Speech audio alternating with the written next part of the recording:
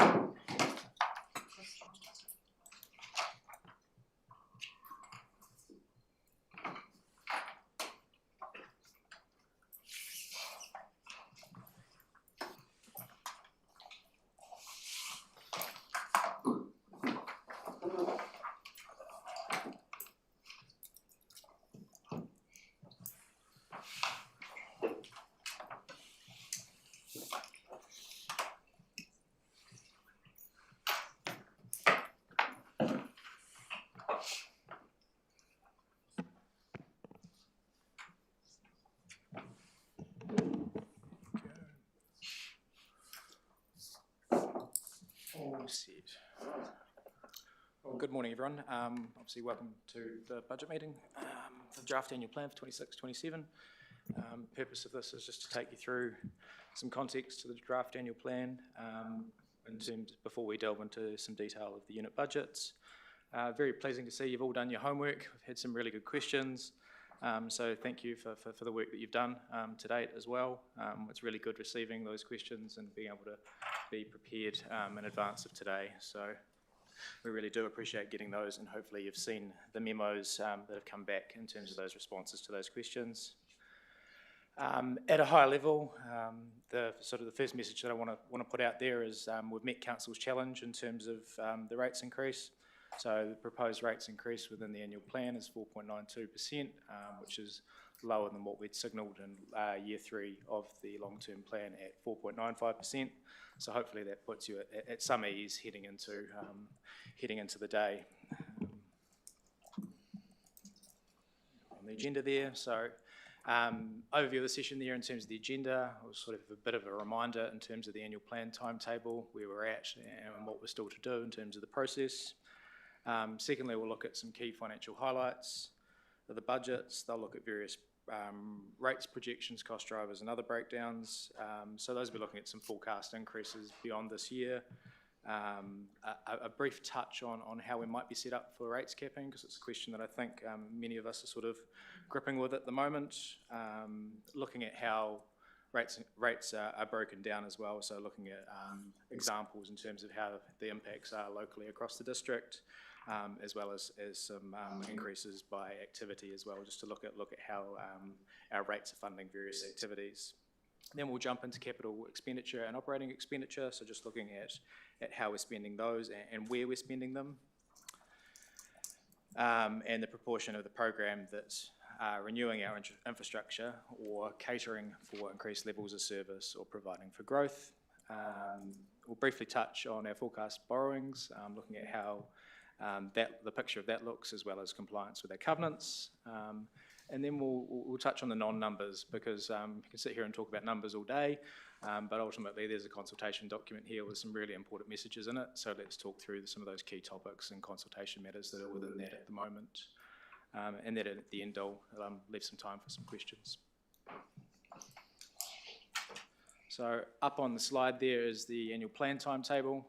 Today and tomorrow, and as the Mayor has mentioned, hopefully just today, reviewing the budgets at this meeting, then moving through to the approval meeting on the 17th of February with the full consultation document at that stage.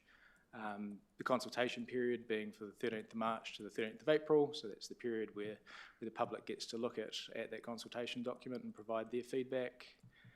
Hearings on the 6th and the 7th of May, deliberations to make some decisions on the 26th and the 27th of May, and adoption on the 16th of June. There's also a backup there a week later, but hopefully we won't need that. So in terms of the financial highlights, they're up there on the screen. It's probably the overall message there is that they all compare positively to year 3 of the long-term plan, so they're showing us a really good picture. The average rates increase, like we've mentioned, is below what we'd said we'd do in terms of the year 3 of the LTP. That's a really good achievement when you consider some of the economic headwinds that we've experienced in the time from when the LTP was prepared to now. So I know we've covered extensively sort of the economic environment, but specifically talking about the LTP providing for inflation at sort of around 2.3% when we're experiencing 3.1% in terms of the CPI to December 2025, as well as forecast LGCI inflation at around 2.6. So we're always on the back foot with inflation in terms of that over that period. So we've been able to recoup those costs through all of our cost savings, which is really pleasing to see. In terms of the operating and FIS surpluses up there, we monitor these both because they tell us different things. So the accounting operating surplus is sort of your typical measure of financial performance, but the FIS operating surplus is something a little different. So in terms of the FIS operating surplus, we're looking at that primarily because it excludes some things that may mask our result in terms of accounting rules. So we're talking about the removal of capital revenues that fund our capital program, so money that we spend within our balance sheet. So it's giving us that true picture of operating expenditure, excluding the capital expenditure, revenues, as well as removing things like vested assets, which appear as revenue under accounting rules. So it gives us that true picture of what our core operations are actually able to achieve in terms of a surplus or a deficit. So it's important we monitor that too.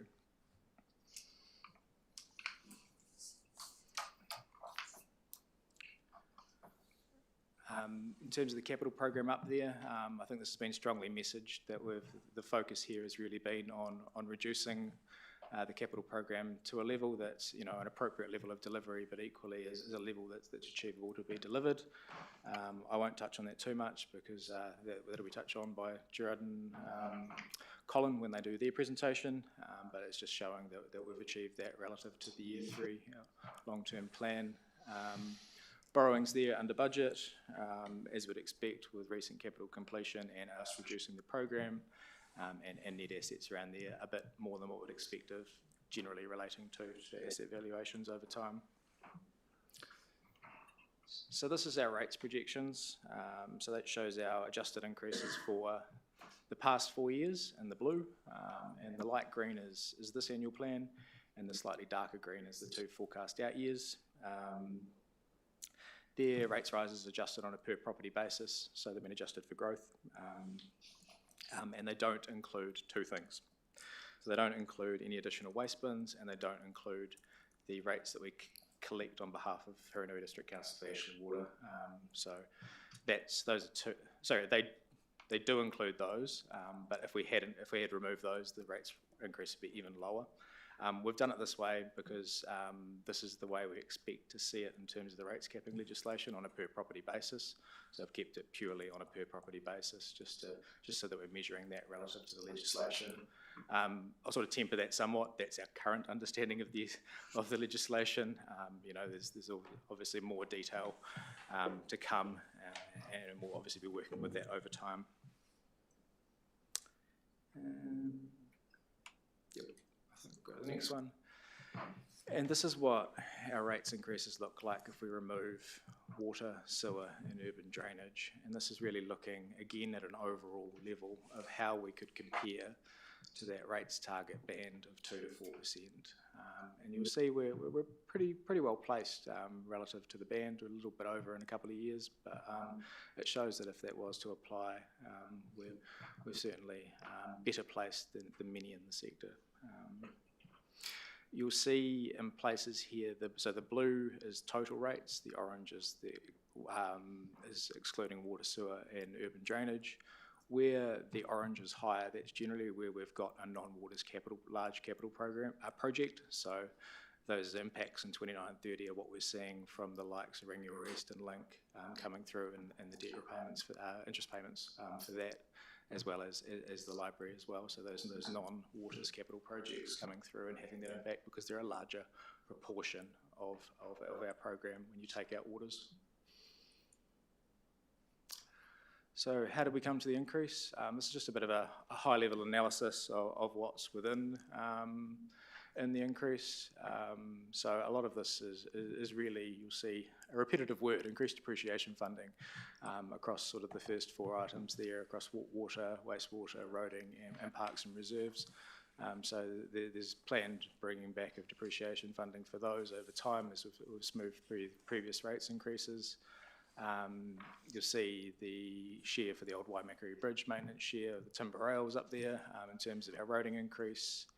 And within parks and reserves, it's probably really important to highlight that increase there is offset by reductions in contract savings. So there's a 0.2% saving there in relation to some contract savings that we've been able to achieve through our contracts. So, these are not just increases, they're increases offset by savings as well.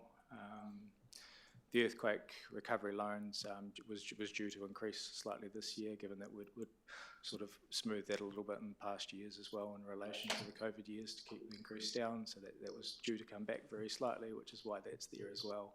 And we've had some increase in solid waste collection costs and expected volumes as well. So that's sort of what's making things up as we see it.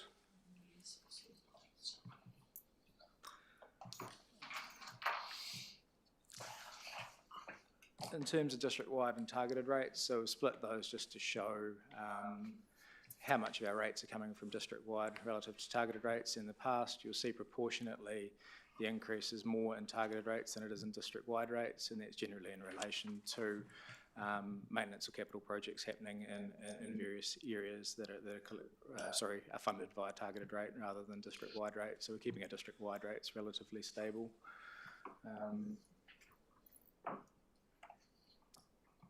Now, this here is your rates by area, so these are the rates examples that were included in the pack. So these are based on an average valuation for these particular areas, and we're looking at the rates movements. Now, the differences in these movements are generally due to targeted rates. So the base district-wide rates increases for many of these generally fitted between 2.7 and 3% across the board and across the district.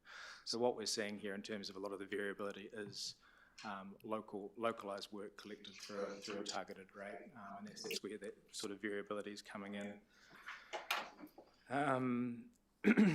You'll see the likes of Garrymere there at 12.1%. You'll see we've put in bold, we've reduced that from 25.3, and that's a good example of that targeted rate example where some depreciation coming back and the completion of a capital project kicking in and having a really localised impact on 45 or so properties. So we've tempered that and pulled it back for now as we look to review our rates heading into the long-term plan. So when we do that rates review, some of these water rates will be a significant focus. And that's the second page there as well. So it's the same thing, just for other areas, and you would have had that at front of your budget packs. Next slide there is our rates revenue by activity, and this is just looking at where are our rates going in terms of funding our relevant activities. You'll see Three Waters is a huge part of this at 37%, 16% to roading, keeping in mind that a significant portion of this is co-funded by NZTA, and 20% to recreation. So still those are our big activities of where our rates are going.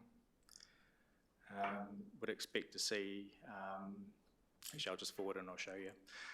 So in terms of expenditure, you'll see again similar proportions, so 30% towards our Three Waters activities, 18% to roading and 18% recreation. So similar but not the same proportions, but relevant to what we're seeing in terms of rates.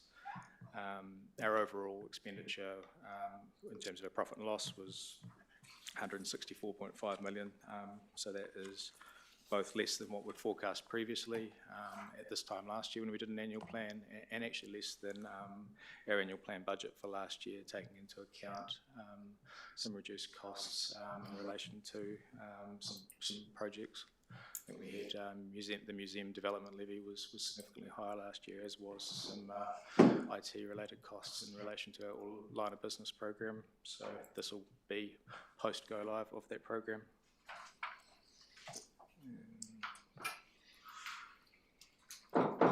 Capital expenditure, so again we're seeing those proportions going up, 39% in Three Waters, 30% in roading, 23% in recreation, so those are our heavily capital intensive activities and where that rates funding is going, servicing those loans as well where the loan funding is. Right. Keep talking about capital, so here is our budgeted capital program for the year compared to, we've got previous 5 years up there. So that's showing our budgets back to 21, 22 in terms of the green, orange and blue bars. And that's really showing that picture that we've reduced this current year in terms of trying to make a capital program achievable. The light blue line's what we've achieved for those 4 years, so that's just a picture of showing of where we've got to relevant to those budgets, and you can sort of see this graphically shows that where we're heading in terms of the program is at a relatively achievable level, but I'll let Colin and Gerard talk more to that. The breakdown between the green, orange and blue are our projects. So blue is growth funded projects. So those are our projects that cater for future growth capacity, new infrastructure for growth. Orange is increased levels of service, so our capital projects where we're increasing the level of service we're providing to the community. And the green is our proportion that relates to renewals or replacement of infrastructure. Generally, we'd expect this to be roughly a third, a third, a third. It's just a good sort of rule of thumb check that we're actually, putting enough infrastructure in for growth, equally replacing the assets that we should, and making sure that we've got those levels of service increases. You can kind of see we sort of stick to that sort of pattern over time. Here we have our forecast borrowings. Our borrowings profile generally follows our capital completion. It's really affected by two things, capital completion and inflation, because our borrowings typically funds the cost of our capital projects. If inflation goes up, obviously there's an impact on borrowings that may be offset by lower capital completion. So sort of talking through an example, you might do, say, complete 90% of your projects in terms of number of projects, but it might cost 100%, so your borrowings impact would be 100%, even though your capital completion's reduced what you're drawing down. So yeah, the inflation piece is always something we're keeping an eye on. The current state, as you'll see, we're expecting about $230 million in borrowings, and we're just a tick under 270 million in year 3 of the long-term plan, and that's just heading back to those last slides around our percentage of capital completion and reducing that capital program back to a level that's achievable. You'll see they converge over time, and that's generally because of the capital program. When we've reprioritised it in 26, 27, it's actually gone out into those 3 years. So treat the above as relatively indicative, because the timing of those capital projects will be rationalised and looked at in a lot more detail as part of the long-term plan. So that's very much an indicative picture from Leaf. Here is our borrowings covenants performance. You'll see again much better than what we'd achieved in the long-term plan, and that's generally due to obviously less borrowings, as was seen on the last slide, as well as a lower interest rate environment, so achieving a much better cost of funds than we had budgeted for in the long-term plan. So sort of putting that in perspective, I think the budget cost of funds in the long-term plan is around 4.6, and we're sort of in the mid-3s in terms of what we're achieving now. We're budgeting for around 3.8 heading into 26, 27 annual plan.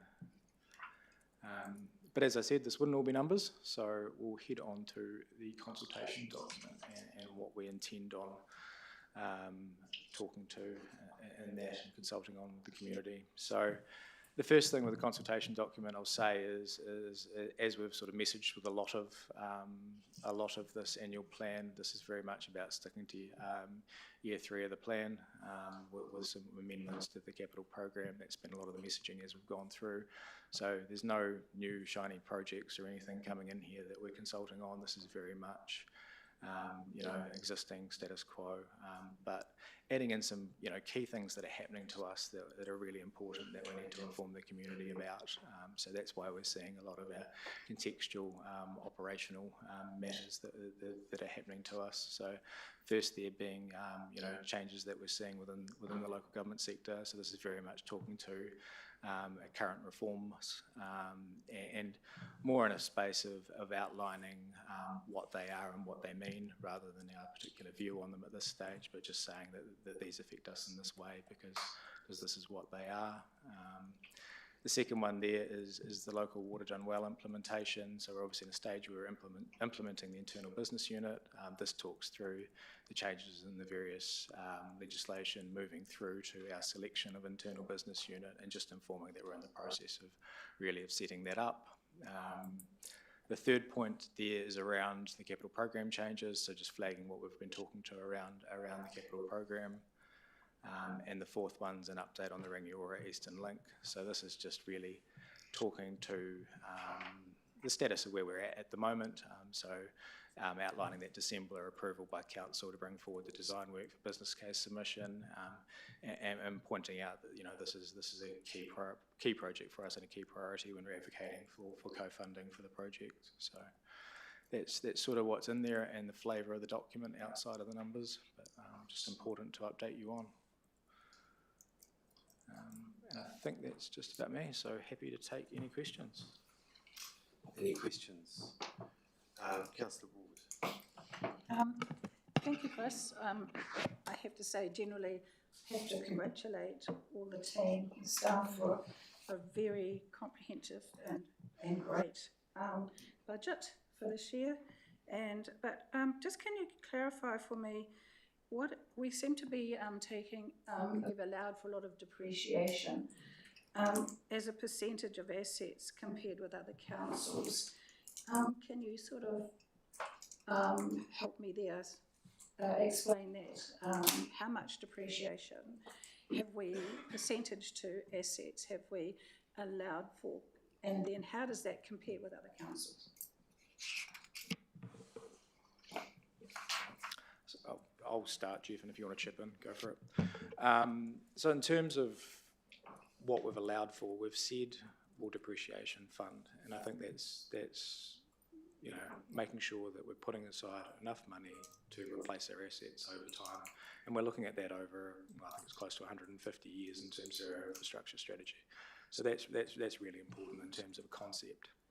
Throughout that period of time, we get a lot of asset valuation. So the cost of what we're saying we're going to replace increases quite a lot, and the timing at which those valuations happens means they sometimes will miss one budget and go into the next. So a lot of what we're seeing are valuation impacts in terms of what the depreciation is we're funding, because the cost of those assets to replace has gone up. So we're in a place where we fund quite a high proportion of our depreciation. I think I'd shown a graph back in November which shows that we're actually well placed to be able to replace our assets over time. So this is continuing that plan, but with an update in relation to our valuations. Not all local authorities are in that space. Some have situations where they're not funding their renewals, and they have some risks in relation to that. We're probably a bit, there in terms of where we're at. So I understand it. I guess I need to say that we're a very prudent council. Joan, it's not the place for comment. But look, in the spirit of it being the new year, if there was a brief comment, I will allow it. All right. Go, carry on. No, that's fine. That was, I guess my question really was, what percentage of assets have we depreciated this year? Well, so I think the first thing is that no council is the same, and therefore if you've got a swimming pool, you've got more depreciation for that swimming pool than say another council that hasn't had one. When we set the plan, when we had the high inflation, we set the LTP, what we said was spread the funding of depreciation out over 4 to 5 years. And so we're at that, we've got one more year to go. So I'm only guessing, but it's probably around about, we're funding about 18% of the 20% that we should be funding. Having said that, we also report in our annual report, which is audited, and it shows that we're keeping pace with where we said we would keep in terms of the overall depreciation as it accumulates to replace assets. So we're in a good space there.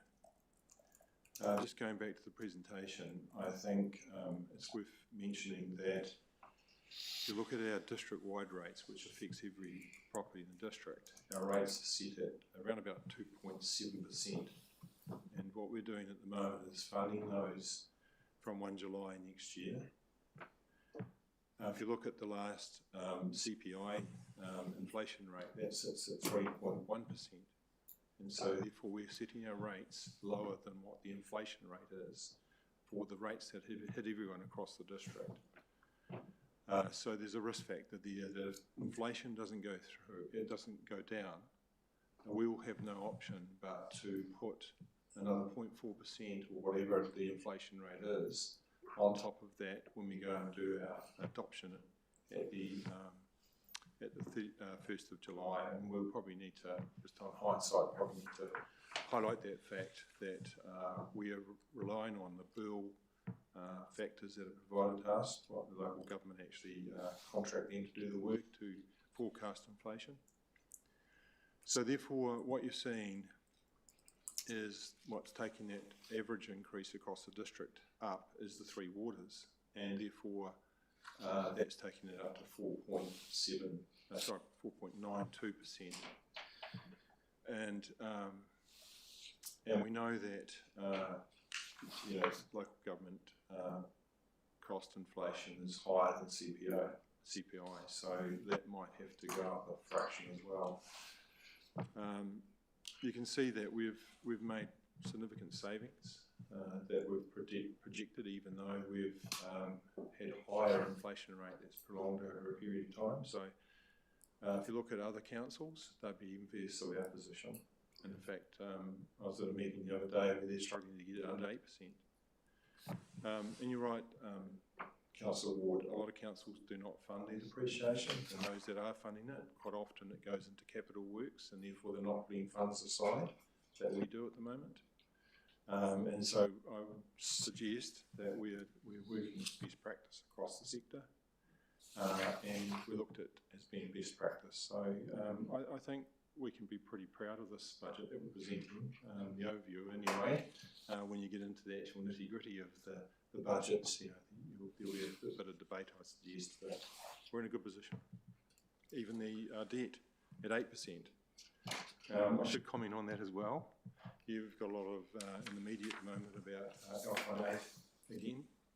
You heard on the news today that the Benmore Dam has been strengthened so that that dam can operate if the L18 wind. They tell me it's built for a 2,500 year event. So if that occurs, you'll see that 8% potentially go to 16% of rates, and that's built into our benchmarking, so that we have headroom to actually fund ourselves through that type of event. Councillor Fulton. Thank you, Mr. Mayor.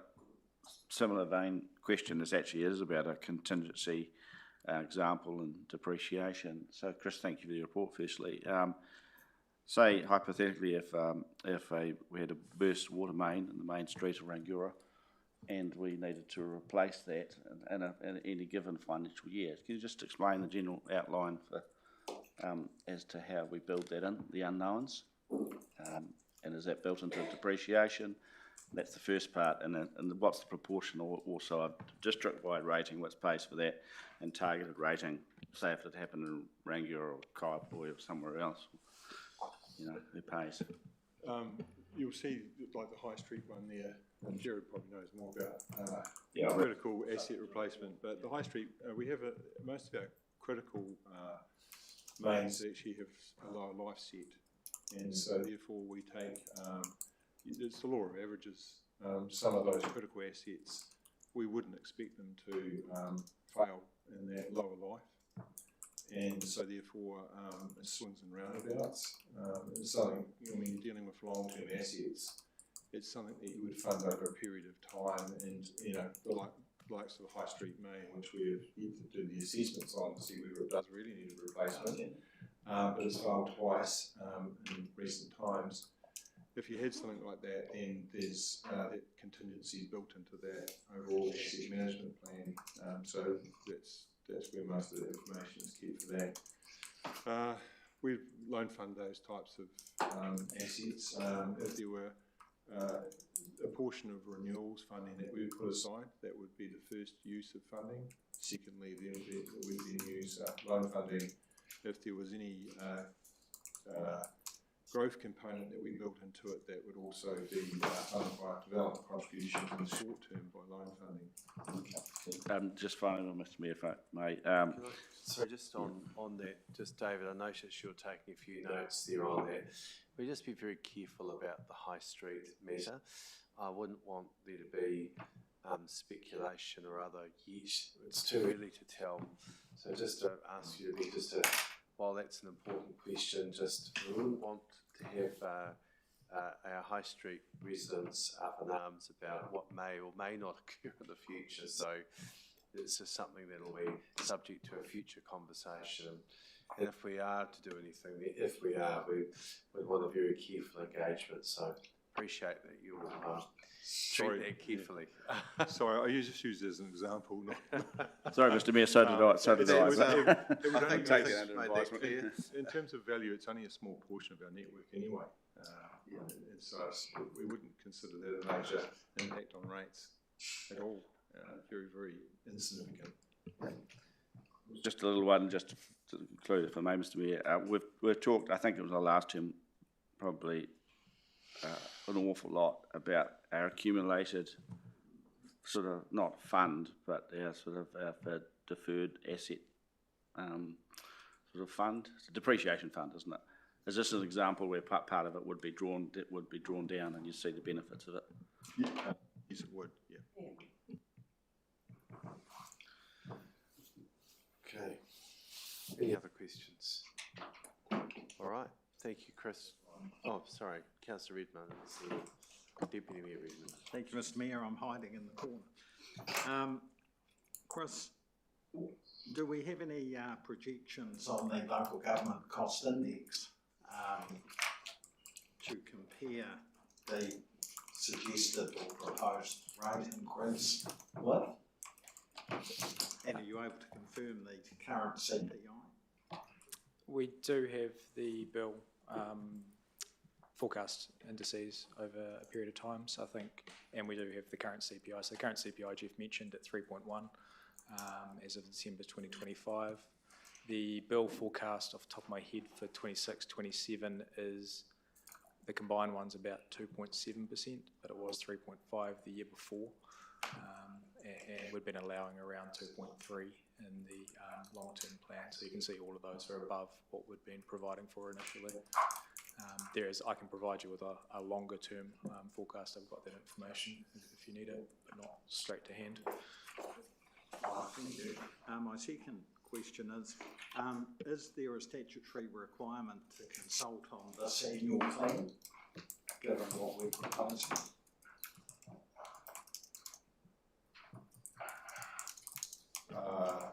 No, I would suggest there's not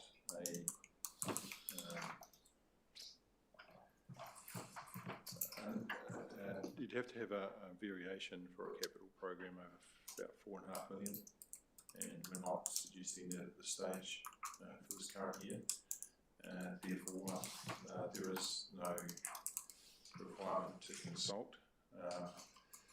The issue we would have around that is that it's generally been custom and practice to allow community groups to put forward grant proposals. There's also an expectation that they use the annual plan process as a way of communicating with the council on various topics. It's also good for our council. In the past, I understand it's our council's preference is to consult, usually because they want to get that sort of the heartbeat from the community back to the council about whether we're still on the right track, and so that's probably where we're sitting with this, I think. And the other is, if we don't, just have a look to a neighbour who didn't, and what happened in their election result last time. You don't consult and don't engage with your community, and there's merits for both sides of it, but they got a fair amount of very negative feedback over there with a result to that, and something that I think really sets our council apart from another is the way we engage with our community. Yeah, I'm not expressing a view, just asking a question. Yep, Thank you. But as Jeff said, it's a judgment call for the council each and every single time. But I would counsel personally against not doing so. Any other questions? Councillor Doody? No. Oh, is there no one else? Oh, okay. Oh, right. Okay. Did you have a question? Yes, please, I do. Just to query, please, how much longer is this rate still going to go for the earthquake? We must be nearly coming to the end of that, aren't we? That time frame. I think my recollection, Chris, might say I'm wrong, but I think we still go out another 16 or 17 years. We've been adding to that. Paul, you might want to comment, but it's about 16 or 17 years or more. Yeah, it's about 30 years from when we started it, so that was 2012, 2013, so call it 2030, 2040, yeah, 2042. Yeah, so. Yes, 16 or 17 is about It's repaying a loan over a long time. So just my other question is that hopefully we don't have another earthquake.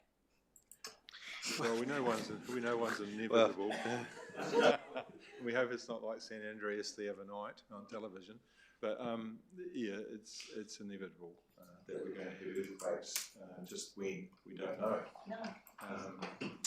And as I've said before, we've got provision, the benchmark in our loan funding capacity to actually, on the experience of the Kaipui one, which we sort of escalate out in terms of, it's the right word, but across our district, and we think that we've made enough provision for that.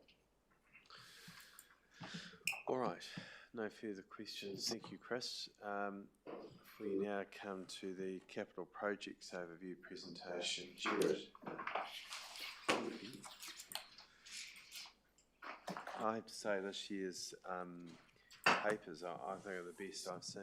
So thanks to the team across the organisation, for the work that's gone on. Very simple to follow and in good format and a good size, so you could read the budget papers without having to get the magnifying glasses. I'm finding in my advancing years I'm having to do now. So, Jared. Okay, thank you, Mr. Mayor and Council. Colin's going to run through a presentation. He's got about 5 slides just to give a little bit more depth into how we have put together the capital program. So Chris did give you a high-level overview. So there's a number of drivers here, and I think when I was looking at Chris's slides, the key point there is we've sized the capital program to make it deliverable. We do take into account quite a few other drivers, so that is a very important consideration. Can we deliver what we put in front of you? And we can go, and Colin will go through that in detail. We do take into account other things, like levels of service. Are we confident we're going to continue to deliver the kind of level of service that we should to the community? And at quite a fine level, we even think about the implementation and the sequencing and programming of projects. And just to give you an example of what we're doing this current financial year is we're doing the Townsend Road culvert, and so we're having to time that with some other work in Percival Street so that they don't conflict. And we do think that on a year-to-year cycle. We do have to take into consideration timing of NZTA funding and making sure that we put ourselves in the best position. So for NZTA, for example, we want to get our design work as advanced as possible where we can to put ourselves in the best position, but not budget ahead of where we think we'll get the funding for the capital project. The other thing is development. There's a lot of, quite a number of developments in our district, and we try and anticipate when that might happen. So there's quite a few factors that go into it, and just want to give you assurance that we actually go through that at quite a fine level of detail on a project by project basis. Colin's going to give you more of a high level overview. So look, I'll let Colin get underway. Cool, thanks, Jared. So yeah, as mentioned, I'll just take you through the review of the capital program that we've done this year. To make sure it is deliverable. This is always quite a balancing act because we want to achieve all the good outcomes that our capital projects give us, but also we want to make sure we size the program to fit the capacity of the organisation. And I think Jared's touched on most of these factors listed here, but there are a number of factors that can add to the uncertainty to the deliverability of the program, and some of these are within our control and some of these aren't. So examples are developer-driven works where we need to set aside funding for the council share of projects, but we don't necessarily control the timing. And there's also a number of projects have some reliance on third parties, landowners, consents, or community engagement, which can be difficult to predict in advance. We also often get our capital delivery interrupted by significant wind or rainfall events, which can either divert resources or can sometimes add projects throughout the year if things need immediate attention as well. And then there's also the funding challenge, such as changes in central government NZTA funding, for example, and other subsidies that we need to adjust our program to. So that's some of the things that we grapple with as we put it together and as we move through the delivery each year. So this table here just shows in the left-hand column what was budgeted initially within each area, and then the right-hand column is what we've adjusted it to. So if you look at the total new budget line, that's the new budget that was going to come in next year had we not made any changes via the annual plan. So we would have introduced $75.7 million of new capital budget. We also had a look at what's the volume of carryovers we were planning to have, and that's really the planned carryovers is not where a project has gone wrong or is delayed. It's just where you've got a multi-year project where you've started the project 1 year and then you're going to continue doing it the next year. You need to carry over those funds from 1 year to the next. So we always plan significant projects over more than 1 year, so we always carry over a chunk of our program, but we need to factor that in when we're looking at what's the total size of the program going to be. So had we not made any changes, we would have, by combining the new budget and the planned carryovers, been expecting a total capital budget of 97.9 million, which on the next slide I'll show is greater than we have ever delivered before. So then we had a look at, or asset managers went through their own budgets and looked at where they could make reductions or reprioritisations of their programs, and brought that new budget figure down to 48.2 million.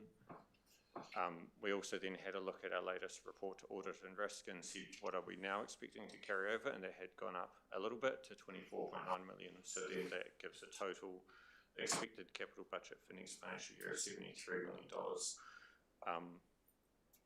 And there are some limitations to how much further we could scale that budget back.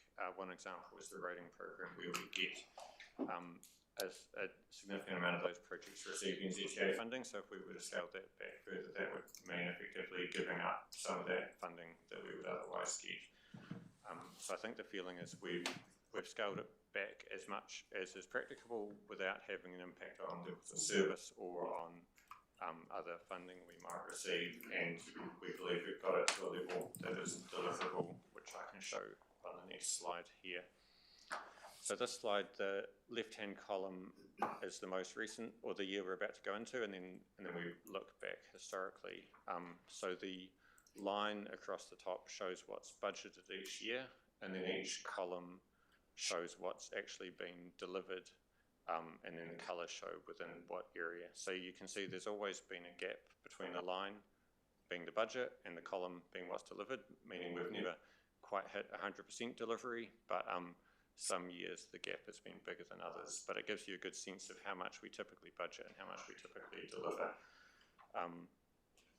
So what we're expecting the budget to be this year with the new budget plus the expected carryovers is about $73 million, which is actually, looking back across the graph, just the lowest figure we've ever had as a budget.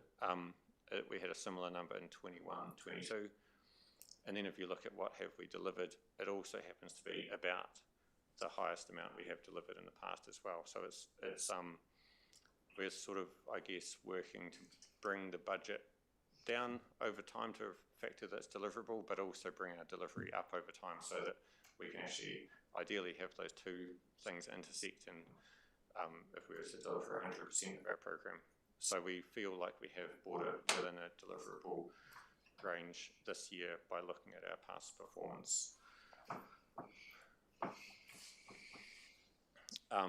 So then just looking at the capacity of the organisation to deliver, just to give a feel for how this has been done across the organisation. Last year, when we delivered $56 million worth of work, I broke that down by which area led the delivery. So $33 million was led by the project delivery unit, $10 million by the recreation team, who've got a number of project managers within that team, about $6 million by the roading team, and that's a large part through the road maintenance contract, where there is some capital works within that they can deliver, and then $2.4 million led by the water services team and $1.3 by the infrastructure resilience team. So that's just gives a feel of the proportions of how different teams across the council deliver that body of work.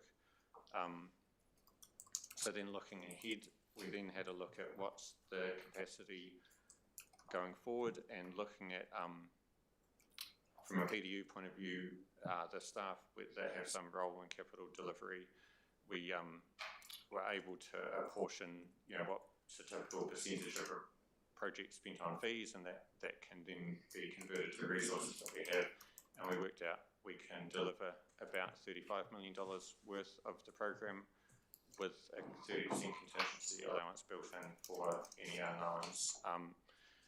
And then across the rest of the organisation, that leaves a further about 35 million, so about half again, and that can be delivered by things like the council or bringing in additional temporary resources for significant projects. So an example being the Eastern Link Road, where we brought in some external resource to assist with that project. There's also some of the capital program involves payments to developers, which can make up a reasonable volume of money, but not necessarily with a large kind of project management input to it. And similar with property purchase, it comes as capital delivery, but it's not the same type of investment of time needed, and that can be led by the asset owning teams in a lot of cases. And then there are asset owning teams who can manage some of their own program as well, through, as examples have been given of roading, recreation and water services doing that in previous years. So that just gives a bit of a feel for how the organisation is set up to deliver that body of work. The only other thing I was going to mention at the end is the plan from here is once we have the budgets adopted for consultation, then the team will move into starting to set up and planning the delivery from July onwards. We're not going to wait till July to do that. We usually do that sort of as soon as the draft budgets are adopted, and we can start getting ourselves in the best possible position to scope the projects really well and assign a team and set ourselves up as well as we possibly can to deliver them. And that's the end of my presentation, so happy to take any questions. Thank you. Questions? We've got Councillor Fulton. Thank you, Mr Mayor, and thank you, Colin, as usual, very comprehensive. Just interested perhaps in that last one, the capacity to deliver, given that we've got such a large number of carryovers this year. Was there any particular area in there that we sort of were not well behind, but that we sort of we're carrying a lot over into this year? Our project delivery, recreation. I noticed infrastructure resilience. I think we had a bigger budget than that, quite a bit bigger than that. And for instance, so I can talk a little bit to some examples of the carryovers. And like I said, they're not necessarily a sign of being behind. They're sometimes just a sign of a planned multi-year project. But a couple of the more significant examples are within the recreation space. There's the Pegasus Community Centre and also the land purchase for the new Woodend or Ravenswood Community Centre. So they're both, the Pegasus Community Centre project is about 4 million expected to be carried over, and same for the land purchase. So that combined makes up over $8 million of expected carryover, and it's just the nature of them being multi-year projects and taking some time, and so they don't. Those are two examples. And then looking at some of the other areas, there's things like the Rangiora aeration basin at the wastewater treatment plant, where we've got quite an amount of design and investigation budget this year, but we're not going to have an asset at the end of the year, so we need to carry that over. Similar with the Oxford wastewater treatment plant project, where there's a lot of work looking into options for that scheme, but it won't be capitalised this year, so that will carry over just because it's a multi-year. And also, so those are probably examples of projects that they just take more than 1 year to deliver. And there's also about $1 million worth of wastewater headworks renewals budgets where that's one that wasn't initially planned, but we're just making sure we have a really sound strategy across the whole district for how we do that before we invest. So that just gives a bit of a feel for some of those carryovers. Just your last question about the infrastructure resilience program. There's a couple of things that's looking back at last year. So you'll recall that effectively team came in with a cold start, and so we deliberately ramped up the budget over the first couple of years, so they will have a higher delivery.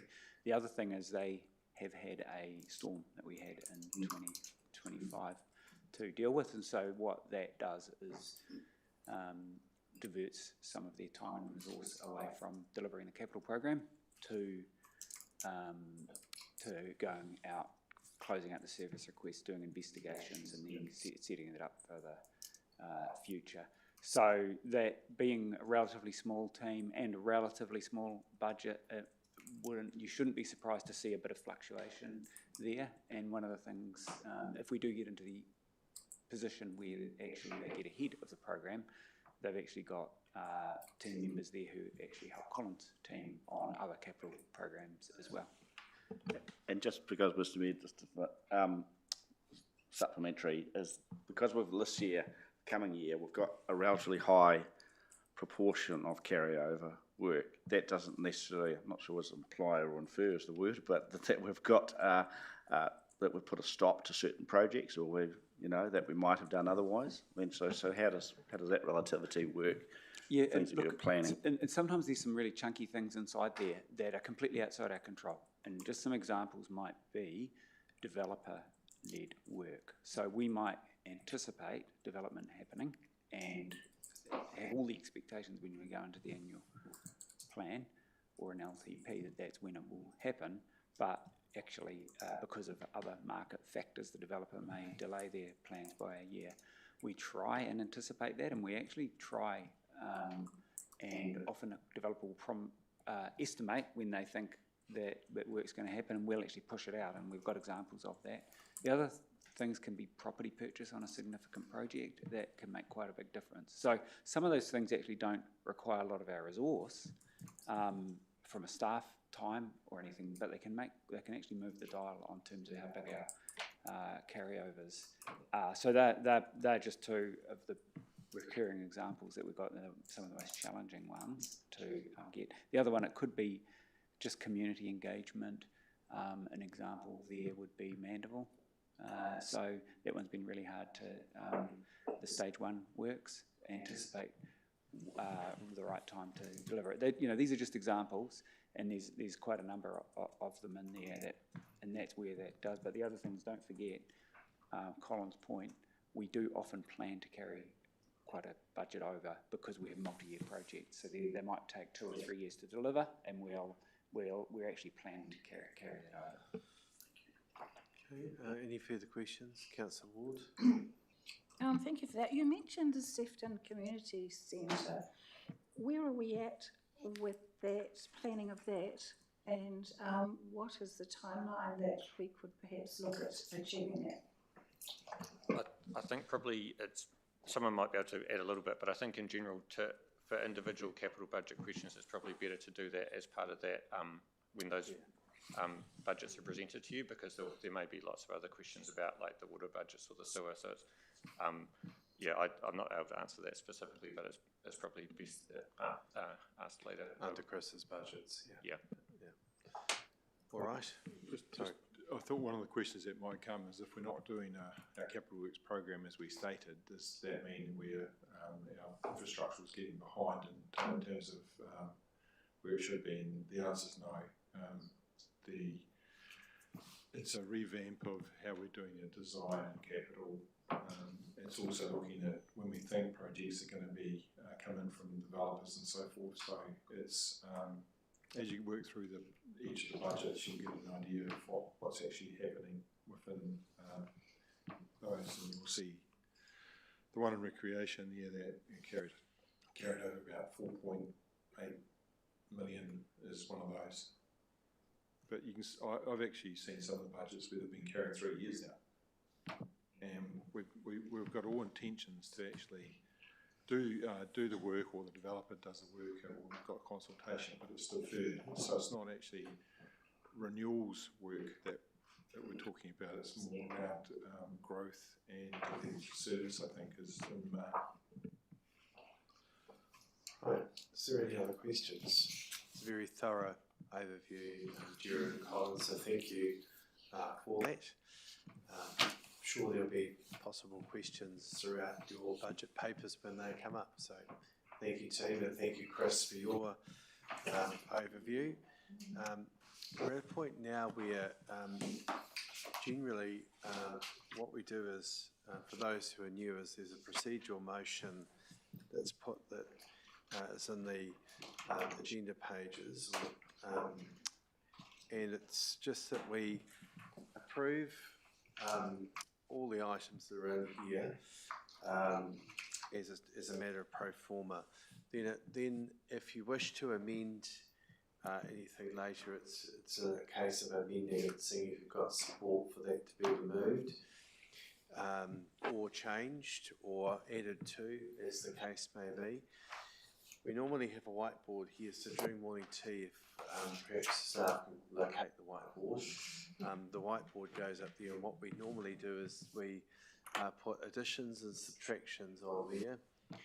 We hold those to the end, and we see what the overall cumulative effect might be of doing those. Now, we may not subtract or add, but it's how we've managed things in the past. We've found that the most efficient way of dealing with it, rather than getting into protracted debates throughout on particular matters, we can deal with those towards the end.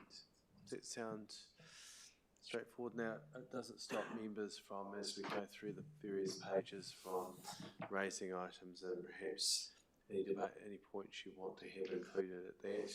I'll give a latitude for that. It's just an efficient way of running this. Otherwise, we'd be moving and seconding each and every single paper. There are some reports in there which we'll consider as we come to those. Jeff, are that we're proposing to do those up front? Is that the general idea?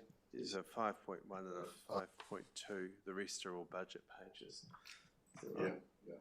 Should we do, I see we've got Marie here. Maybe we could deal with that paper while Marie's here. And if we got, The folder.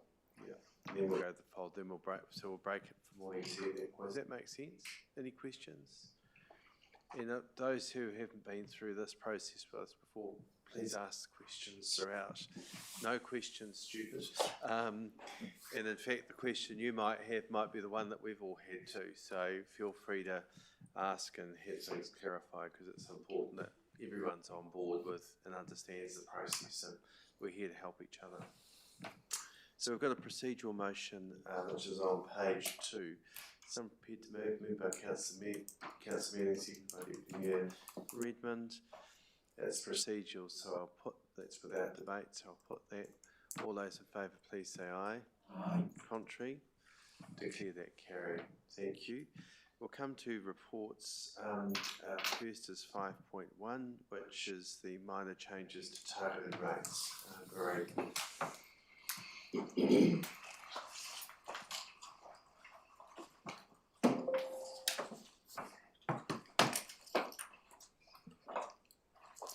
Thank you, Mr. Mayor. This report just covers off a couple of small changes that we're proposing to the rating system, and they're brought before you because any change that we make to the rating system needs to be resolved, be a resolution of the council. The first one is the animal control stock rate, and that's based on land zoning. And we've been expecting this one for a couple of years with the adoption of the new district plan. We need to just change where we're targeting the rate from zone descriptions that were in the previous district plan to the new one. The second proposal is really just an administrative record keeping one. At the moment, we've got properties that are not necessarily connected to the Eastern District sewer, but they dispose of trade waste into the sewer, and they're not included in the rating system. And for record keeping and reporting, it's tidier to have all of those properties in the rating system. And over time, there will be more properties become subject to trade waste agreements, so it makes sense to do that now. Any questions? Thank you. Any questions of Marie? Someone prepared to move? Councillor Fulton, seconded by Councillor Dooley. Don't all jump at once. Any debate? Thank you very much for your. I'm just. Wendy, could you use your mic? Sorry. I'm just wondering, please, with these properties and such like that you're wanting to put onto the eastern sewer and potential, have you written to them and let them know what you're going to be doing? Not yet, but we will. Okay. If this is passed, we will do Okay. that. Yeah. It'll have very little impact on those properties. At the moment, they pay their trade waste charges through sundry debtors, and so what's paid in rates will be taken into account in what they pay. So financially, it's not going to really have an impact on them, but administratively for us, it just makes it easier to manage. And the other question is, would that be in agreement with what you're wanting to do?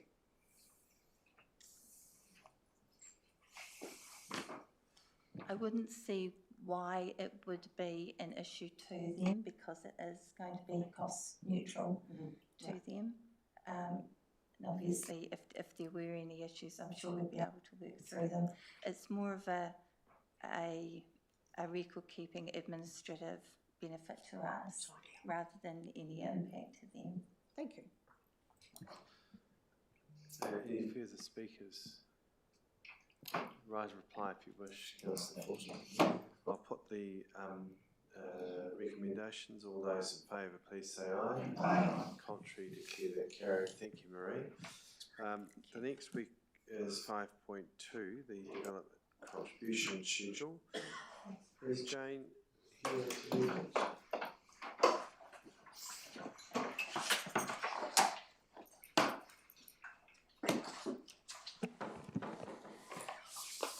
Hello again. I'll present this report, but I've also got Jane and Jen who did a lot of the work on it as well to help with any questions. So I'll keep this relatively brief, but the purpose of the report is to present the updated development contribution schedule and policy for approval to consult on. So each year the schedules are reviewed to ensure that they reflect the current budget. So effectively, the development contribution schedules are a direct output of the budgets, where what we budget for growth flows into the schedules. And so each year, as we amend budgets, we need to make sure we keep the development contribution schedules up to date. And as well as reviewing the schedules, we've also reviewed the policy, and which is a normal annual review that we do. Some of the things we had to think about this year were to make sure that the policy reflected the partially operative district plan, just in terms of some of the terminology and slight differences that has introduced. And then we also took the opportunity to consolidate some repetitive items, or to just introduce some clarity around timeframes where there were some things that were not as clear as they could have been. The other thing that I've wanted to note is that there are some projects that have just come into the 10-year window, so they used to be in year 11, or 11 years out, and now as we move forward a year, they become 10 years out, that we'd identified would have had quite a disproportionate impact on some development contributions if we had just accepted those. And so some of those are listed, some projects where they haven't been introduced at this time until more work is done on a funding strategy for them. And there's a table there, so I won't go through them all, but one example is a capital budget to extend the Woodend water supply out to Woodend Beach, and that at the moment it was sitting as a Woodend growth project, and it was quite a high cost project, and it would have had quite an impact on the whole Woodend water DC. However, there might be other funding options like a development contribution area, or a number of different things, and some work's being done specifically on that project, and a paper will be brought to council on that project, or options for the Woodend beach campground. So rather than just introduce it now before we've looked at all the options, we've proposed to not introduce it yet until we've worked through other funding options. So that's maybe the only other kind of point of difference of something this year to note.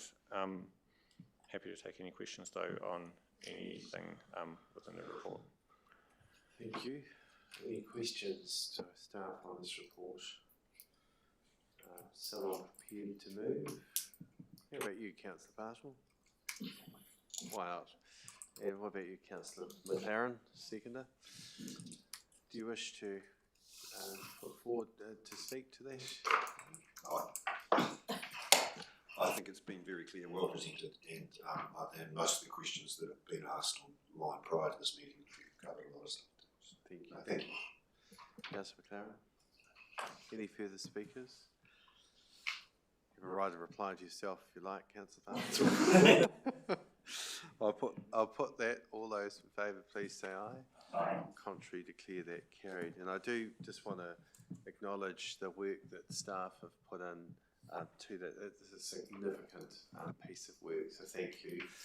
But also in advance of this, while there may appear to be fewer questions, it's because we have a very comprehensive pack of compiled questions and answers to members, just to A, so that everyone else can see what the questions are, and B, just make it more efficient and considered in answers that come back to you. So thanks to the governance team for collating all that for us.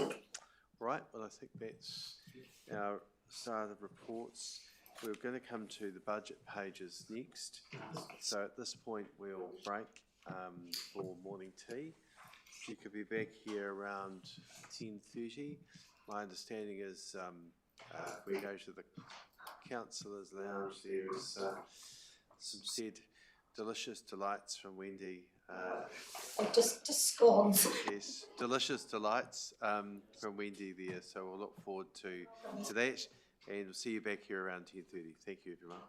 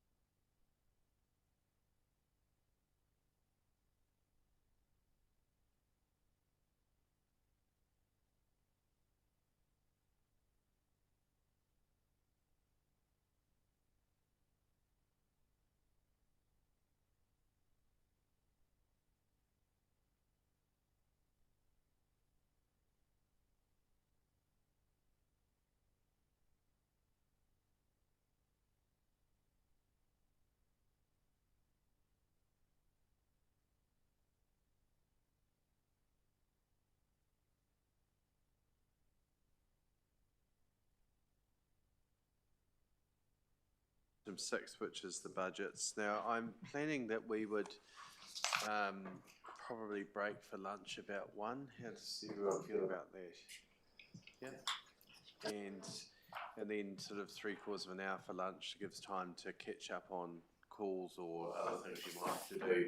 Be back about 1:45. All right, so let's see how good a progress we can make in between. So making good so far. Right, so firstly we're going to deal with item 6.1, which is the roading, and then we'll do the white pages thereafter. So we deal with that paper first, Joey, which is the maintenance and operation renewal budgets, pages 1 to 31. Is that what you were planning to do? Yes, that's correct. We're planning on, basically you've got the covering, hopefully the A4 cover, which has got itemised numbers 1 through 14. So we're 1 to 9. Jared, we might just do we're going to do the paper first that's in the main budgets, in our main agenda, and then we'll come and do the roading and transport activity budgets.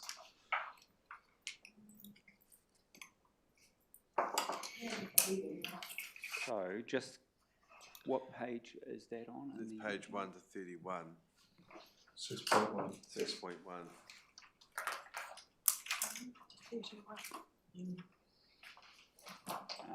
Sorry, I don't think I've got that one in diligent. What's the title of the paper? It's called the. Hold on. Open agenda drafting and planning.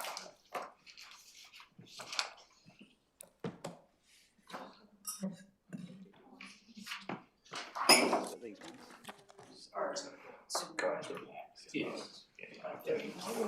ones? Okay, sorry. I think we are okay. It is. So it's the roading and transport service plan and budget. Yes, that's right. Okay. Yes, we're okay. I'm just looking at a different agenda. That's all right. Thank you. I'll let Joanne lead off now. Thank you. Thank you. So as noted in my roading commentary, 26-27 is the final year of the National Land Transport Program for 24 to 27, so the last year of the 3-year funding cycle.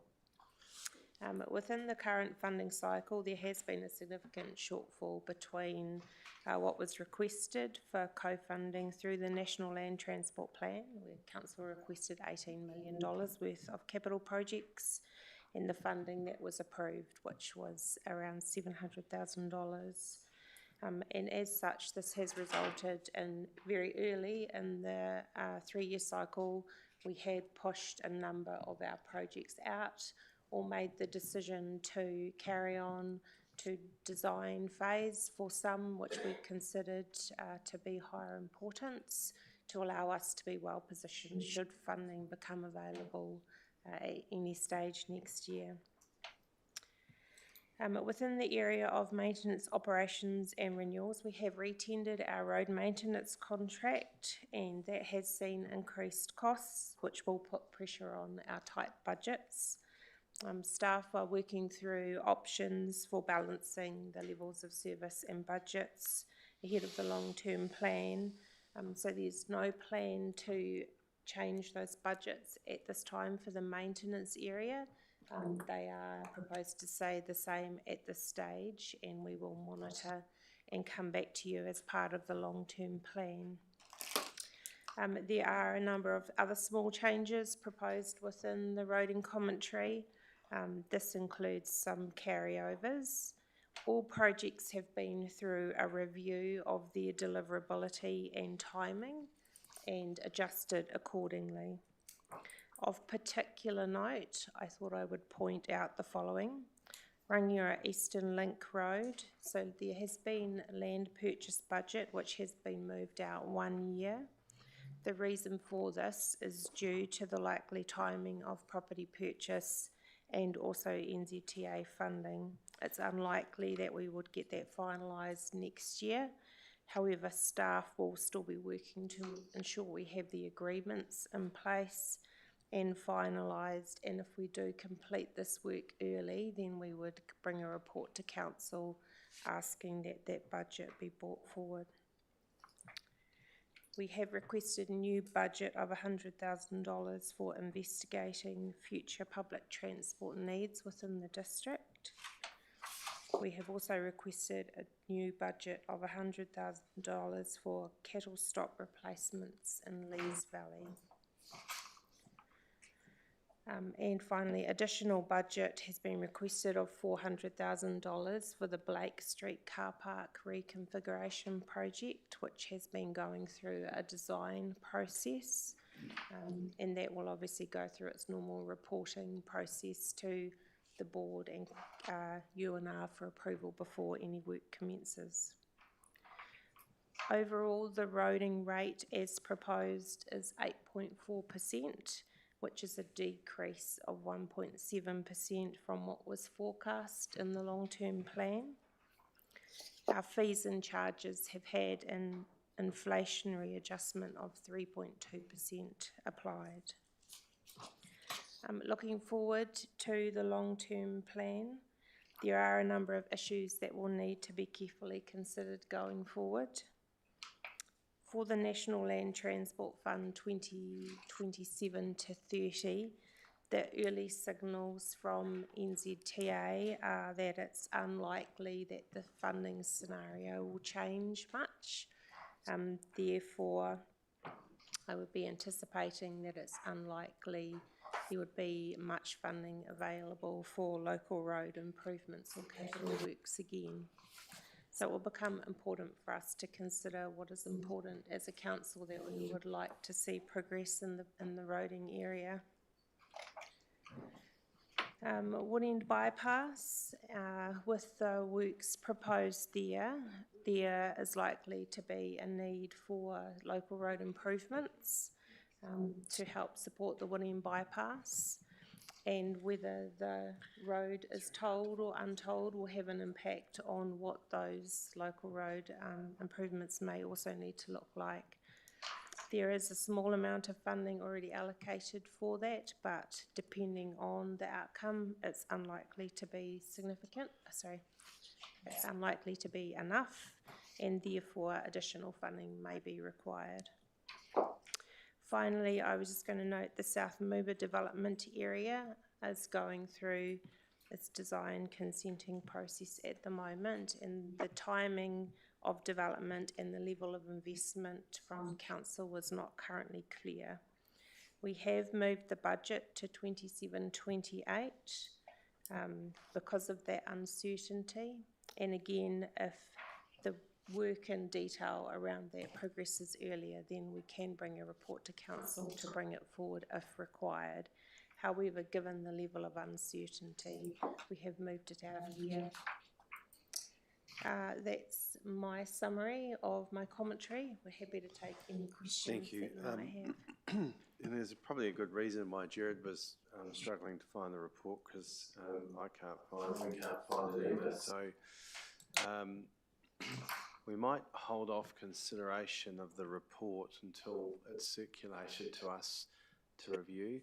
It's not in our.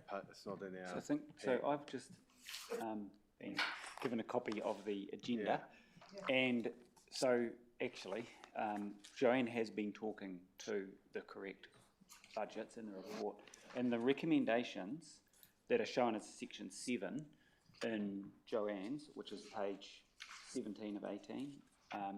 So 17 is the recommendations that are under roading on the agenda. So it's just so there is no other report. It's the way it's being That's right. Being put there. And it's interesting, we don't have any supplementary reports from the Utilities and Roading Department either, which is a bit unusual. Normally we have got some, so we must have done our homework. We've been well organised and leading up to this. Nice save there, Jared. Yeah. All right, then. I think that's That's it. you're right, Jace. Time out. Yep. All right. So, are the roading commentaries? Is there any questions of Councillor Fulton? Thank you, Mr. Mayor. I just note the references, if this is the time to ask about the Lees Valley cattle stops, which was subject to quite a bit of scrutiny. I understand that we've visited a couple of stops. It was a historic structure from a different time and age. Where was this directed from, this request? Because there was questions at the time as to say how many cattle are in there, what is the public benefit, and what sort of structure are we actually rebuilding here? Is it the sides, it's the walls, is it?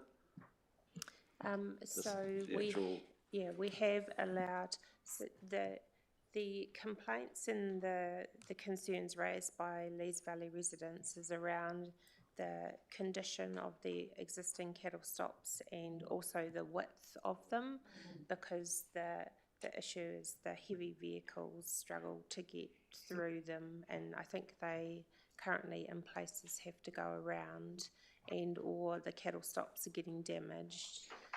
So this is to allow the replacement of 3, I believe, cattle stops with a heavy duty cattle stop that's slightly wider, which can accommodate the trucks that are going in and out of the So it's really to do with truck valley. movements rather than the actual, livestock, cattle.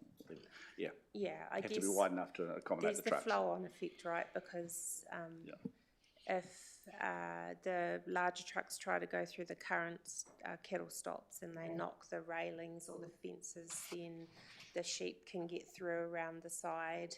And the issue was related to a Queen's Covenant, which requires the property owner to keep stock out of there at certain times of the year, I believe. And the other one was just the gorge bridge, the resealing. Does this suggest that there's going to be an allowance from year to year now for that resealing for 15,000? Although we've done quite a bit of work on it, is this just going to be constant? It is cognizant that we do have to keep the seal on that bridge to a reasonably high standard. We have just resealed it, and we'll be monitoring it closely. If we don't need that budget in the next couple of years, then what I would look to do is push it out through the long-term plan. But it's allowed us to monitor the seal over the next year or two and just see how it is performing on the wooden deck. To act accordingly if we need to help ensure we are keeping that deck waterproof. That budget was originally in next year, but I have moved it out a year because at this point I don't believe we'll need it next year. Any other questions? Councillor Edwards? Thank you. Joanne, I see the old Waimak Bridge renewal has come from this year into the next financial year. What maintenance have we been spending on the bridge? And has Christchurch City been contributing? And are they also in a position to go ahead with the rail replacement? So the maintenance at the moment is managed through Christchurch City Council, so they're responsible for it. And we pay our council share of the of the local share portion. So NZTA fund the 51%, councils jointly fund the 49%, so we split that equally between us. Any maintenance repairs that they do, they will invoice us for our share, but effectively they are managing that bridge. We're working with them at the moment on the maintenance. There's a number of things that need to be done down there. It is very scruffy and tired looking. We are working with them, and they have been going through a design process for removing the timber rails on the side of the bridge and replacing them with a vehicle compliant barrier. So the design for that is all underway, and certainly the discussions we've had with them is that we are looking to progress that next financial year. Thank you. Thank you, and I would agree that the old Waimak Bridge looks very tired, so sooner rather than later I think would be good if we can get it, because there is a number of comments in the community about it, so our comms team might want to think about how they manage that over the next period of time. Other questions? Councillor Keynes?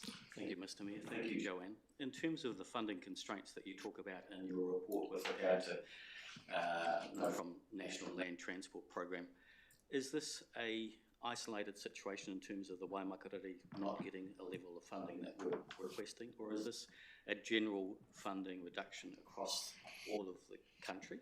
And is there anything that we can do to actually try and lift the volume of funding that we do get from the National Land Transport Program, please? It's a national issue, and we did get the design for 2 projects and the construction for 1 approved. There are councils that got nothing, so we are lucky in that way that we did get funding. But I think it's the current way the GPS for road transport is written, the focus that government has on where they want the take for roading funding to be spent is within the maintenance renewals operations area. So at a national level, it is being directed to NZTA that is where the funding shall go. It shall go into the pothole prevention that's been all the rhetoric that has been within the media. So yeah, and we probably have limited ability to influence that. I think, probably just some of the things that we do, or you do, to influence that. You'll recall we, as a council, have kept our share of the funding that we believe is required for maintaining and operating our roads.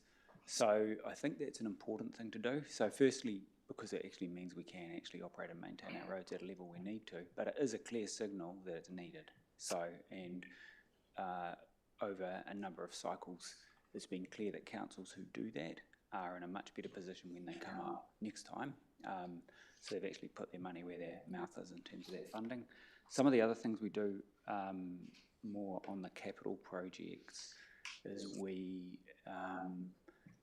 get on with the design early and we'll make sure we try and put ourselves in the best position we can in the work that you've allowed the funding for the Rangiora Eastern Link Road's a good example of that. So we always want to make sure we're positioning ourselves as best we can. I think the other thing is we play it with a straight bat. We don't try and play any games with any external funders, and we've got an NZTA auditor in our office as we speak this week, and I'd be very surprised if they had come back with any concerns. So I think just managing things well, we've got a good reputation, so that NZTA know when they do give us funding where we really do need it. So I think we're doing everything that we can, and as far as if I compare ourselves to other peers, not just in Canterbury and nationally, I do think Joanne manages her team really well, and making sure that we're keeping up that communication with the people within NZTA who have influence on funding, and actually right through to the political level. At your level, I do know that you take an active interest, and our Mayor certainly does, in terms of making sure that right through to the Ministry of Transport and appropriate ministers are aware of the priorities in our district. So I think we're doing everything we can as a council. Thank you. Thank you, Councillor Ward. Thank you. Following on from that, you said you have NZTA auditor there now. As part of that role could be looking at our plans for Eastern Link Road. Is that part of what he's doing right now, or is that not included in this present audit? I know his focus for the never miss a trick. yeah, for the present audit is auditing our systems that we have, both financial and procurement systems, to ensure that we're meeting NZTA's requirements for past projects rather than future ones. Thank you. I'm sure he thinks that we're pretty good. Anyway, all good. Any other comments? Because this has already been approved pro forma, so unless there's any adjustments to that, that's all right. Yes, Jan? Councillor Dudi? Yes, thank you. Just regarding one of their priorities for the shingle roads and things like that is, are you getting a reasonable amount of subsidy for that, or is that they're having to cut that back down? And one road I was thinking was Doncaster Road is a mess. I think it's fair to say that given the amount of rain that we've had over the last couple of weeks, the unsealed network generally is struggling, and we are working with our contractor to do a heavy grade in and around the district because there are a lot of potholes and a lot of corrugations out there. So I think as a general comment, funding generally in the maintenance operations renewals area was definitely improved in this current NLTP period, but it still wasn't quite at the level that we had requested. But we are working to try and make improvements, and we've just started our new contract, which does have a requirement for a tow behind roller to be introduced. So we're working with Cord on getting that, and I'm expecting that to be on the network within the next month or two. So I think that will help, but still when we have events like we have over the last few days, unsealed networks don't respond very well to that amount of rain. Thank you for your... I think it's a good question, and I think we are actually operating in quite a challenging environment. So we did, Joanne's quite right, we did get substantially more funding than we have in the past, but it was not as much as we had asked for. And in addition to that, we've re-tendered the contract on current market rates, and that, again, when we awarded that contract, we had to make sure that the scope fitted our budget. So it's tight. And and as Joanne has signalled, we're going to have to manage that contract well to get the best level of service that we can within the budget, and it will also give us an opportunity to see how things pan out in terms of whether we can maintain the levels of service we need, so that when we come to the LTP with you, we can have that'll be well informed in terms of being able to give you the best advice on levels of service and budget and what we believe is the appropriate budget. The other thing is that, looking out a little bit further, we're already thinking about the next NLTP funding round, and that will help inform that as well. So, we are managing relatively long life cycle assets. So if you, but although for roading, you're really talking about, say, if you're thinking about a reseal, it might be 15 years. So if we do, we are in time where we're getting difficult weather, or we are a bit constrained in the amount of some of that more proactive work, like the area-wide treatments and the reseals, we can actually manage that. But if we're talking about sort of 3, 4, 5 years of underfunding, then it really would start to have quite an impact on the network. So this will be a conversation that we need to have with you in the LTP, and we'll try and make sure we can give you the best information at that time. Thank you. Thank you. Councillor Mears. Thank you. Look, if we hadn't moved these pro forma, this would probably be part of comment, but being that we've basically missed out on 16% of the funding that we would have ordinarily gotten. We only got 84% for maintenance, operations, and renewals. I just want to say that it's really very much appreciated with regard to savings and efficiencies that we bundle works together and jobs and whatnot, so we can do everything in one fell swoop, because that approach is good for planet, pocket, and our patients. So long may it continue. I presume that that is something that you intend to continue doing, Yeah, absolutely. We always look for those efficiencies whenever we can. And whether it's at a capital project or combining works with other planned maintenance works so that we only have one traffic management operation set up, and those sort of things are always the efficiencies that we're looking for. And that's for cost, but it's also disruption to the public. So. Thank you, very much appreciated. It saves us in the pocket as well as the inconvenience. So long may it continue. Thank you. So just as we're coming through these, look, I'm happy for there to be a comment or question because of they're a pro forma, but as I mentioned earlier, you can provide comment. I just appreciate if you let me know that it's a question or a comment, then I'll judge accordingly with the length of question it might be, so we can just keep things moving. But you just keep comments brief, so we have got a bit to get through today, but this is an opportunity if you wish to add something, now's the time to do so on the road related matters. So just to clarify, Councillor Fulton, is there a question? Or thank you. It is a question. It is picking up on it. It was covered in the pro forma, but now that I look at it, the provision for WDC future public transport needs investigation. Now, given the environment that we're in, public transport's largely managed by ECAN at the moment. ECAN could be TOAST or part of TOAST in some form.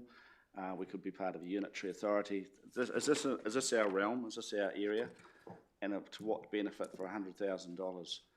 Given that we already don't have much say in public transport, and yet we're investigating the design of something that's outside our sort of scope, and we may have no control over in a year anyway.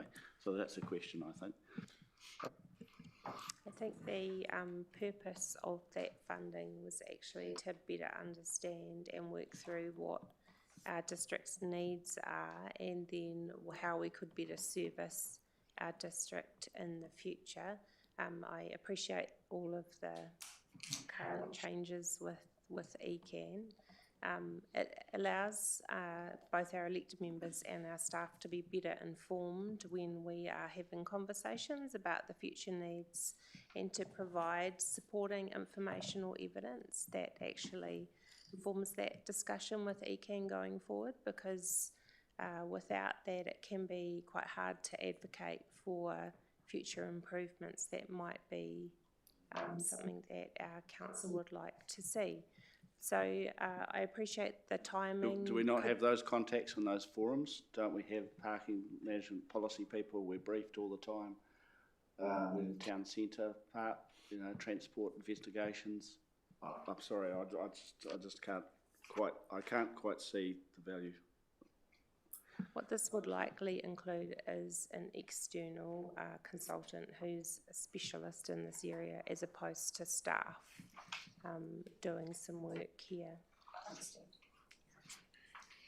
So when will a decision be made on that, Joanne? So how much money are we talking about here? Is it, the request was for $100,000. right. And that Perhaps when that, unless we want to unpick it, that's a matter that could come back to UNR at some stage, and the terms of reference for engagement, what Councillor Fulton's raised. Not a commentary on public transport per se, it's just about probably the timing and the structure around it.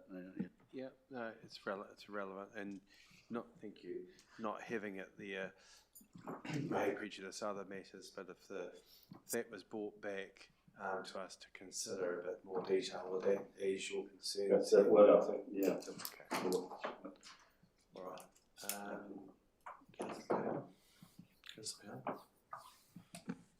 Just a very quick follow-on from that question. So ECAN had planned a service review for public transport. Is that still going ahead to the best of your knowledge? Because this could perhaps tie into that. ECAN's service reviews are focused around routes. They're not focused around the bigger picture. What are the district needs? How do we better service our communities going forward?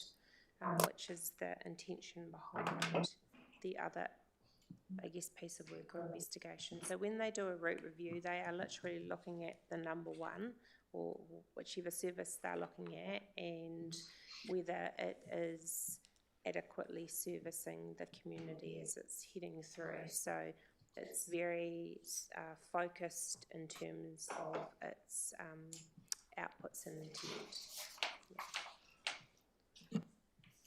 All right. Okay, so that's the roading budget, so thank you, Gary. Jared, I assume you're going to remain here for your budgets? Yes, unless you send me off for some reason. I would like to remain here unless you've got something you want to confess. I'm not proposing to send you off. Until we get to effectively the end of the water unit budget, then I'm hoping I'll be finished. So just, Nikki, sorry, can we just have a brief adjournment, just very briefly?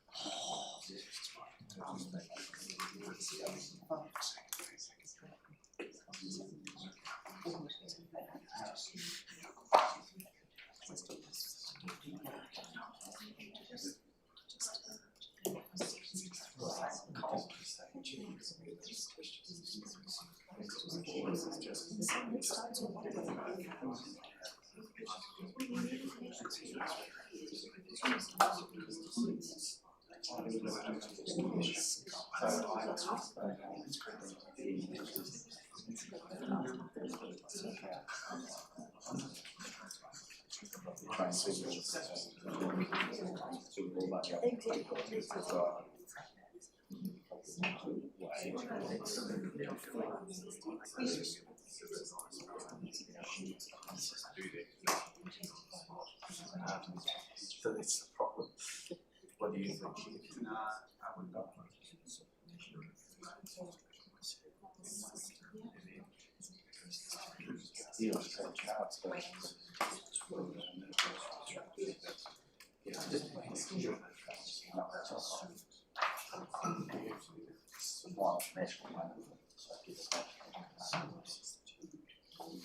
Thanks, we'll resume. We're just, Nikki, did you have anything? Yes, I'll just declare an interest in the solid waste issues with regard to the report that Kitty's about to present, particularly around fees and charges. So.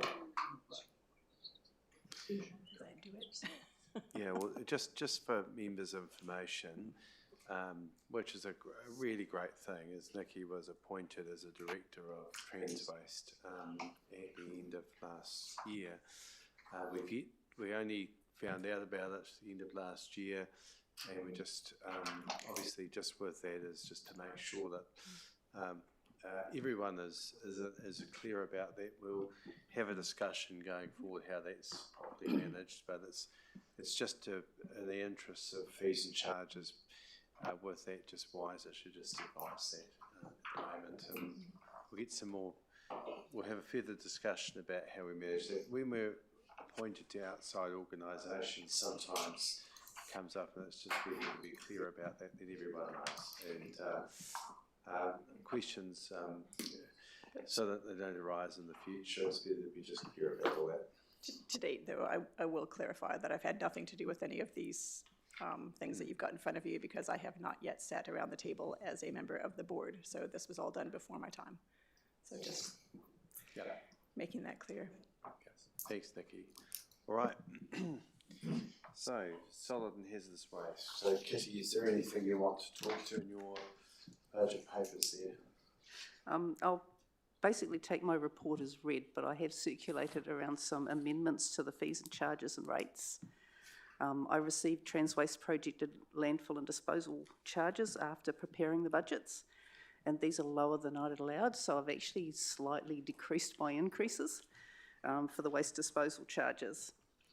And we've picked up a few errors in my fees and charges which have now been corrected, thanks to Marie's eagle eyes, and the changes are shown red in the handout.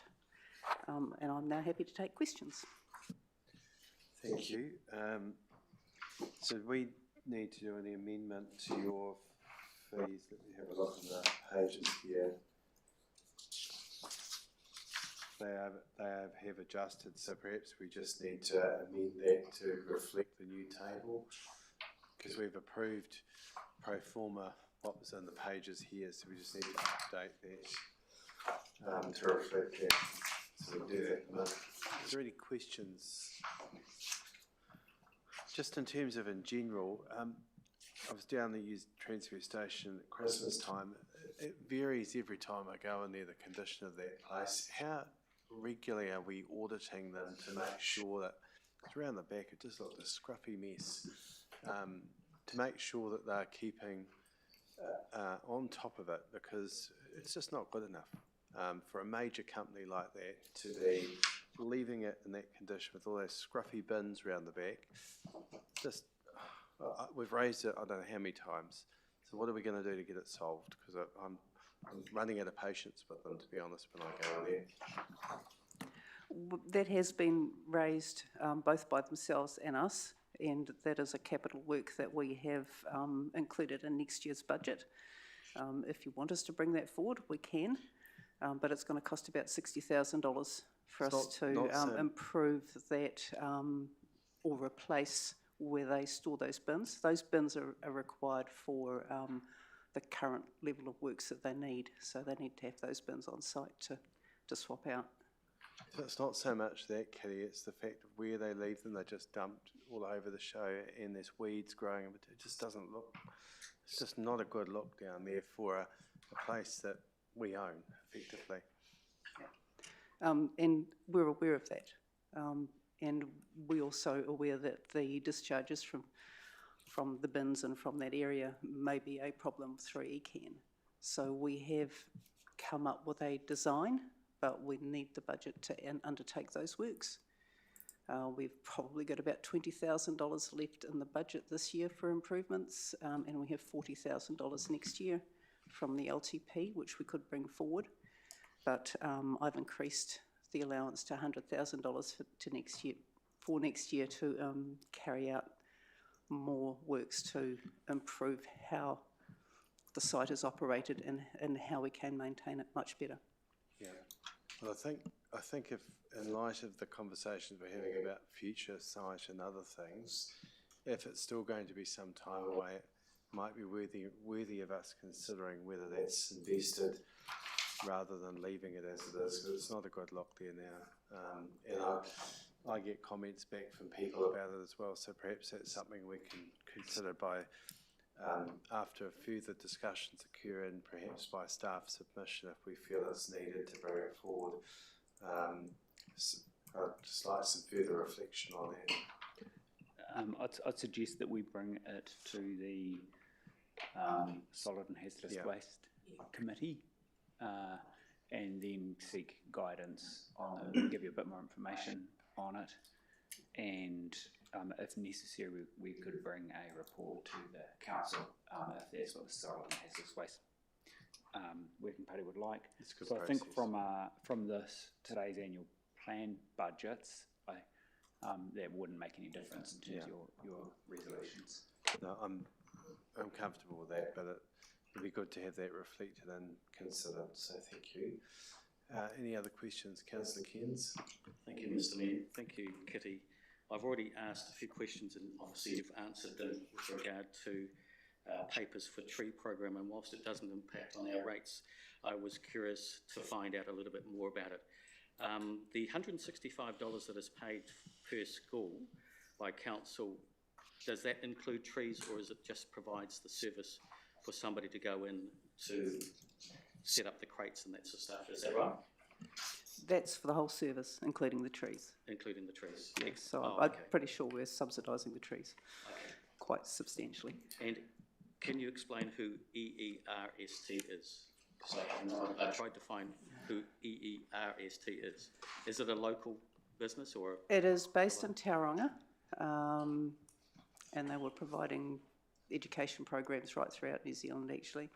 Okay. The Environmental Education Resource Recovery Trust or something like that. Okay. And you've said in your commentary, it says that the staff could investigate starting a local scheme that replaces paper for trees. Is that could or will? Or Well, we could? can, but it depends on staffing resource. Okay, right. Yeah. Fabulous. Be nice to will. Thank you.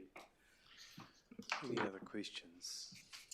So, could we just amend the, put an amendment that item 5, which is fees and charges income, that the pages are updated to reflect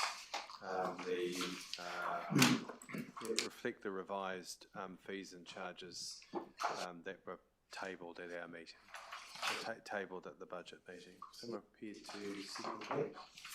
Seconded Councillor Goldsworthy. Any discussion on that? I'll put that. All those in favour, please say aye. Contrary, declare that carried. Now, you mentioned that the 100,000 was coming back to the UNR. Do you want me to put that in? No, that does. I don't think we need to. I think Jared and Kitty will pick that item up. But thank you. It can come back to a meeting if solid hazardous waste concerns. Thank you, but thank you for asking. All right. Okay, thank you, Kitty. All right. Drinking water, 62.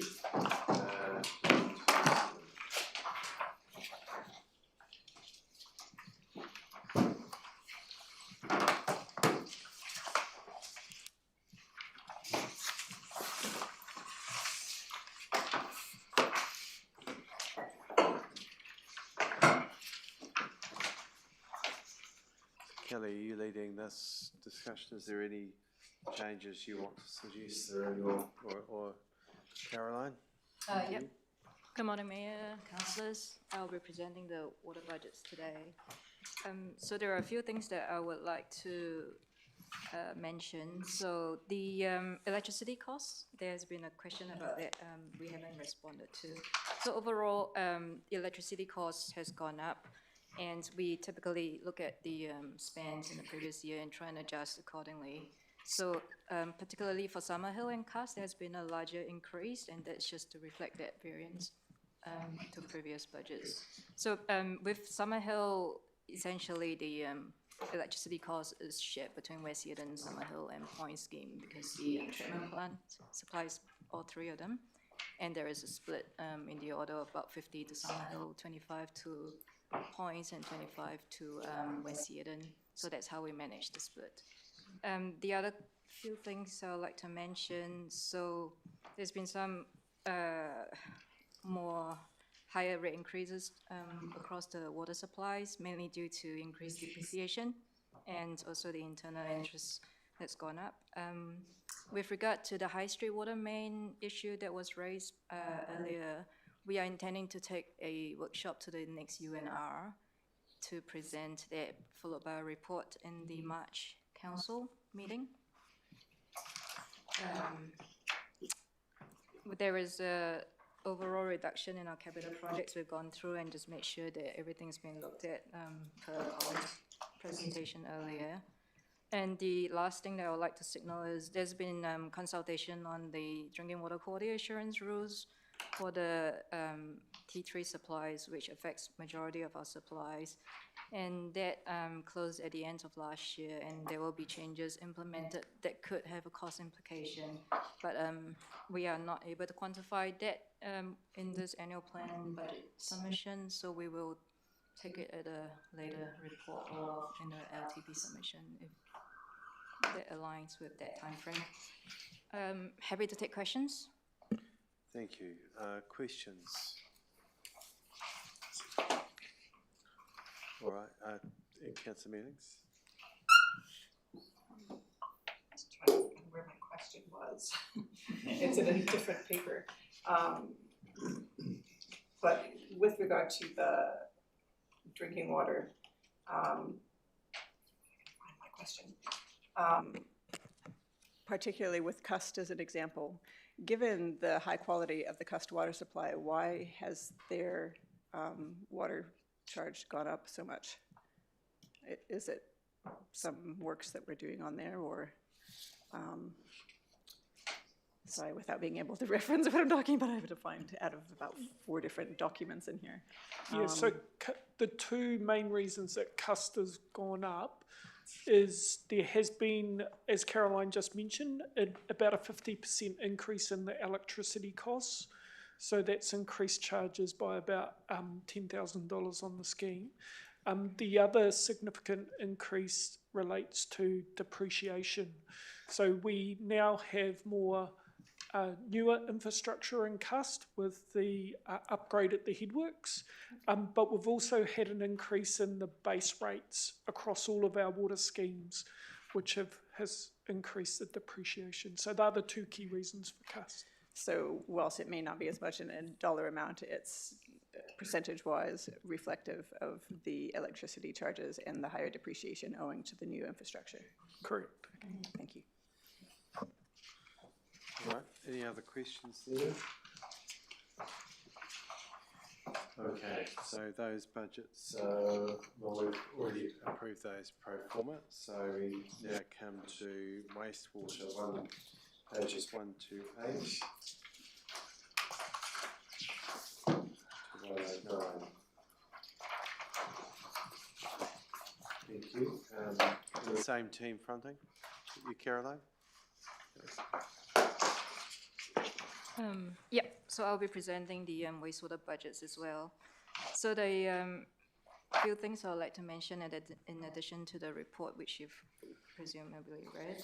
So with the constructed wetlands, there's a question from Councillor about the wetland assessment project, the value of that. So that scope of that project is actually for the constructed wetlands at the Kaipo wastewater treatment plant, the 2 constructed wetland basins, and the project is actually for the replanting of those 2 wetlands. So the plant basically has got more than 50% die-off over time, and that's decreasing the performance of the constructed wetlands. And so there is a project in place over a 2-year period, the 26-27, 27-28 financial years.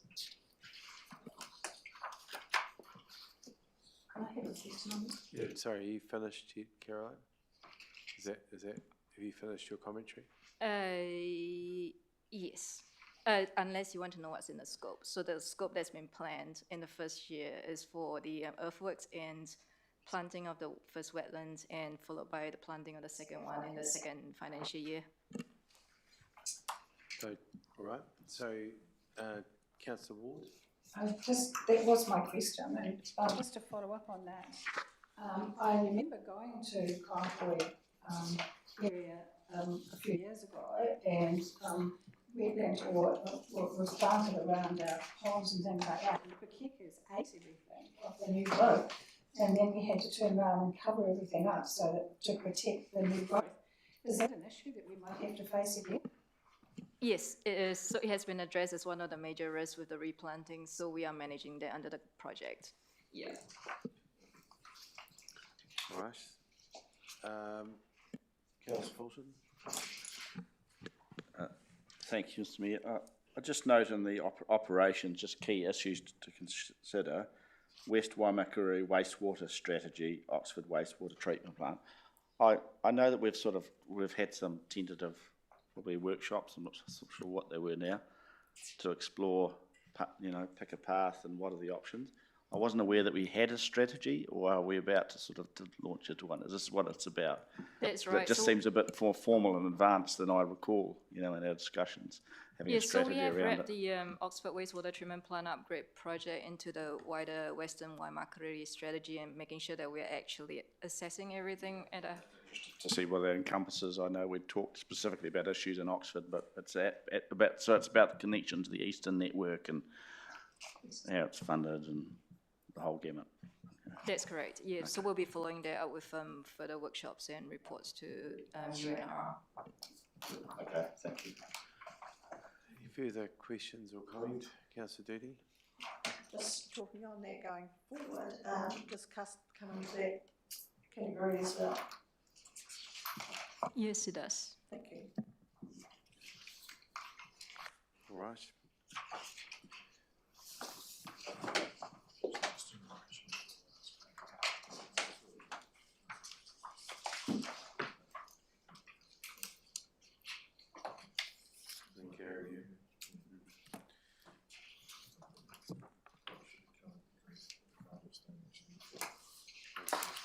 So just on Garrymere, Garrymere's the budget papers themselves, so in fact it's already been knocked down quite significantly. I was sitting at about 20% there. It's about 12.1. Is that correct? Maybe it's just something that we need to note there. Yeah. I think. And Custer's the same. It's about 9.2. The Custer's come back as well. Yeah, what we've done with those budgets. Sorry, it's going back to water. I just thought we needed to reflect it because the budget doesn't reflect it at the moment. Those budgets come in 23% from around about that. And in light of the review that we're going to do later in the year, we've decided to bring that budget down to 12%, and half that increase, so that it was more palatable to the people in that supply. But we should just note that we've taken it down because the budget doesn't reflect it. That is correct. So has that not been reflected in the sheets that are here? Okay, yeah. Right, okay, so it's in the sheets but not the commentary. So the sheets are correct. I'd noted it myself. So yes, down here that's too. fine. So I think that's an important point to know. Yep. Interesting point. And I know what you're saying about CUST and about implications of outlying areas for rating review. Just the question is, are we doing that in the right order? Is this our normal process? Because the rating review will inform those decisions for the next round and all that sort of stuff. It seems like quite a large cut because you are addressing one of the difficulties potentially now before we do that rating review. Yeah, no, it doesn't. If we took a long-term approach to it and smoothed it out over, say, 8 years, we'd have the same result. It's just that we're providing a more flexible outcome for the council, because if we, in the past, if we've put an increase at that to that community, they'll come back to the council and that's caused a lot of additional workload. Knowledge is just So we've taken a long-term approach in the meantime, knowing that it's sustainable if we took that approach, but it's in light of the review, we don't want to cause additional work prior to that review. So yeah, you could argue that we've done that, Councillor Fulton, but in this instance, I think given the history there, we need to try and push in that rate. I think a general smoothing of issue before we encounter it anyway. If the review come out and said that a supply has to pay for its costs and so forth regardless, and there's no standardisation of a water charge across the district, then we would continue to do that 12% infinitum until it equalised, and that would be around about year 7 or 8, something like that. The philosophy of the council some years ago, because I chaired that, especially the Garrymere scheme when I was a councillor, was we had some extremely testy public meetings out there, it'd be fair to say. So I think the staff have read the room pretty well in that regard. And we did introduce what we call a UV rate, and the UV rate was to help equalise some of those costs where we had the highs, and without introducing district-wide rating, which the review will consider, right? But I think if we didn't do this now, you would all be asking for it to be smoothed, and we would get a huge amount of submissions on it. May not necessarily be at the time, because some might read or pick it up unless it's drawn to their attention, or post the event we'll be having public meetings where a number of us would get lynched, I'm sure, because it's a small scheme, and they are small schemes, particularly Garrymere. So I think what's proposed is the right course of action. And we can look at the rest later on in that broader review. Is there anyone uncomfortable with that direction? Councillor Cairns? Thank you, Mr Mayor. Thank you, Carolyn. Just in terms of the Kaipoi wetlands and the wood end wetlands, the $800 combined budgets, whilst I understand that the replanting is all about water quality and such like, but it's a lot of money. Is that realistic in terms of the amount of money that we need to spend on those two projects, please? Yes, so short answer. So that budget's been set based on an assessment that's been completed and a high-level engineer's estimate on the scope that we are wanting to complete. So part of that cost goes to actually enabling works to be able to shut off the wetland individually. And that is beneficial regardless of whether we are replanting the wetlands, because we need to have the ability to take the wetland off for maintenance without affecting the rest of the treatment plant. So there has been some deficiencies in the isolation ability to isolate the unit out. So that is part of the reason why that cost is quite high. And then the other, I would say 70% is on the planting, and because we're planting with carex and natives, and it has to be procured and taken care of, like Councillor Watt mentioned, also protected from birds and things like that. So there is that cost involved in there. Thank you. All right. Any further questions? Thanks. Thank you for that. Pages 190 to 261.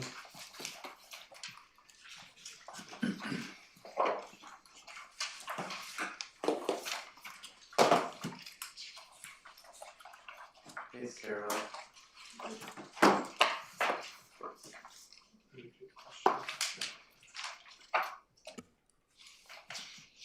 All right, I'll be presenting the drainage budget.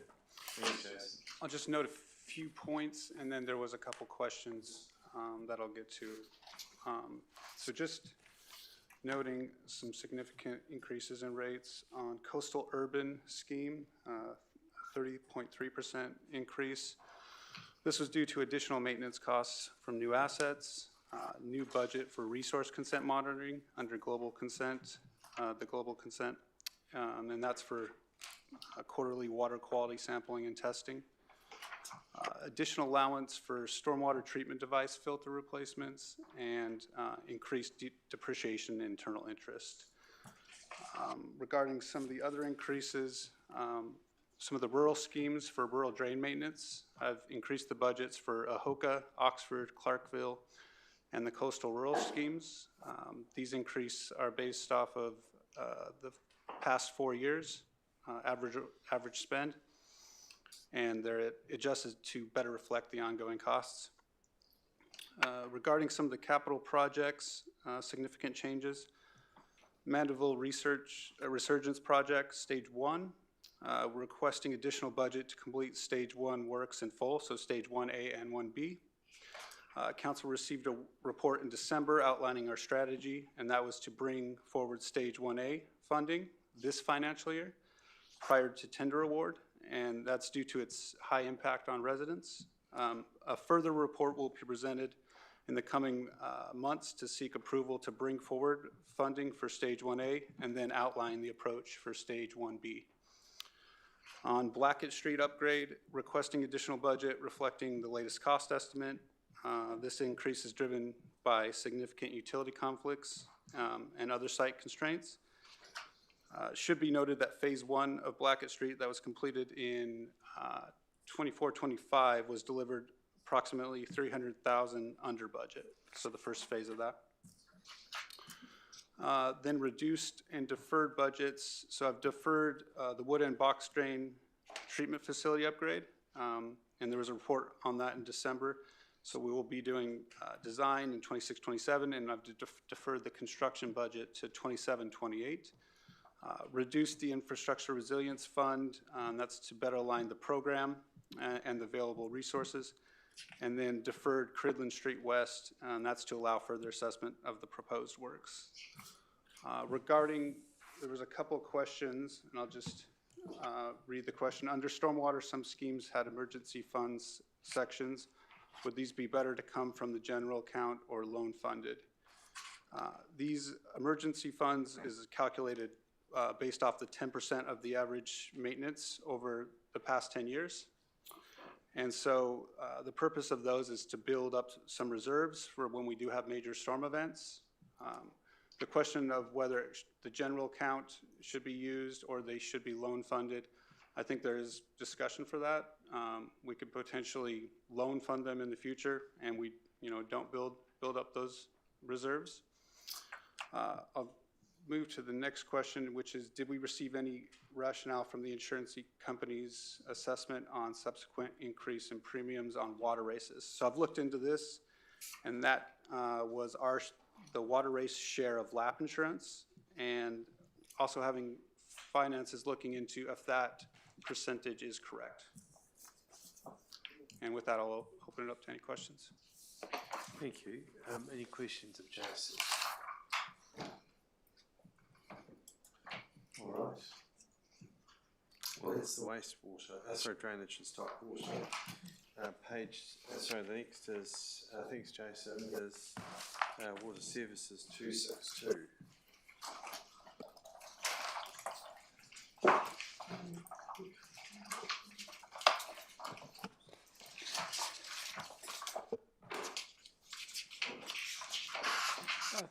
Thank you, Mr. Mayor. Just to confirm, we have also addressed stock water as well, even though... The drainage and stock water. Okay. Okay. Yeah, that's how I viewed it. Does anyone have any?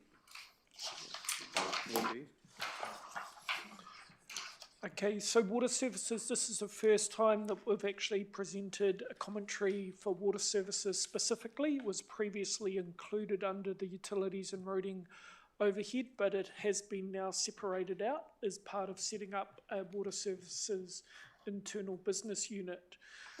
Effectively, the costs that are presented in this commentary are just an extract from what was included in the long-term plan for the water services aspects of UNR functions. The only difference is that there is the inclusion of 2 temporary fixed-term roles, which are assisting us with the establishment of the water services unit. So those 2 roles are for a 2-year period. So happy to take any questions. Thank you. Questions, Councillor Fulton? Thank you, Mr. Mayor. With the provision for the new staff, for instance, are those roles sort of seamless? Those people are working across water and wastewater, or they're working in stormwater and rural drainage? I mean, are they it's an administrative role across all those parts of the portfolio, is it? Yes, correct. So they are focused more on the establishment, although the staff member we've recruited today, a person by the name of Garth Floors, he is also assisting us with our business as usual work as well, and across not just water, wastewater, but also the drainage side of things. Thank you. Any other questions? Deputy Mayor. Thank you. I just note on page 263, in terms of the 2 fixed positions and the budget for establishment, it's proposed to loan fund that over 10 years. I just wondered whether effectively salaries are something that we should be loan funding. we consider this to be a one-off cost in terms of this. We've got a substantial change, setting up a business unit, so it's not something that we'd expect to be ongoing. So it's not entirely unusual for us to spread the costs of something like that. That's a one-off over a 10-year period, rather than charge it just in one financial year where it lands. Okay. Thank you. All right. Thank you. Unless there's anything else. Is everyone keeping up okay? Finding the pace all right? Just stop me if you feel I've missed you or you're going a bit quick. Utilities and roading overhead, pages 270 to 278. So the utilities and roading overhead is a standard budget that allows for the allocation of overheads across the utilities and roading department. There's nothing I think I need to draw your attention to on this, so happy to take it as read. Okay. Any questions, comments? And page 279, PDU, Project Delivery Unit. So Project Delivery Unit, they effectively stand on their own feet through their fees that they generate. So they're effectively an in-house consultant. Again, there's nothing significant to note on this budget. Someone always asks every year, I'm just trying to find it myself, the charge for morning teas. So lunches, it's just it's a chargeable unit, isn't it, Jared? So that's correct. So we don't actually buy morning teas with that budget. So basically they are a unit that charge every minute that they're working. And so if they're having a break, we need to make sure there's a budget allowance for that, which they recover through their charge out rates like any business unit would do. So, yeah, for the governance, it's got windy, so we're fine, as I've said. Yeah. Great, thank you. Any other questions? Councillor Bartle. Thank you, Mr. Mayor. Just a question on page 281, just a direct expenditure. It's showing a 5% increase in inflation adjustment underneath that job cost expenditure, a 6% increase. I'm assuming that's more than just inflation because the other costs on inflation is only 3 points. Just to show that's right.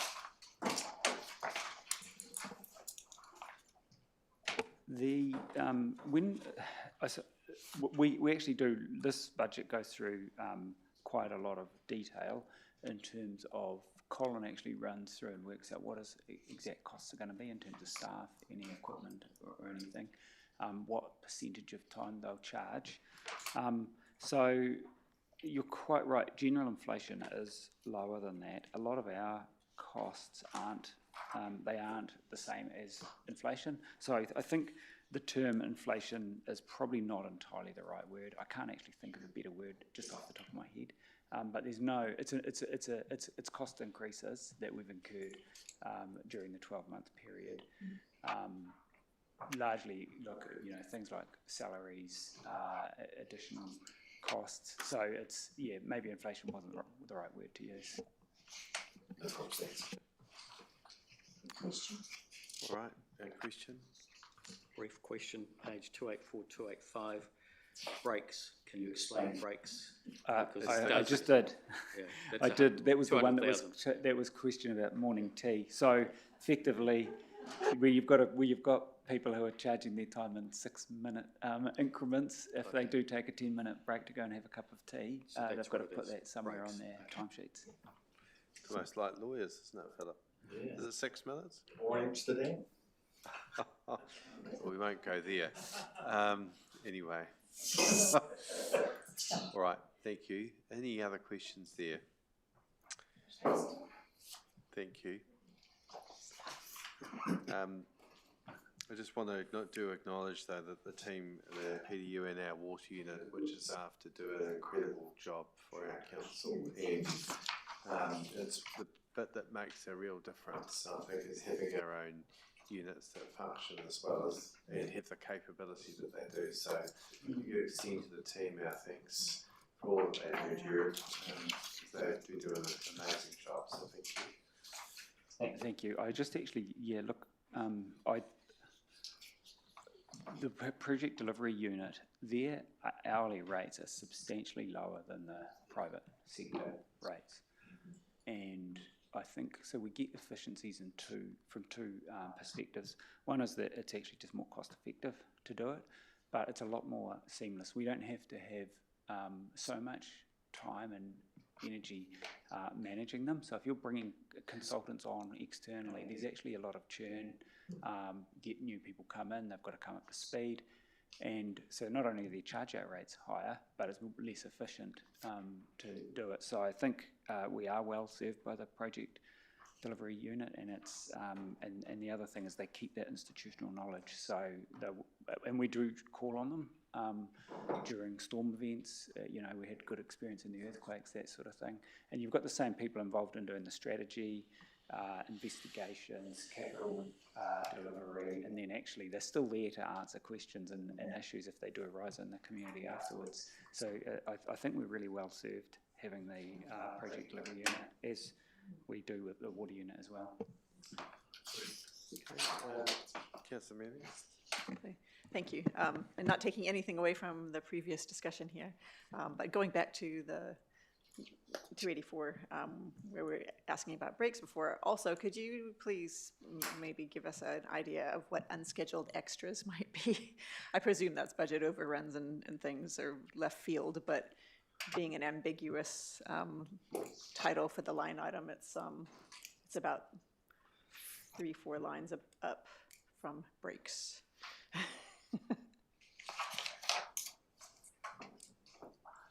I actually don't know what that is off the top of my head, and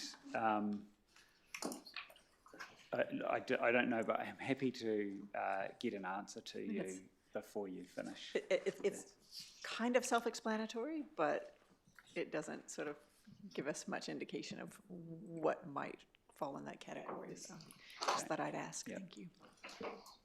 Okay, thank you. Any other questions? So we then come to 286, which is the water unit.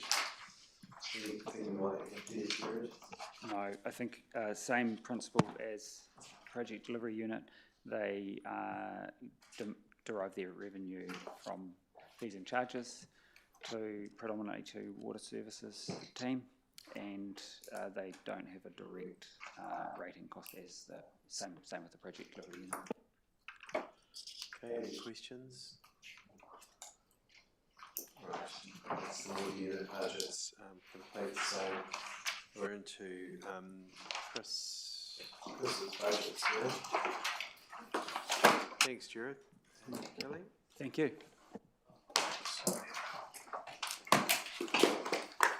Do we know if Chris is around?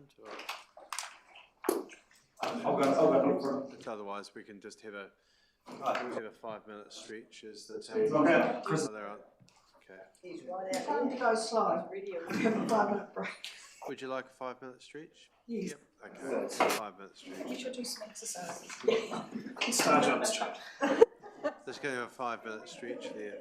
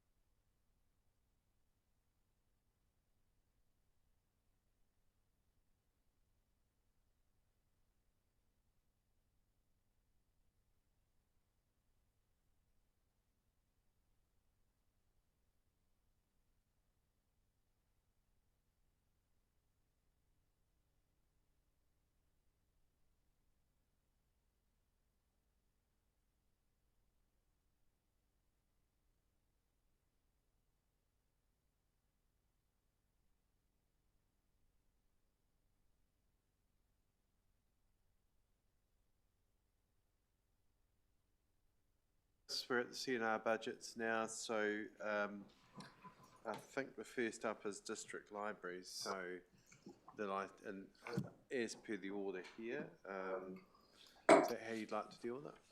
Okay. Unfortunately, Luke couldn't be here today. He's unwell, so I will attempt to run through district libraries. Although there's not a lot of change in district libraries, you can see that there's been a reduction in some of the maintenance for both of the buildings.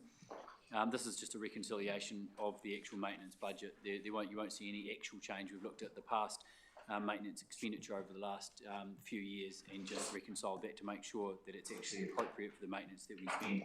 Other than that, there's no changes to the budget. Thank you.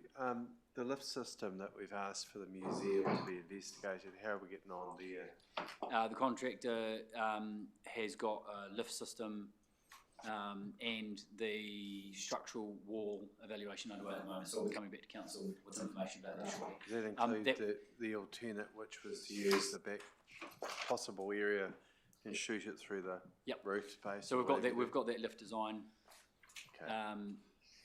sent through to them, so they're going to have a look at that, and also they're going to continue to look at the one up the stairs as well, which the the museums people have asked us to continue to look at that as well, so that they can compare those two options. The museum has money that they want to put towards that solution, so it's not identified in the budgets because it will primarily be... No, I realise that, just a chance to ask. So when will that get reported back to us? Just remind me, so in case I missed it before. It should be in the next sort of 4 weeks that you get the information back. Cool, that's great. Any other questions? Councillor Fulton. Thank you, Mr. Mayor. Chris, I realise this isn't in your normal purview, but I think when Luke was last here, he talked about having sort of some allocation for mobile library services, sort of vans, sort of going out to outlying areas, community education. Where does this sit? Is this allocated for, as best you know? Because it's more of a taking the library to the people concept. Yeah, sounded quite interesting. There's no specific allocation of a budget within here that you can actually see that was going to pay for that. It was more of a trial. We have the community van, which is there to be used in times of emergency where there's a community or a group of people or a location that's suffering some sort of challenge. However, in the off time, the vehicle does get booked out and used by a number of social service providers, but is also available to be used by library to actually take some services to those communities. So that was more using the original staff allocated budget that he's already got to be able to put people in that van and then take that to different communities. So it's just a trial. It's not going to cost any additional operating funding at this time. If it's successful, that's when we'd be coming back to council as part of a long-term plan and going, hey, look, if this is something our communities want, if we're getting value for it, if the figures stack up, if the numbers of people interacting with it stack up, then we'll assess that further and actually come back with a sort of costed budget to be able to. Okay, thank you. Thank you. Just clarifying a bit more from that, because I had a message from someone in Fernside, and they were just wondering about that type of role. So would that work going through to Fernside and further, those smaller areas? Yeah, potentially.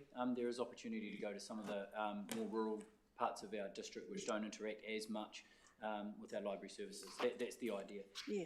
And we've got from our library surveys information on where the people are that are actually interacting with our physical library and our digital library, and the areas that are not so much. And a lot of those are in those rural areas. And so that's probably that's likely where we'll target. And the next question is with the homeschooling, would that also be an applicable one? The homeschoolers interact with our libraries a lot. They do, yes, I know. Like a huge amount, especially in our Oxford library.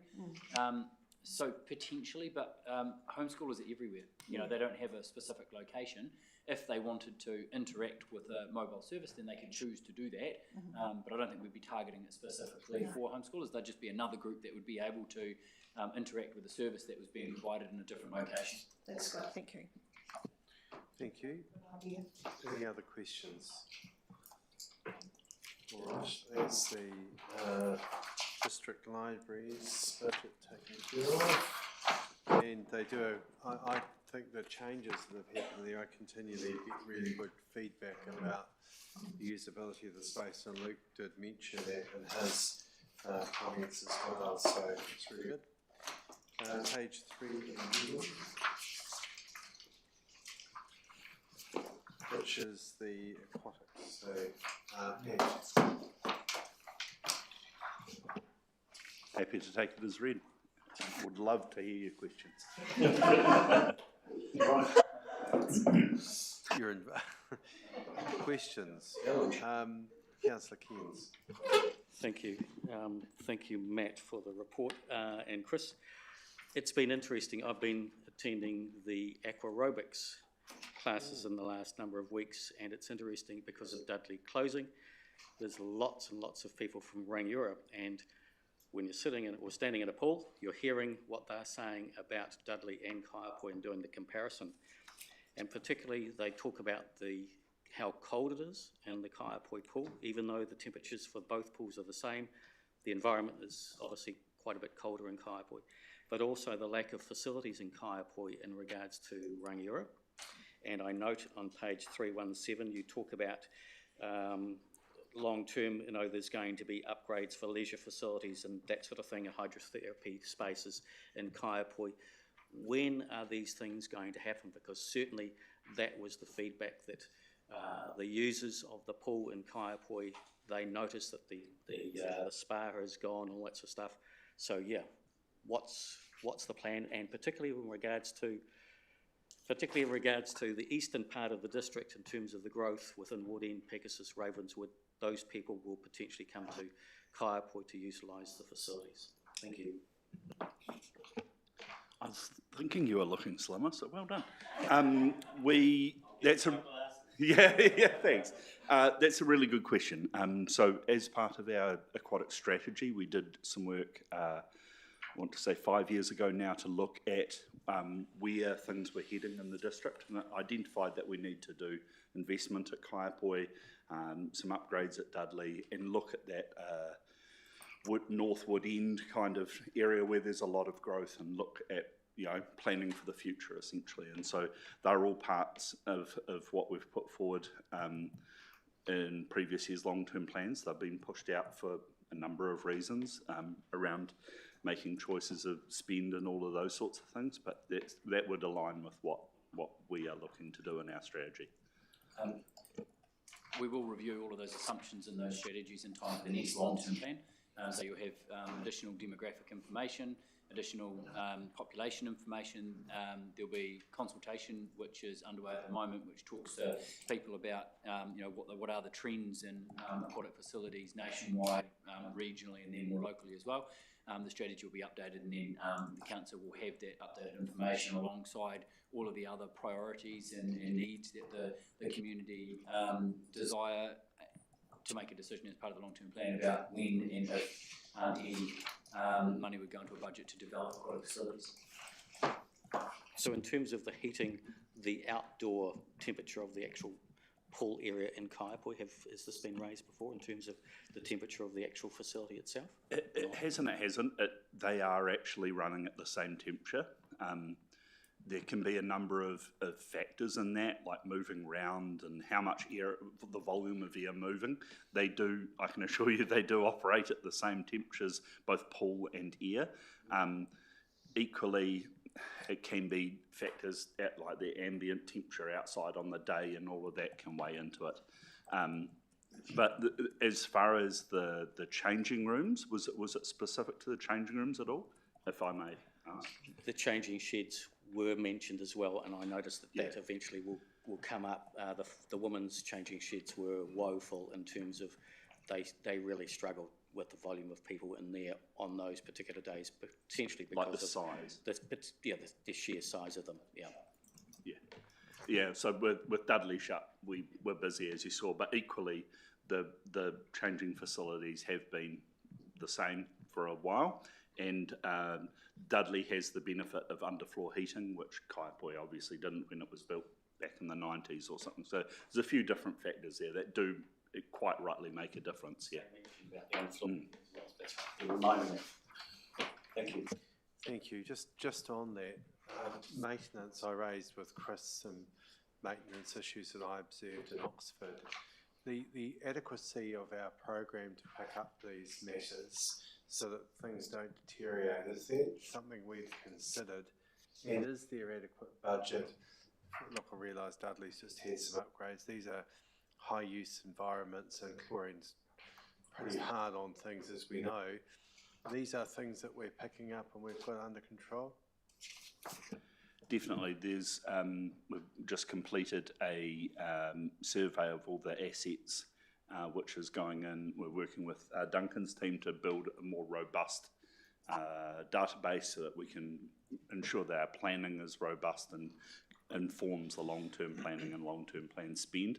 But equally, we've had a few staffing changes as well, and so I do acknowledge there were challenges through that period where some of the tasks were getting behind. We're now in a process of catching up, and we're comfortable that we have that under control as well as budget for those works.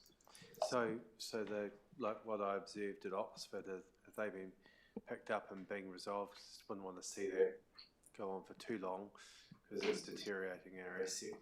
And some of it was even the door that looked, to be honest, I could have probably gone through pretty easily myself, which backed onto a reserve. So yeah, so we've done that asset valuation, condition assessment of all the different assets, which we've taken down into different component parts.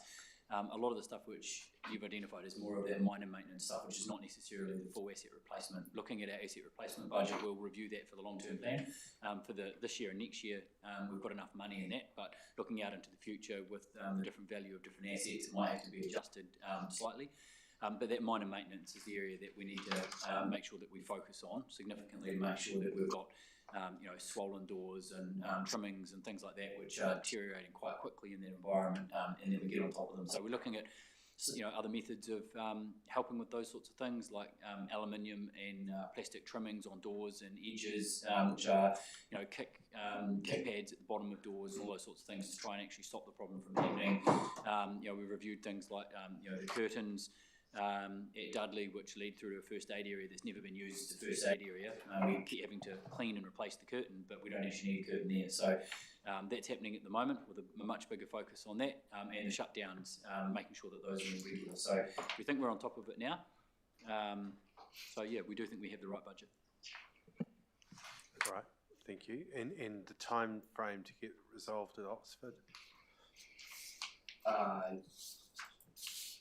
I'm assuming that's underway now for those.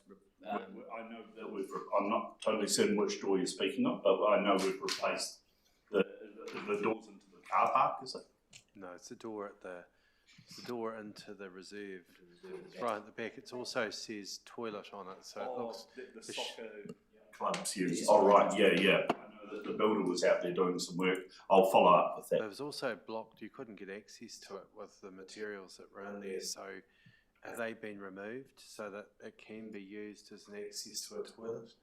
Because I don't know how that's functioning, but I do remember the discussion years ago with soccer and other groups that it was to be used as the access. Well, there's no way you could access it when I was there that I observed, because there was a whole lot of pool-related material in there. Totally. So it's used in the off-season by the football clubs. In the summer season, it's the only storage space we have for the equipment other than putting it in reception. And so during summer it's used for that, and then in the winter we clear it out ahead of the soccer football club coming through. Okay. All right, thank you. Other questions? Councillor Fulton. And I'll come to you, Councillor Davies. I can wait. Sorry. Well, you go first, Councillor Fulton. I'll come to Councillor Davies in a moment. Just before my question, it is the Oxford Pool. I am chair of the Health and Fitness Centre Trust next door, so I've been discussing things with Matt about access ways and adjoining property boundaries, so just to make that clear. But one of the things was the operation cost for the gas, and that was one of the colleagues raised that before the meeting, the number of gas bottles, the cost, a look at the electricity strategy. Is there something wider that we can consider with electricity, not just for that facility, but to the benefit of public buildings in and around there. There's quite a cluster of our council and fire service, all sorts of things, or everyone paying individually for electricity. And I just wonder whether there's something wider we can look at if we're looking at electricity. Has that come across the radar? Specific to Oxford, we have done some assessment of the equipment we have there, and it is largely the best option at the moment. Fully accept that the cost of LPG gas continues to climb, as does electricity as well. Obviously not proportionally, but we are looking to put some money aside for further investigations into that exact problem, and whether the heating system is best left on gas or what the long-term sustainability options for that facility are. As to the wider heating...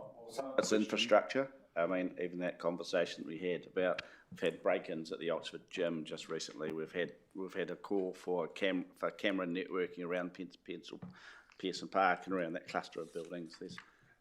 It's a very busy thoroughfare, and I just wonder where there's some things that we can look at in the course of pool improvement. Yeah, absolutely happy to work in with the gym and whoever else, where appropriate. We haven't given consideration to a wider power, electricity solution for the cluster of people that are sitting on the reserve at the moment. We've started to give consideration to the swimming pool specifically in terms of LPG and the efficiency of being able to use that with potential shortages of LPG in New Zealand and the cost of that over time, and also the climate change effect of using LPG versus using electricity as a more sustainable energy resource. But we haven't then widened that and said, is there another solution, such as solar or something, which we could use the roof spaces over the wider area to be able to actually reduce the cost of power for all of those other tenants that are on that reserve at the moment. You'll note in the budget we've got some money to look at investigations for opportunities for solar at Dudley, but that is specific to Dudley because it would have to be a different investigation looking specifically at the site in Oxford as well. So we don't have any budget in this coming up annual plan to be able to do that work, but we're happy to give consideration to whether or not we should be doing that and then come forward as part of the long-term plan and have further discussions about that. And equally for the likes of cameras, we do have a camera budget in the green space budget, which looks at where it's appropriate to actually install new, maintain, replace cameras in various areas. So happy to have a conversation about that. That would be good, even to the view of future consultations, pump track or whatever. Yep. We're going to need lighting. Thank you. Thank you. Councillor Doody. And then Councillor, are you indicating a question there? Hi. Well, I'll come back to you, but I'm going to come to Councillor Doody first. All right. My question, please, is, which is very much to my heart, is the Learn to Swim. And I just noticed that your income for Learn to Swim and your expenses is quite a big difference in costings and such like. You Learn to Swim is 634, the swimming pool is 634060, and you Learn to Swim and your costings is 448080, the maintenance. Sorry, I'd have to go through the individual lines that you're looking at. I'll put them all here. The Learn to Swim activity at the moment is relatively cost neutral. Right, okay. It pays for itself as a cost. It is increasing in terms of the amount of use. Yeah. We are at sort of a little bit of a capacity at the moment in terms of the time that people actually want. But it may be where you're looking in those budgets, it may be split across different facilities or... Well, you've got each one on Carpoy, yep. Dudley and Oxford. Yeah. So that was just why I just couldn't understand, because they should be almost not cost neutral, but they need to be up a bit. Yeah, I can assure you that they are a cost neutral part of the operation. That's good. Equally, the income is split across two lines. So the income line there, you'll see Learn to Swim, and I think there's one Learn to Swim schools, and all the cost expense still goes to that same Learn to Swim budget. Because it just says Learn to Swim. Yep. Yeah, full stop. Okay, right, thank you. All right. You make me feel a lot better now. Any other, sorry, Councillor Ward? Just going back to the solar power issue, we talked recently about the possibility of solar power installation east of the ponds off Lionside Road. Would that system cope with the power requirements for the pool as well? So with that system, the primary benefit for that system is to provide behind-the-meter electricity for the wastewater treatment plant. The rest of the benefit was the sleeving of electricity to be able to get a lower rate for some of our other electricity users, with Dudley Park Aquatic Centre being one of the largest electricity users we have as a facility. So if you're able to provide the solar behind the meter, then you don't pay the line charges, and then the benefit is far greater. So there will be excess energy at the wastewater treatment plant that can be sleeved to many different other facilities, but you still increase the benefit significantly by having it on site behind the meter. So would that also, could we? The answer is yes, it will be. Oh, cool. It can be. Oh, that's good. So we probably, that, I guess, looking at the whole benefits all around, we maybe, when are we looking at doing that? Because that probably should be programmed pretty soon to get underway with the costs going up and electricity bills. Yeah, I think that's highlighted within Jared's budget. He's already done feasibility work and then brought a report to council which talked about that feasibility work and whether or not it was something that we would progress or not progress with. I can't recall exactly where that sits. It's next year. Next year, yeah. Oh, that's good. Anyway, that was just my thoughts. There's economies that we have to look at as well in terms of how much you can use on site. You want to use as much as you can. There's risk involved in solar at the moment. That if everyone's getting into solar, the price will come down for the light, for the electricity, and then the original investment to put the solar in isn't going to be there in the future. So it's the biggest sites we're looking at where it has substantial payback. The reality is, whenever was power reduced? Yeah, right. I don't think you'll see anything come down for the next 5 to 10 years anyway. No. Either. Sorry. Right. Any other questions? Thanks. You asked invited questions, so you got them. Thanks, Matt. We have nothing further to discuss on your budget at this stage, so thank you. Community team, Tessa. By the way, I've got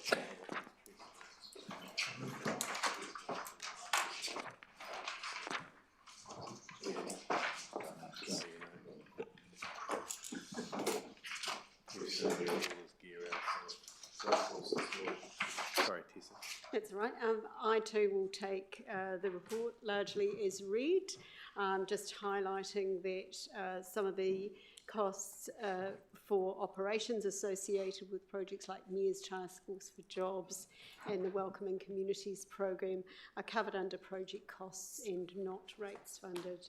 Happy to take any questions that you may have. Thank you. Councillor McLaren. On page 337, there's mention of a planned arts hub. Can you tell us a little bit more about that, please?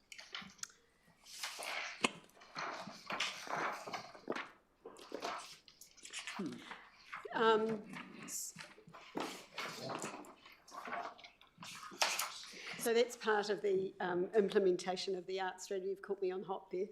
So that's part of the implementation of the art strategy, and it is an aspirational aspect of that.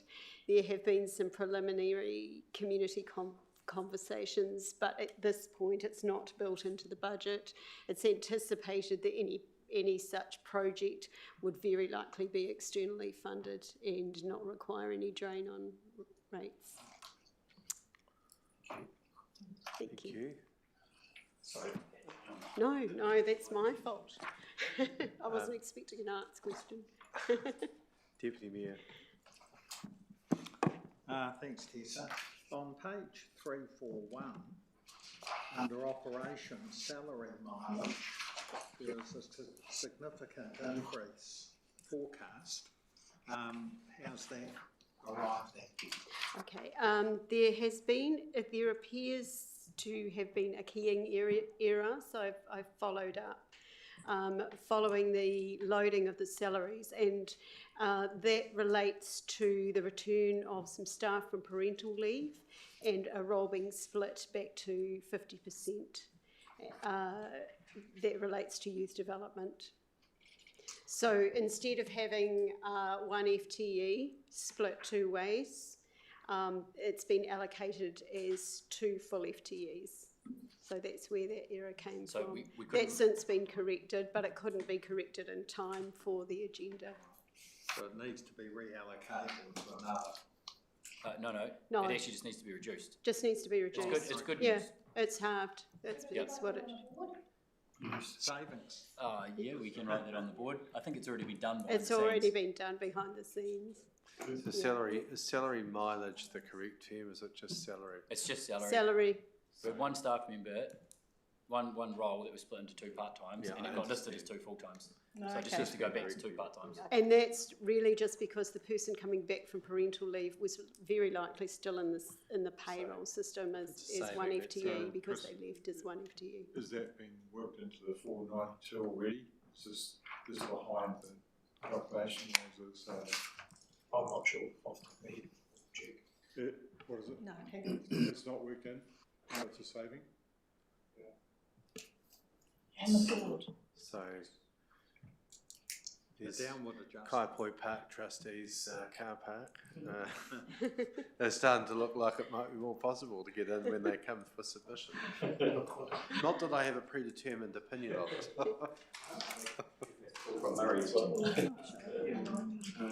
We've got one sheet of this here.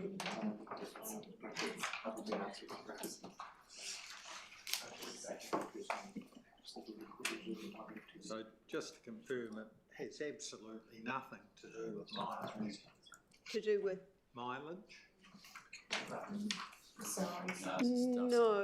No. But mileage allocations aren't significant for my team. No, it's only 50% of the salary. Plus on cost. It's only about 50,000, isn't it? I thought it was a difference is 100,000. What? No. We'll come back to you with the figure. We'll come back to you with a figure. Essentially, there've been two FTE loaded instead of one. Yeah, so there should only be one FTE. It's more like 100. More like 100. I think it's the job is around $75,000 plus overheads. With the forecast to be accurate. It's around 100. Jeff, I'm happy to get you that figure. I have it in front of me. Well, you guys can resolve it. And one of the breaks, let's not waste time now because we've got plenty to get through. All right. Thank you. So, any other questions of Tessa on the community team budget? Thanks, Sorry, Mr. Mayor. were you finished? Yes. Yep. Just got my eye on page 332, key issues to consider, and it explains how we've got the various development strategies, art strategy, accessibility plan, youth action, welcome communities. Can you just to clarify for me, it says below there that this work will not result in any changes in cost, significant changes in service delivery, but those projects are funded externally. I think the projects are funded, but we help sort of get them off the ground and do the strategy work. Is that right? So if they're not funded, do we just we do the strategy work, submit funding applications, and hope they're funded? Is that how it works? So the majority of the cost of operations, so the staff costs for the community team, are funded by rates out of the long-term plan, and there are two exceptions to that. So that's the Welcoming Communities Plan Development, which was a fixed-term role for 3 years. That's funded by MB, Ministry of Business, Innovation and Employment, in collaboration with Immigration New Zealand, and the other is the Mayor's Task Force for Jobs program, which is funded by Ministry of Social Development. So the operations costs for those are independently funded. the project costs related to the delivery of any of these action plans and strategies are externally funded. And that's from a range of funding streams, including Department of Internal Affairs, Ministry of Social Development, Creative New Zealand, and so forth. For budgeting, sorry, for budgeting that, you'd call that at-risk funding. If it was roading, something you'd say at-risk from year to year. It may or may not be funded to different extent. Is that how we should represent it? Potentially. So we have very strong relationships with our funding advisors across the region, and we tend to make sure that we are aligning with funder priorities. And we also, there are incidences where we might undertake a collaborative funding arrangement with a community partner where they might be a better fit. So that puts us in reasonable stead in terms of securing ongoing funding for projects. We tend to plan ahead on that as well. Yeah, just in related to that, like welcoming communities, which I fully support, and migrant strategies and all that. So your way of proving that your effectiveness is both to us as councillors, but also externally, is to monitor that pretty closely. And is that why? Is that because you need that for funding? Yes, yes. So we've had really good success in that space with Internal Affairs. We have a strong relationship with the Office of Ethnic Communities and DIA, and in 10 years we have consistently acquired the funding that we've requested from them. So, thank you. That's one thing Tessa and the team are particularly good at, is sourcing external funding. So great work in that space. And Mayor's Task Force for Jobs is one that was a really great opportunity to pick up, and we're doing well in that space, albeit that MSD's requirements are not the easiest to report against and achieve. Well, our staff is certainly achieving, but their reporting is interesting and a challenge. But I know you're working through that at the present time. Any other questions? Thanks, Tessa. Thank you. Great job. Right, 342. The green space budget. Yeah, so, thank you. I'll be doing this one as well. Grant has a new child, little boy, so he's at home, daddy daycare for the meantime. But he has obviously assisted in pulling his budget together. So I'll just run through some of the changes. We've got the Airfield Strategic Review noted on page 345. And that's been discussed at length with council already in terms of what the structure of the actual airfield looks like going forward.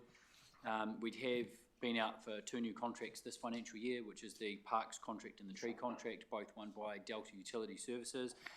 So there is a reduction in the Tree and the Parks contract area of the budget, which is really positive. On page 347, we've identified drowning prevention signage. The way in which the signage is being delivered now has changed somewhat. Also, most of the coastal areas across the country are installing flotation devices to assist in the prevention of drowning. Historically, they were stolen by members of the community regularly, and they were really expensive, so that wasn't actually put in place. The cost of those has gone down dramatically, so people are installing those. So re-looking at that signing around especially our coastal environments, but also some of the sort of marine areas where we've got a lot of people swimming. Arohatia Tiawa is identified there. That's actually taking some existing carryover and spreading that out over future years to reflect the fact that the planning for some of those jobs has taken a little bit longer than we would have liked, but we are progressing quite well with some of the work, such as the hydrology report for the land on Revels Lineside Road. That flows through into page 349, which is our longer term capital budgets. And we've identified there where we've got some capital projects that we've been pushing out because of various different factors, the likes of 154 Eastbelt Cricket Oval working with Canterbury Cricket at the moment to try and get some funding from their side to assist in being able to progress with that development in time, and support for South Mooba and the future sports ground development.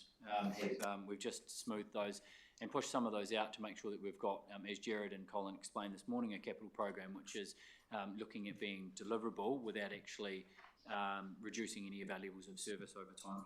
So those are the main changes within that budget. I'm happy to take any questions. Thank you.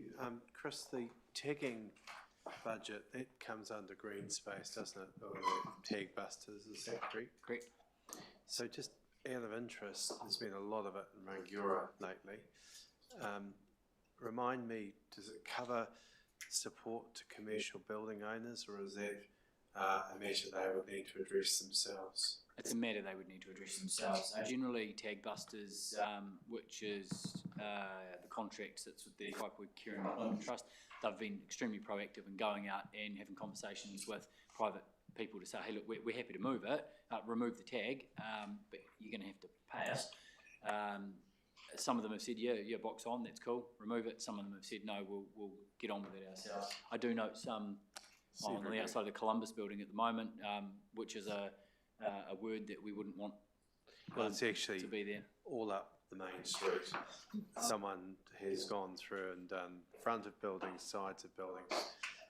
Could our team be a bit proactive and encourage tag busters to potentially even have a conversation with the owners to see if they might just prompt them to get it resolved, because it's everywhere, it looks awful. By the way, I talked to Mainland Rail the other day and said about their trains, because there's kids in and out of them, as I'm told, so they are moving them from that location. And I'm told that that's not their best stock. They have the best stock elsewhere, stashed that no one knows where they are. So these are just overflow, but they are going to remove them because they're an eyesore, and potentially where people are, kids apparently are jumping in and out of them, and it's risk that they might run into a running train. So anyway, if that is possible for them to have that conversation. Yeah, we're happy to do some facilitation. The rates that we've actually got within the current contract we've got are extraordinarily low. So the cost of being able to actually go through and do some of those removals is very low. So we'll talk to the shop owners and see if we can progress that. Okay, thank you. There's two other things that I saw in there. There was a 50K for a strategic review at the airfield. Haven't we just done that? No. So we came back to council with a presentation on the fees and charges review, and council. So that is that for that purpose, is it? No. So council at that meeting made a decision to push out the fees and charges review in favour of doing a review of the ownership model for the airfield, to look to see whether or not there was a different model that could be used to reduce burden on ratepayers, but also to reduce liability, risk, and also potentially create an environment where a different ownership model or governance model could be better placed and more business minded to progress the airfield in certain directions. I understand what that's for now. The 60K for the Kaipoi Marine Precinct, just remind me, has this not been tested in the past? And it was, I think it was the board of the community view of the community board not to do this. Have we had the conversation with the board, and have they changed their mind?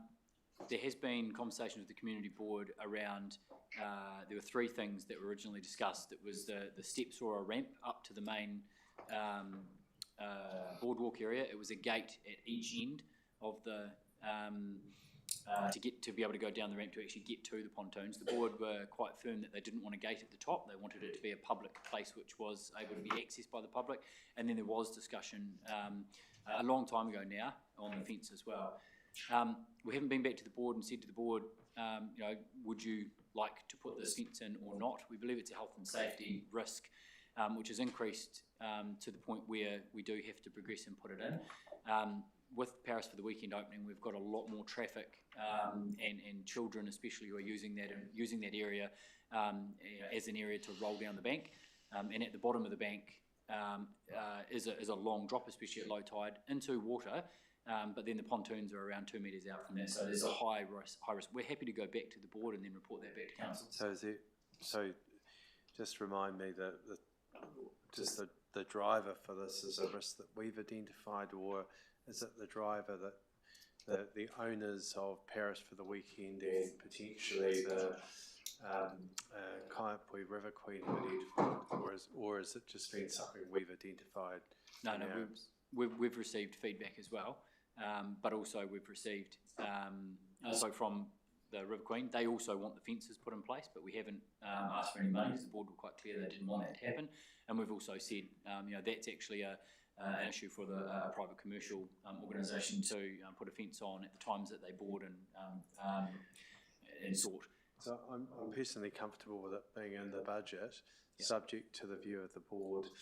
And if the board have an alternate view that it comes to CNR, one of our committees would be CNR for review, although the board can submit on it through the annual plan, but I just remember how controversial that was at the time it was last suggested, and just want to make sure that there is support for it before proceeding. But I'm personally comfortable with it sitting there. Any other questions? Councillor McLaren, followed by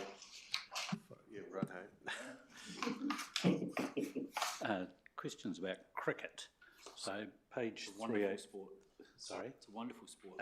Okay, good start. So page 384 and 396, so there was a response to a submitted question in relation to ownership of the main power oval. Clarified that the land is owned by DOC and the building is not owned by the council. So just a bit unclear as to why on 384 we would be paying for insurance and power at the oval, and on 396 giving such a significant grant to Canterbury Cricket when there doesn't appear to be that sort of level of financial support for any other sport in the district. Yep. I'll try and be short with my answer, but there's quite a lot in terms of the way that cricket is actually delivered in New Zealand. So if I'll talk first of all around the actual main power oval, page 384 budget that we've got in there. And a lot of that is historic. So at some stage back in, I don't know, the late 90s, early 2000s, there was modifications done to the Canterbury Country Cricket building, which included changes to where the rifle range is inside that building. So at the time, there was a lease that Canterbury Country Cricket had, but that lease specifically excluded the rifle club area. And at that time, the council were paying for the power and the insurance for the rifle range part of that building, and that's continued through in these budgets ever since that time, so we haven't actually modified or changed that. So I did a bit of research the other day after getting these questions and had a couple of maps which I circulated which showed the difference between where the rifle range is. And a lot of people, if you haven't been to the building, you probably wouldn't even know there's a rifle range sitting inside that building, which is actively used at the moment by a club. So the cricket don't have anything to do with that part of the building, and that's where the insurance and power. So the Canterbury Country Cricket Association, they pay their own insurance and their own rates as well, and their own power as well for the parts of the building that they use. In terms of the grant for cricket, we're lucky in Rangiora to be able to have a first-class cricket ground. Not all small towns of our size have a first-class cricket ground in the country, and we do attract a significant amount of first-class cricket. It's one of the most it's a very good quality cricket ground, and it's one of the most used cricket grounds in the wider Canterbury and New Zealand area. All of those first-class cricket grounds that are currently existing in the country, including your Hagley Oval, your Saxton, all those sorts of ones, they're paid for by local authorities. Hagley, as an example, all of the groundsmen that you see at Hagley and the millions and millions of dollars of costs that they put into their grounds are paid for by ratepayers and Christchurch to do that. So we have a slightly different model here where Canterbury Country Cricket, as an incorporated society, looks after the delivery of that first-class cricket ground, and a number, and that 60,000 or however much it is cost that we provide to them is a small portion of what they actually need to generate to be able to do that. The real cost is upwards of more than $200,000. They do get some fees from every game. They get game fees, and they do then have to go out to external funding providers and seek external funding to be able to actually pay their staff and deliver the services that they deliver. Compounding with that is the increase in the Warrant of Fitness standards for first-class cricket and the increased cricket that is now allowed to be played at Hagley Oval, and the increase in women's cricket, which is absolutely excellent, but also added to that congestion in the current provision of first-class cricket. So that one more game at Hagley has a big flow-on effect and ripple effect on all of those other grounds, pushing down a number of other four-day first-class, Ford Trophy type games into those other areas.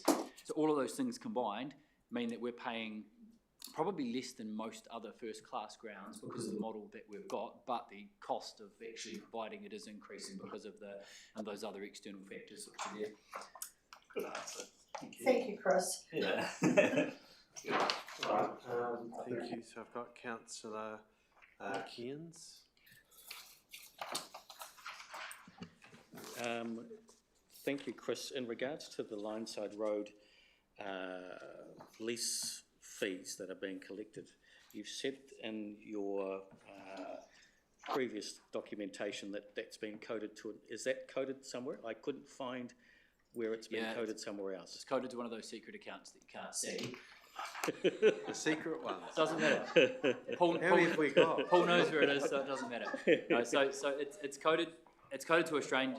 It's coded to a strange place. So we actually have income codes for all of these different areas of the budget. They're just not listed here because generally there's no budget in it. So there's different numbers, like different codes. But if there's no budget allocated to that code, then you don't see it on here because it isn't used. What's happened is that the income for Lineside Road has been coded to an account that it wasn't meant to be coded to. It just needs to be journaled across to that one that you see in here. So we're definitely receiving there. the money. It's in the account. Okay. And there's two parts to that. One is the money that we didn't receive for the first lease. They are paying that off month by month, slowly over a long period of time. So that's great. And the tenant that we've got now is paying very, very regularly. They did ask for a change in the way that they were paying, as opposed to monthly to 6 monthly, and they put up the cows that they have as collateral, so if they don't pay, we've got a lot of cows. But they've been really, really responsible, really, really good tenants, paying all the time, managing the land in a really good way, and they're an excellent tenant to deal with, so it's good.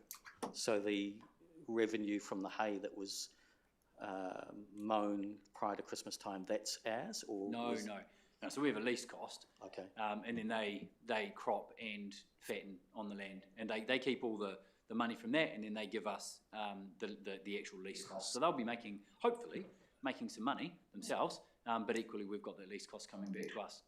The only way we'd be able to actually change that is by running the farm ourselves. We don't have the expertise in-house, we'd have to hire staff to do that, and then it actually just costs more money. Fabulous. Following on from Mr. McLaren's or Councillor McLaren's question with regard to the main power oval, does Canterbury Country Cricket charge the Rifle Association or the Rifle Club for using that? I don't believe so, no. So the $17,000 that they collect from the hire of that, does that come back to us in any way? No? So we're paying for the insurance and the other costs for that building, plus also collecting the fees for the hire of the room. Is that right? So that's effectively... No, so main power, the part of the building which they own, which they occupy, which they have a ground lease of, they collect the revenue themselves, and that goes into being able to offset that difference between the 60k and the more than 200k that they need to actually operate the wider grounds, and also their insurance and their power and their fixed costs for that part of the building which they operate and own. So one final question, the Department of Dock owns the land. Do they pay any rates on the land? No, I don't believe so. Okay. Thank you. It's been a regular matter raised at local government New Zealand circles for those of us who've been to a number of them, where government departments should be paying rent. It's just a lot. That's slightly different because Department of Conservation own that, but they've vested that in trust to us under the Reserves Act. So it's if you look at the very, very far back underlying ownership, sure, it's still the Crown, but we have all the powers as it's vested in us to be able to do everything we want with it. So investing all of those powers with us, they've also vested away their need to pay us rates on the land. And we aren't paying them rates or investment on, or at least on the dog park, are we? No, same Same situation. land, dock owned. Underlying dock ownership. And that's brilliant. Cool. Right. Any other questions here, Councillor Cairns? Councillor, yes, I'm coming to you. I've got a list. Oh, sorry. Sorry, I've got you on the list. Councillor Redmond. Sorry, I was asking Councillor Cairns if he'd finished. Sorry. Thank you. Just following on from that, the Lineside Road matter, and I've got the response. What is the current rental per annum? I think you might have that in front of you in your answers, but I'd have to find No, out. 50. It didn't say the current. Oh, it was 63,000, I think. It used to, it was 70. You used the original lease rental of 73, but you don't say what we're currently. Oh, sorry, 63, I think. I did get the information. I thought I put it into the response. My apologies. I can get that exact figure for you because I asked for it. Oh, that's right, around 63. Yeah, it is. Yeah. Okay, my second question is, I've only got two. I also asked about street decorations, which you indicated related to flags only. Is there a budget for Christmas decorations anywhere? There is a budget to make sure that we maintain, put up Christmas decorations. So there's a budget for the Christmas tree, which costs a reasonable amount to put up and take down every year. The candy cane wraps that we put on the pillars of the Rangiora, the Ruataniwha building in Kaiapoi, etc., etc. In terms of a capital budget for more lighting and Christmas decorations, I believe there is some also, a small amount. But the budget that you'd referred to specifically in the Kaiapoi and Rangiora area, that's the budget for flags, and is paid for out of a targeted rate on the businesses in both of Rangiora and Kaiapoi. I'd like to see where the Christmas decorations budget is. The intention going back a number of years was to incrementally increase the decorations. Is that in the Rangiora area maintenance account? Well, it's Kaiapoi and other.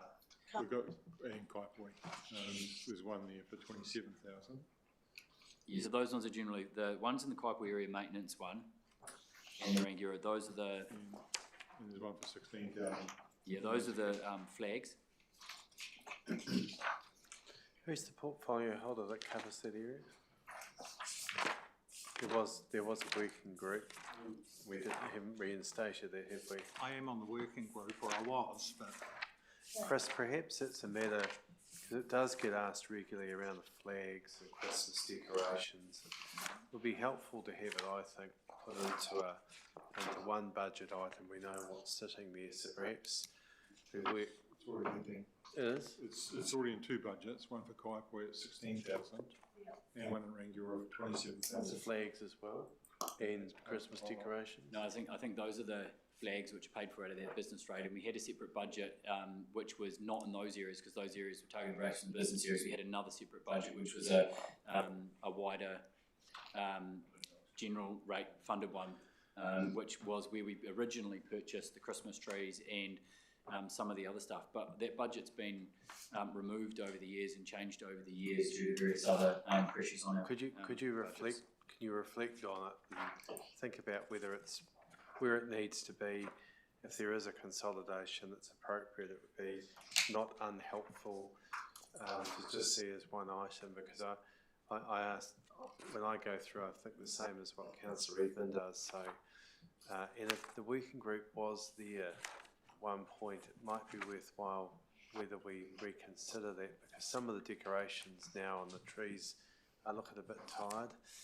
The ones that are up, they're 4 or 5 years old now, so might be time to rejuvenate those and consider the decorations, and especially in light of the new bridge work that's being done as well, how that all fits in.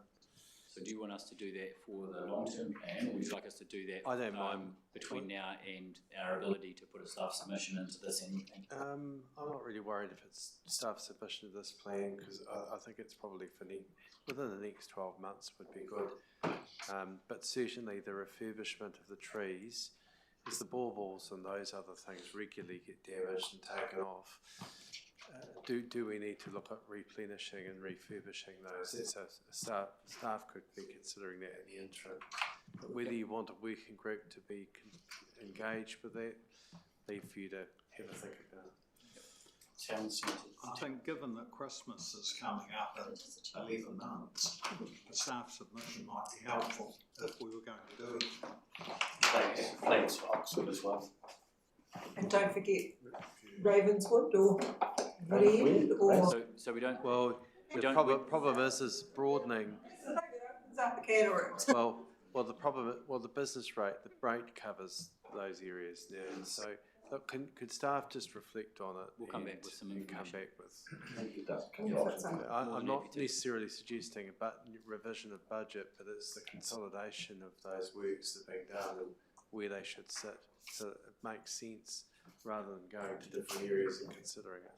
Yeah, we'll bring back a report which goes backwards a little bit about where the budgets have come from, what we've done, what we've spent council, and then we'll provide some options around what we could possibly do in the future and the impact of some of those options.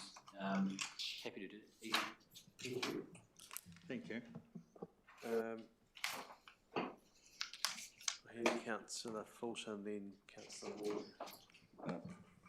Thank you, Mr Mayor. Just back to Revels or Lineside Road. I do recall when we issued those leases, I think asking what the criteria were for the lessee and what sort of evaluation we had. I think I talked about one of those parties had offered me a bottle of whiskey for some few hundred hay bales. And I just wonder, in light of what the recent experience, whether we could apply a little bit more rigour in future. I mean, you know, to whether it's industry consultants or outside advisors, it does seem to have been a bit of an unfortunate experience with that lessee. And yeah, I just think that there's possibly some learnings there, but that's probably not a question, so that's a little unfair. But you might like to answer that. What we've learned about that. Yeah. The lessees, yes, yeah. I won't name them.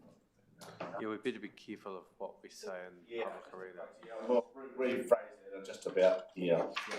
There was at the time, we actually, we did actually go out to an external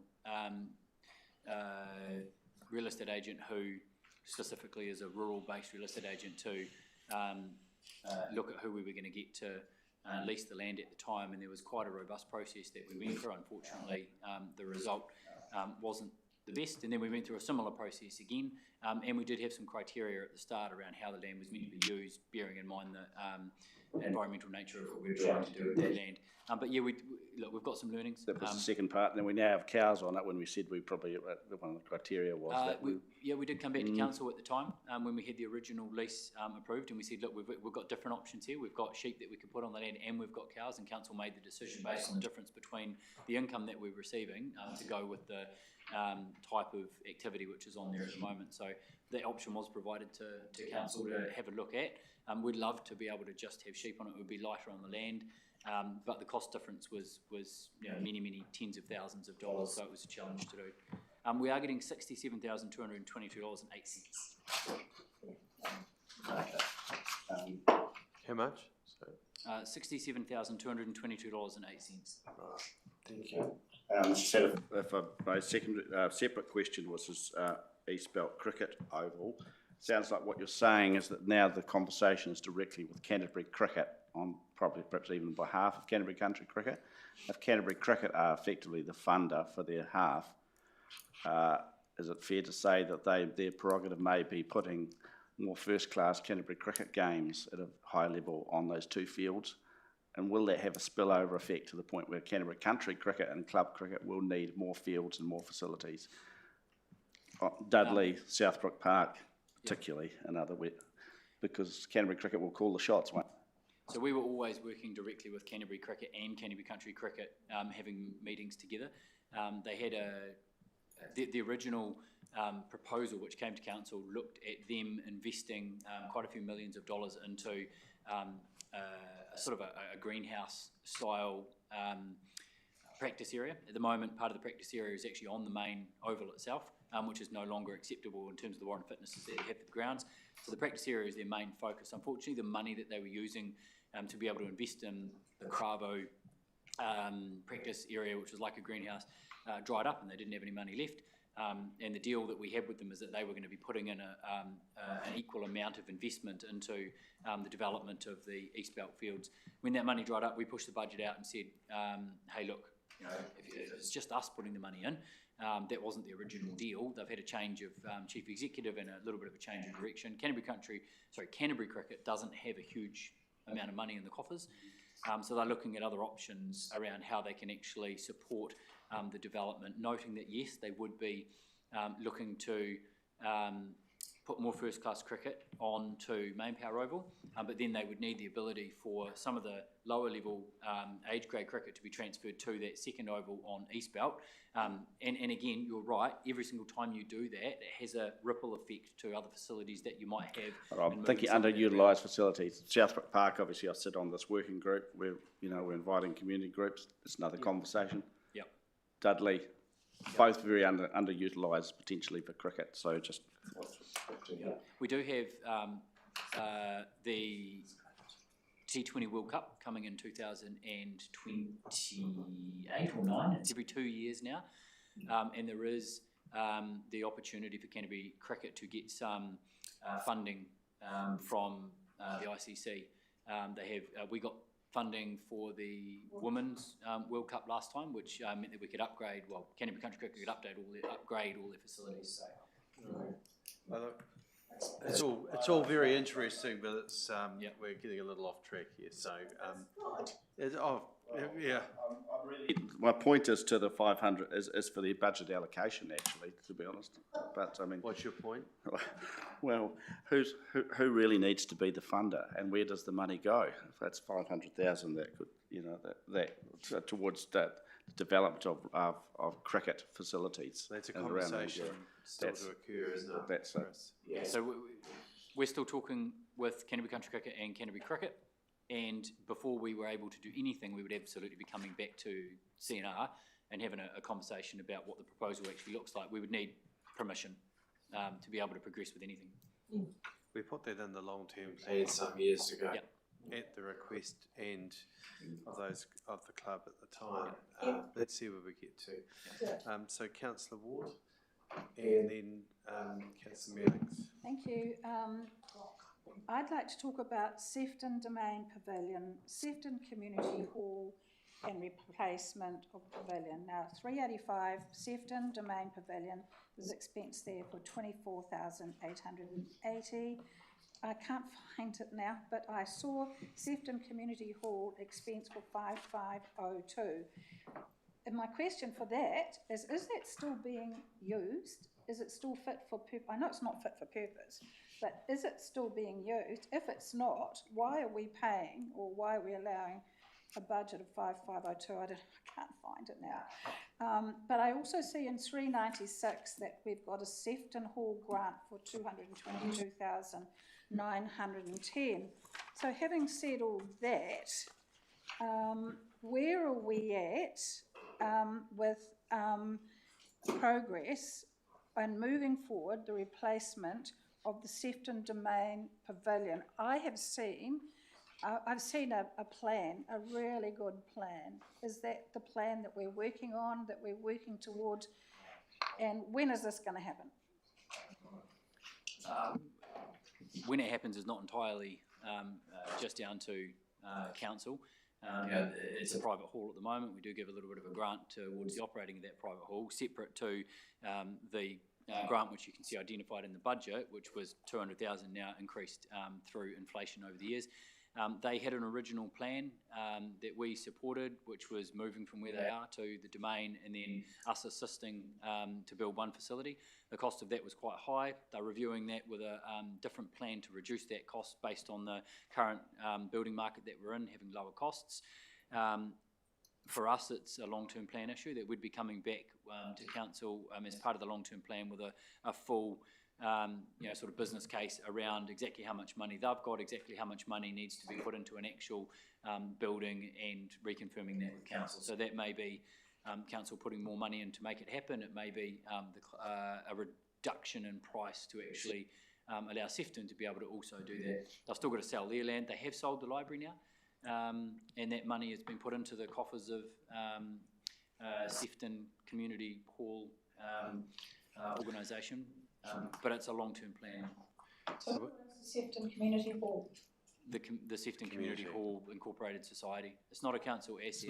It's not really an asset for the current condition it's in. It is used, but Is it being used? Yes. Yeah, it is being used, but it's not meeting the needs of that community, but also it's not fit for purpose. It does need earthquake work done to it, etc. So Chris, this will come back within the next 12 months with development of the LTP, because when colleagues, we had the interview through the year at the start of the term, that was one that was raised that colleagues would like to see advanced and supported, because there hasn't been any investment in the Sefton community of any significance in certainly in the time I've been on council.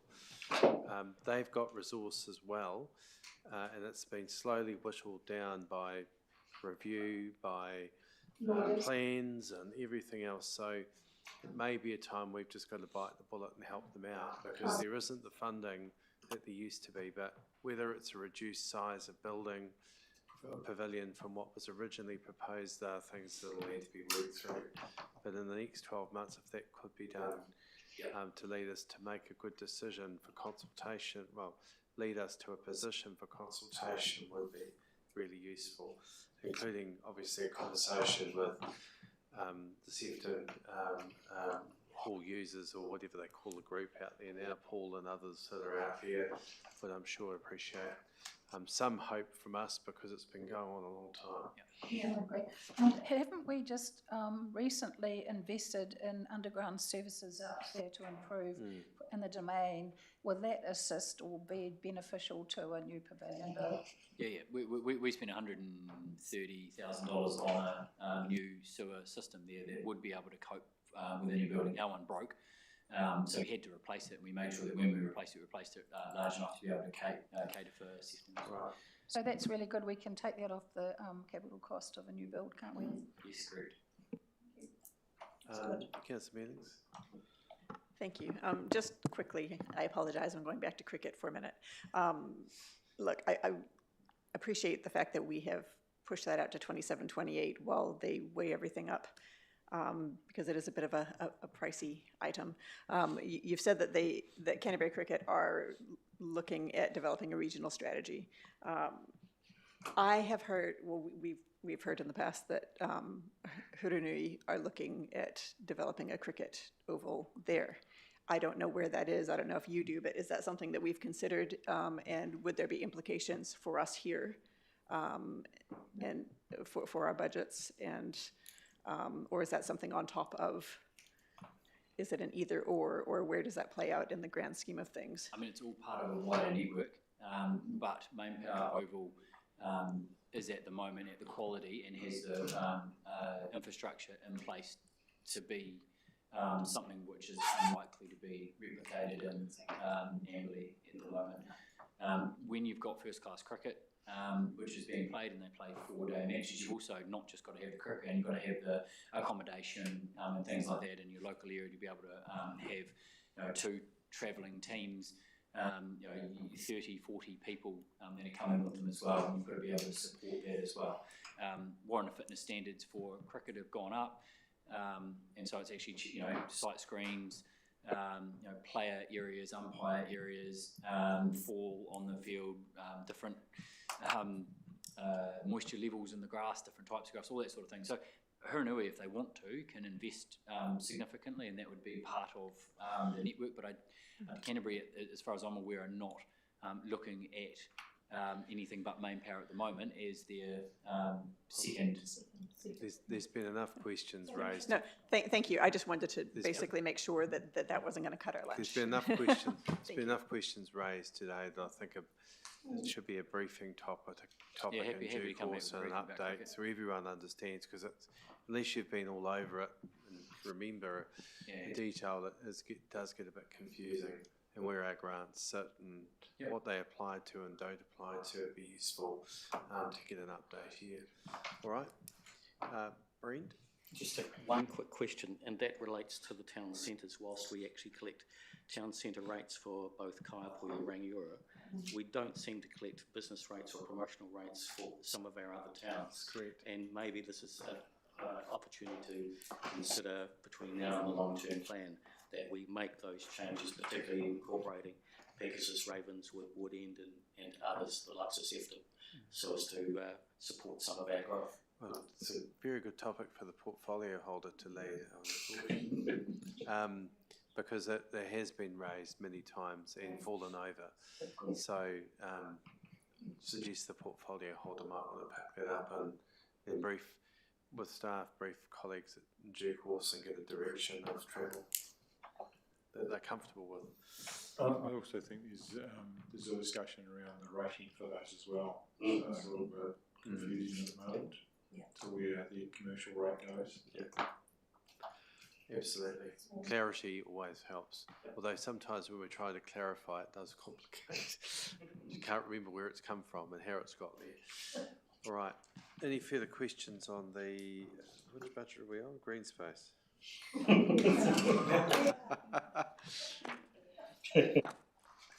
Yes, Deputy Mayor. Thank you. Just a point of clarification, on page 380, it refers to a land purchase community centre Ravenswood. I wasn't aware we've made a decision about a community centre at Ravenswood, although we may have made a decision about a land purchase at Ravenswood for various purposes. Yeah, the council has made a decision around land purchase. The council also made a decision a long time ago about the building of a community centre in Ravenswood as well. That's been pushed out over a number of years into long-term plan budgets, but I believe there is funding at the moment in year, I'd have to go and look, maybe year 8 or year 9 of the long-term plan for a community facility to be built in the Ravenswood area. We did 2 feasibility studies in that wider area to look at whether or not we were going to build 1 or 2 community facilities, and the evidence showed and was supported by council at the time that we would build one in Pegasus, which was quite small, 380 to 400 square metres, and then a larger 800 square metre community facility space in Ravenswood based on just for clarification, Ravenswood's a subdivision at Wood End. Yeah, North Wood End. North Wood End. So I think there is budget in the long-term plan in outer years. The budget you're looking at here, the $4 million, is for the land purchase, and that land purchase extended beyond land that a community facility could go on, and it also included provision for land in the Wood End area for other recreation facilities in the future which might need to be built, noting that we hadn't made a decision on what they may be, but if you don't purchase the land now, then you're never going to have the option to purchase it in the right place in the future. Correct. So you're happy with the description on the line? No, we can change that from Ravenswood, we can get rid of. We've changed it in the consultation document. We've taken the word. And that's actually carried over into next financial year. You can see the 4 million in red. We are hoping that that'll be resolved this financial year. The money is actually in this current financial year, and we've got they're getting valuations at the moment, and they should be back to us in the next 4 or 5 weeks with that valuation that they've got, and we should be able to then come to council and say, hey, look, this is what they want for the land. But that is currently a PX process that we're going through with their landowner. No, that's fine, thanks. Any further questions? All right, so we'll That's the green space budget. I think we'll break here because I think 3/4 of an hour, so back by 2. Thank you, everyone. Chris. We're going Few through. more to We're go. going through there, right? Done with your side.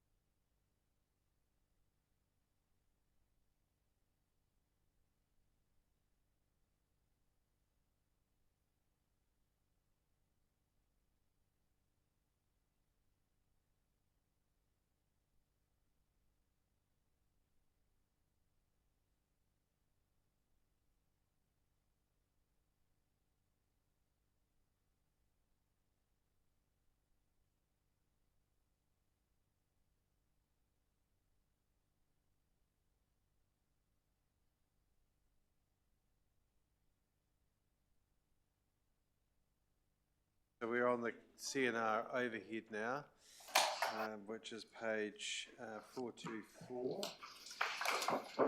403. 403. Oh, yes, there we go. In fact, it is, yes. Where did I get that from? Happy to skip them. Did we do those with Which one? the cemetery? Cemeteries are part of the overall green space budget on No, page green 400. space. Did you have a question about it, Wendy, or? Page 400 and 401, so they're contained within the green space budget. We didn't do that. Well, we've done all the green space budgets, but is there anything you want to go over with that? Now's the time to do it. No, what I was actually, here are the cemeteries. I just was going to say that I'm really impressed with the quality of those cemeteries are great. But the other thing is that I just thought, the cost of having to do an interment for a little child was quite high. But then I was going to ask Chris what's the story with that. So, Chris, do you want to answer that? Do we know where did you find that, Wendy? The child interment? I don't know, 400, it was. Yeah, I think in the commentary there's a 351. Oh, right. Yeah. So, with that place, because I just think when you lose a little one, and that price to have a little children. So are you talking about the stillbirth or baby interment on page 351 at $258? Because I've had a nephew that's had 3 children. So Born in 1.2 days. yeah, so I mean it's generally based on the tendered rates that we get from our contractors to undertake the work, and then we offset that cost by having our fees and charges. It's been at that rate with a CPI inflation adjustment for a long time. We still have to get a contractor to go out and prepare a plot, even though the size of the plot is obviously a lot less. It's only a little wee.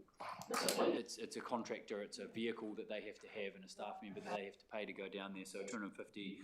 250 is fine, but that child interment at 101, same as a full cost one. So a child interment, generally they're still digging a hole which is the same depth as another type, so they're still going to get a digger down there and do the work. Even though it's a slightly smaller hole, it's still Right, it's still quite deep. Yeah, just my womanly instinct that I thought was a bit mean. It's more reflective of true cost as opposed to the sympathetic or So the question is, do we want to revisit those fees? And Well, personally, I just think that is, I would like to have that, you re-look at that for a child, because quite often when there's a child that is being buried, it's a young couple that are having to find the funds for that, to pay for that child to be buried.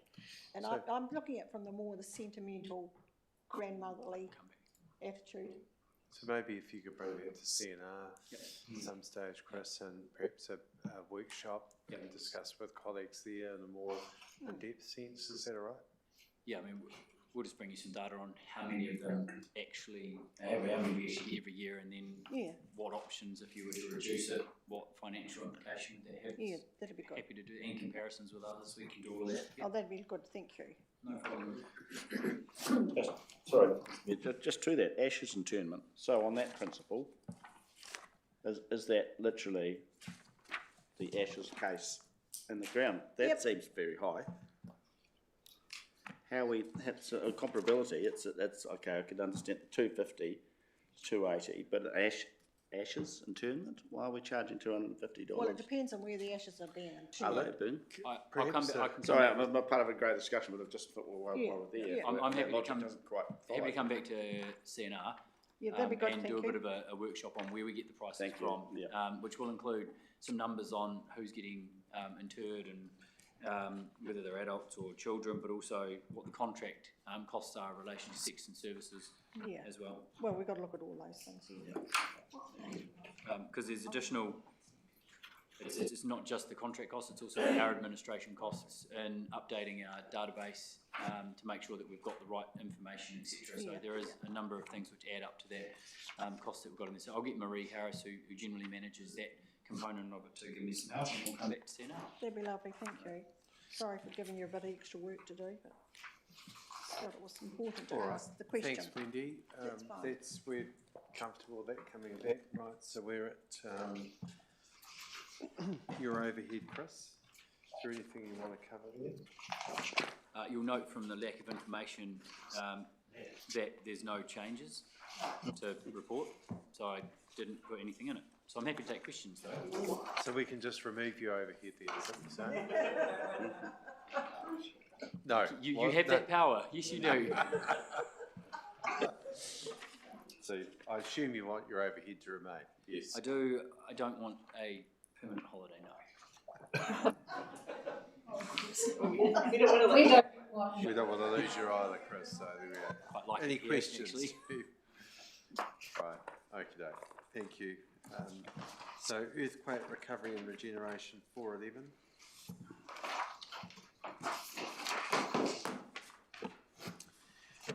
Hopefully the commentary was reasonably self-explanatory. There were no real significant changes, so just happy to answer any questions. Okay, any questions on the Councillor Fulton, followed by Councillor McLaren? Thank you, Mr Mayor. And can I understand you've been very involved in this for a number of years, haven't you? Going back 2-3 years, weren't we sort of just about finished with allocation of some projects to earthquake recovery and regen? And yet we've still got ongoing. So I don't know who can answer this, but it's like, even for coding and allocation, what is the foreseeable timeline for this body of work? Earthquake recovery, and how long do we keep on calling it earthquake recovery and regen? Good question. Yeah, we have said before we're getting very close to the end of the program, and I guess in terms of the overall capital spend of the program, we are 95+% of the way through. There were some projects that were multi-year that are now just coming into their final year, examples being the Huria Reserve Heritage in the Hingakai area, which was a 5-year program, but is now running a year late. There are some projects that got pushed out into future years as well. So there was the car and boat trailer parking project, which still sits out another 2 years away yet, and also another budget provision for a stormwater management area out in part of the Kaiapoi East regeneration area. So those are retained and still there. And I guess the reason all of these works were funded through the earthquake recovery loan. And so that's the reason why this activity has basically been kept open, is just to see those last projects through, because they need to be funded through that earthquake recovery loan, and that's structured slightly differently to how our other capital works are.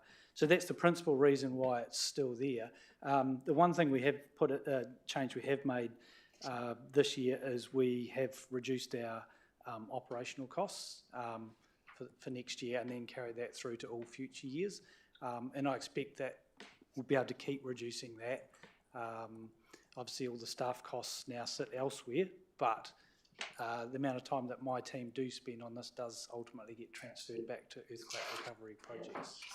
So are we saying that we can actually only ever tag that original or further extended loan money for earthquake recovery to these projects? We could, even if we wanted to, because it's loan funded to that, we can't switch it out and call it, community development or parks and rec or infrastructure or something else. I just think in terms of the community perception of these projects, that's, Yeah, it probably needs some. The mechanism in this case rather than the naming of the organisation, yeah. This is the mechanism, that it is what it is. Yeah, I guess that's a council decision, but I'd probably rely on some of the advice from the finance team on that, just as to how that was structured. Because the earthquake recovery loan was structured slightly differently. The reason why we had the earthquake recovery loan was to try and ring fence it and show the community how much it cost us from the earthquakes, and we're still actually adding to that loan. We've probably got another project that's going to come up for decision today in the PX agenda, which may also be added to that loan. Well, you've seen the same thing happen in Christchurch City. They still haven't finished their capital works. Well, I think I said something the other day, which they had, but it'll just keep on. We'll keep on finding stuff. There's a point in time when I suppose you've got to close the account off. It is possible to keep on finding stuff. That's what you said. I mean, Yep. Yep. Yeah, I'm intending to agree. There's a point in time where you close this account off and just let the loan funding transfer that in. Well, you let the loan funding close itself out over time, and it's not added to since then.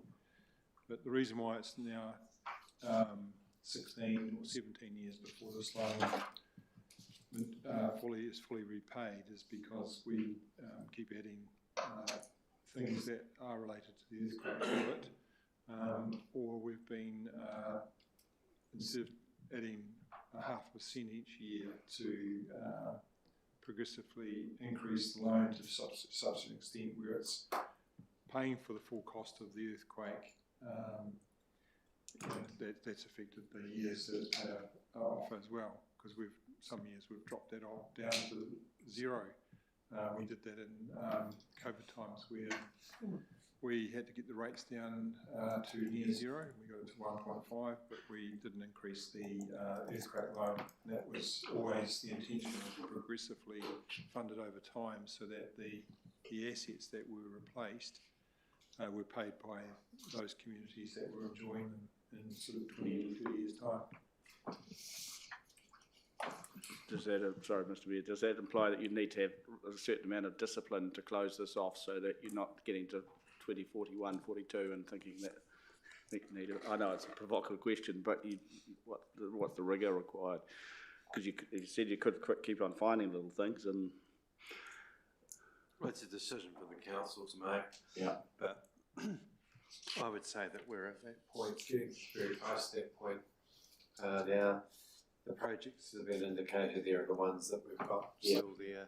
The bridge, William Street Bridge, Balustrade was definitely one that was damaged, and that was a justified project. But starting to get beyond that is probably stretching what it was originally intended for. So I think there will be a degree of rigour required for us to get to a point to say, well, that's it, and we now move forward, and that they would become capital projects that would have to stack up against everything else rather than just being added into another loan.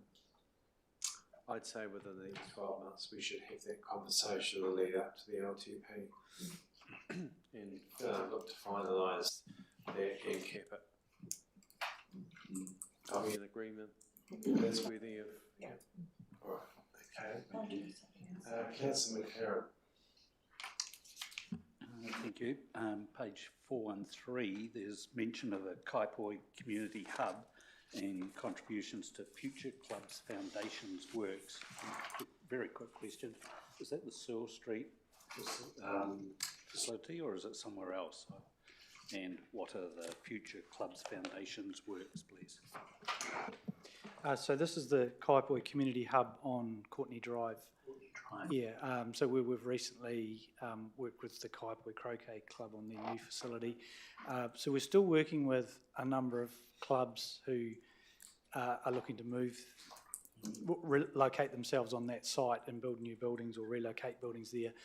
There was a decision made, it was over a year ago now, that some of the budget that we already had, the capital budget, we would offer to those clubs just to help contribute towards their foundation costs, just because of the impairment in the ground conditions. So that was in the order of $25,000 per building.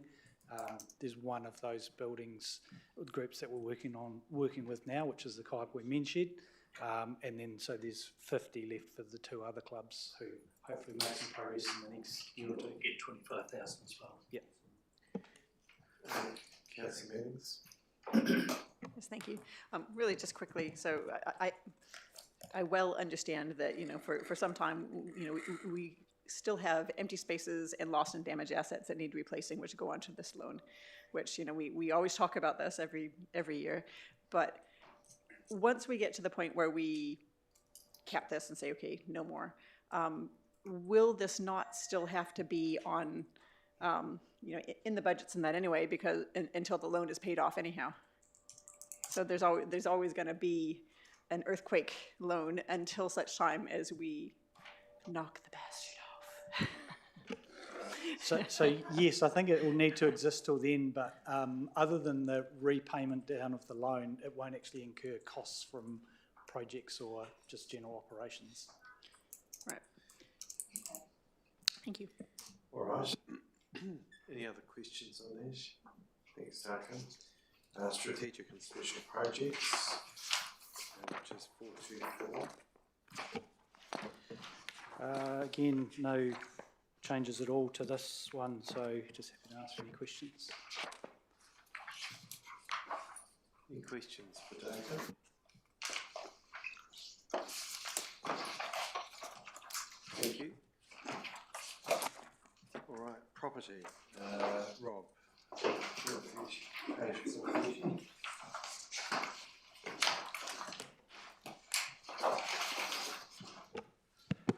Good afternoon, everyone. I will take the budget commentaries and papers as having been read, but probably just make the note that the key changes are in the forestry and the housing activities, and that both of these relate back to reports from September and December last year. So there's a bit of reference back to those if you can recall. But over to questions. Thank you. Are the properties that we asked questions about at the end of last year now got firm plans and enough budget to make sure that they can be I guess being available to those who need them? And they were the ones that there were quite a significant number last year, so what's the status of that?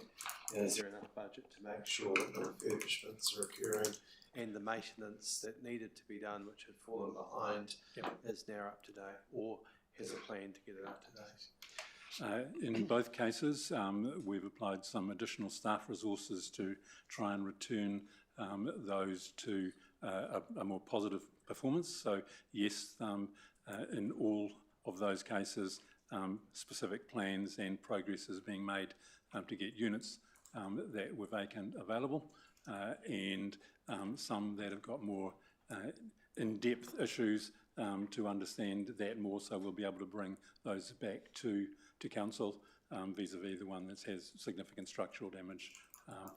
On the maintenance front, we've also applied significant extra effort to try and turn that around.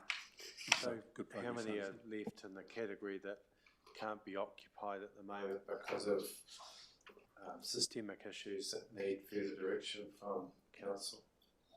Sorry? How many are remaining that can't be occupied at the moment that have still got work to be done? Really, there are only the two.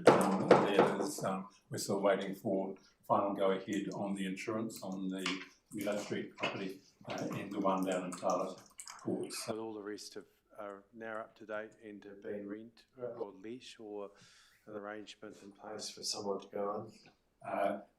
They are all well progressed in the refurbishment work that needed to happen to bring them up to A, compliance, and also the appropriate standard where we've removed asbestos. So they are now progressing with the resources to support those works. So there's two that haven't progressed, but the others are in train. So perhaps if you could report back to us just I'd just like to know the forward progress on these to make sure that we understand how many and what is the status of those and how long it's going to take to get people into them. Especially when we're in a situation where we've got a housing crisis, so to speak, where we've got properties that could be let if they're up to date.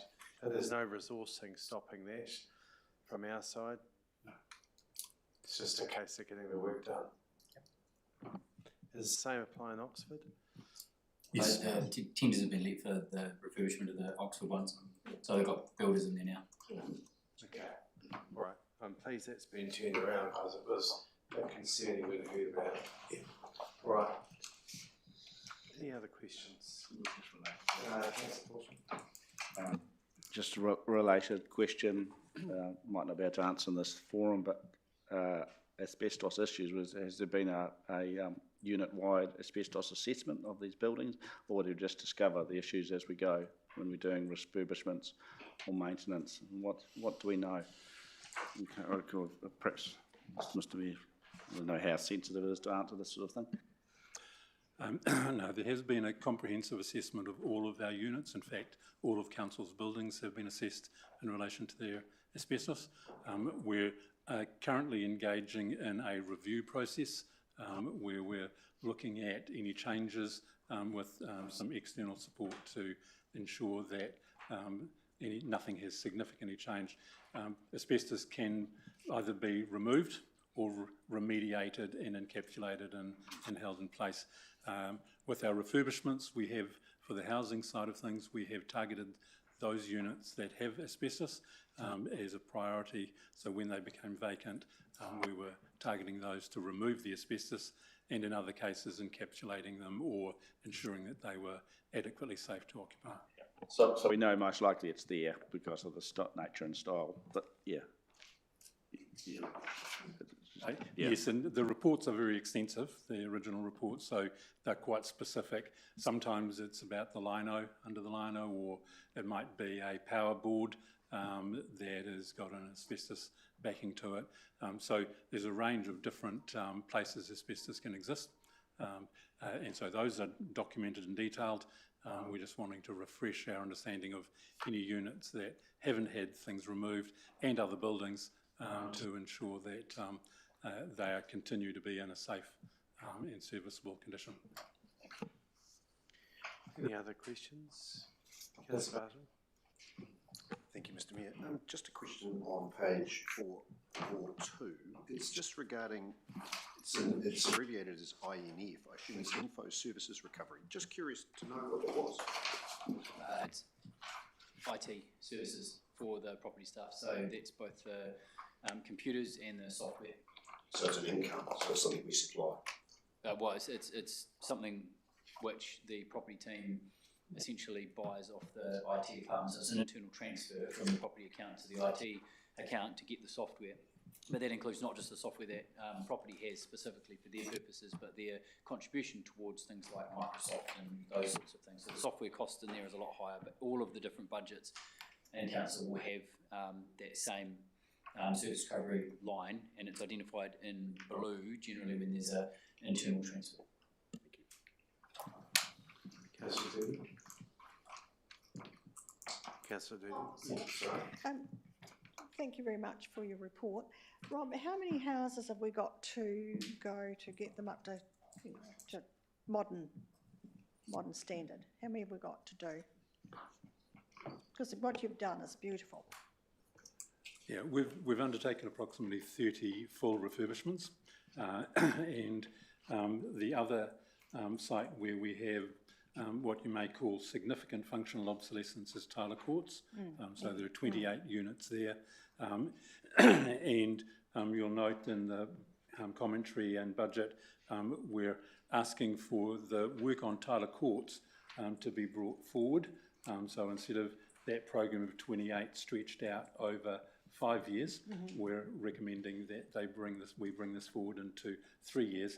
That's largely because whereas previously we were responding very much to a vacancy, so as soon as a vacancy came along, we would then go and refurbish it if it fitted the criteria. We're through most of those in Oxford and Kaiapoi that were prioritised for asbestos or other reasons. And Tyler Courts, for a variety of reasons, lends itself to refurbishing blocks of 4 in a more efficient way, but also in order to introduce the shared heating and cooling and the hot water approach that we're looking to bring forward. So there's 28 units there, and then beyond that, the bulk of the remaining units that need some work are not as extensive in terms of the nature of the refurbishments, whereas the ones we've been doing to date and at Tyler Courts, we're demolishing and open planning and doing both kitchens and bathrooms, extensive amount of work, generally requiring a building consent, whereas the ones beyond that, many of them are what I might call a more lighter refurbishment, in that we're not demolishing walls. They're already got a functional layout that is efficient and effective and acceptable. It just may be that the kitchen or the bathroom needs an upgrade. Yeah. So is this one also where they used to use a community sort of a place for their washing? Was they got all the individual washing facilities? You know, no, I mean for for clothing, I'm meaning. Yeah, well, Tyler Courts is the only one where we've had shared laundry facilities. That's that is to say, facilities. A separate building so that our elderly, some of which are very elderly, have to leave their house to go to do their washing in a separate laundry. So part of the refurbishment is generating a much more efficient use of the space that they've got, and also some spaces that were utilised inside the footprint of the house as garden sheds.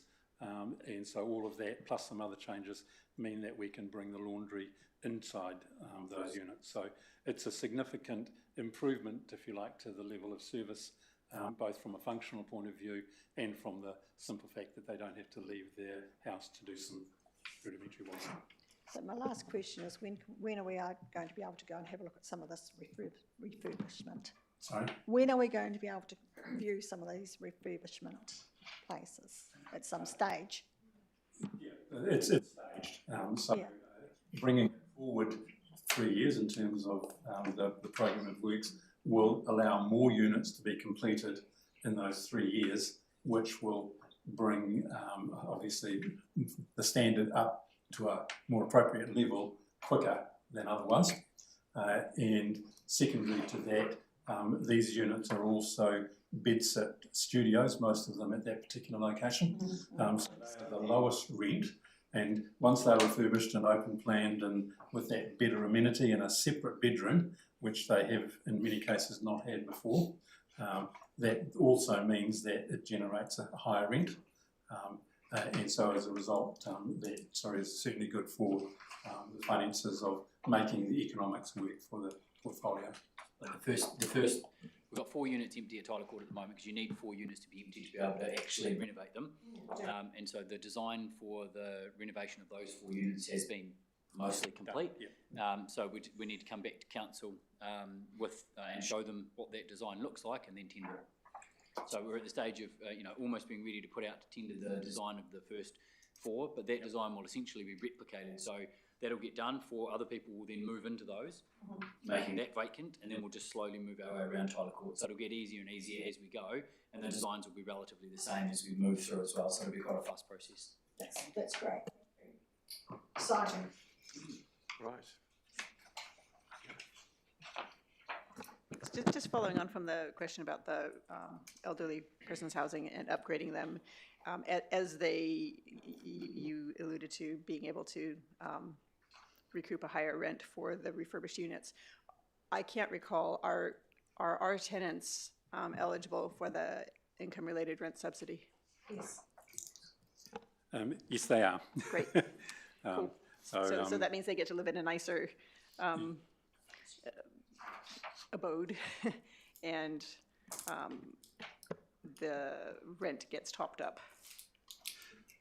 Yes, for so the government pays 70 cents an accommodation supplement above a certain threshold, and we are above that consistently, and below an upper threshold. So any time you get a rent increase in between, it might be a $10 rent increase, but in effect, the tenant is paying $3 of that, the government pays $7. So that, I guess just highlighting that we are actually able to recoup that investment in the nicer facilities whilst our tenants get to live in a nicer place, and Correct. there's a subsidy, is that right? Yeah. Absolutely. So just on page 453, from interpreting this correctly, these are supposed to be break even, showing $500,000 loss. What's the process to get us back in the situation where we're in a healthier financial situation? This is uneasy. Because these are supposed to be break even, is my recollection of the philosophy we had here. Sure.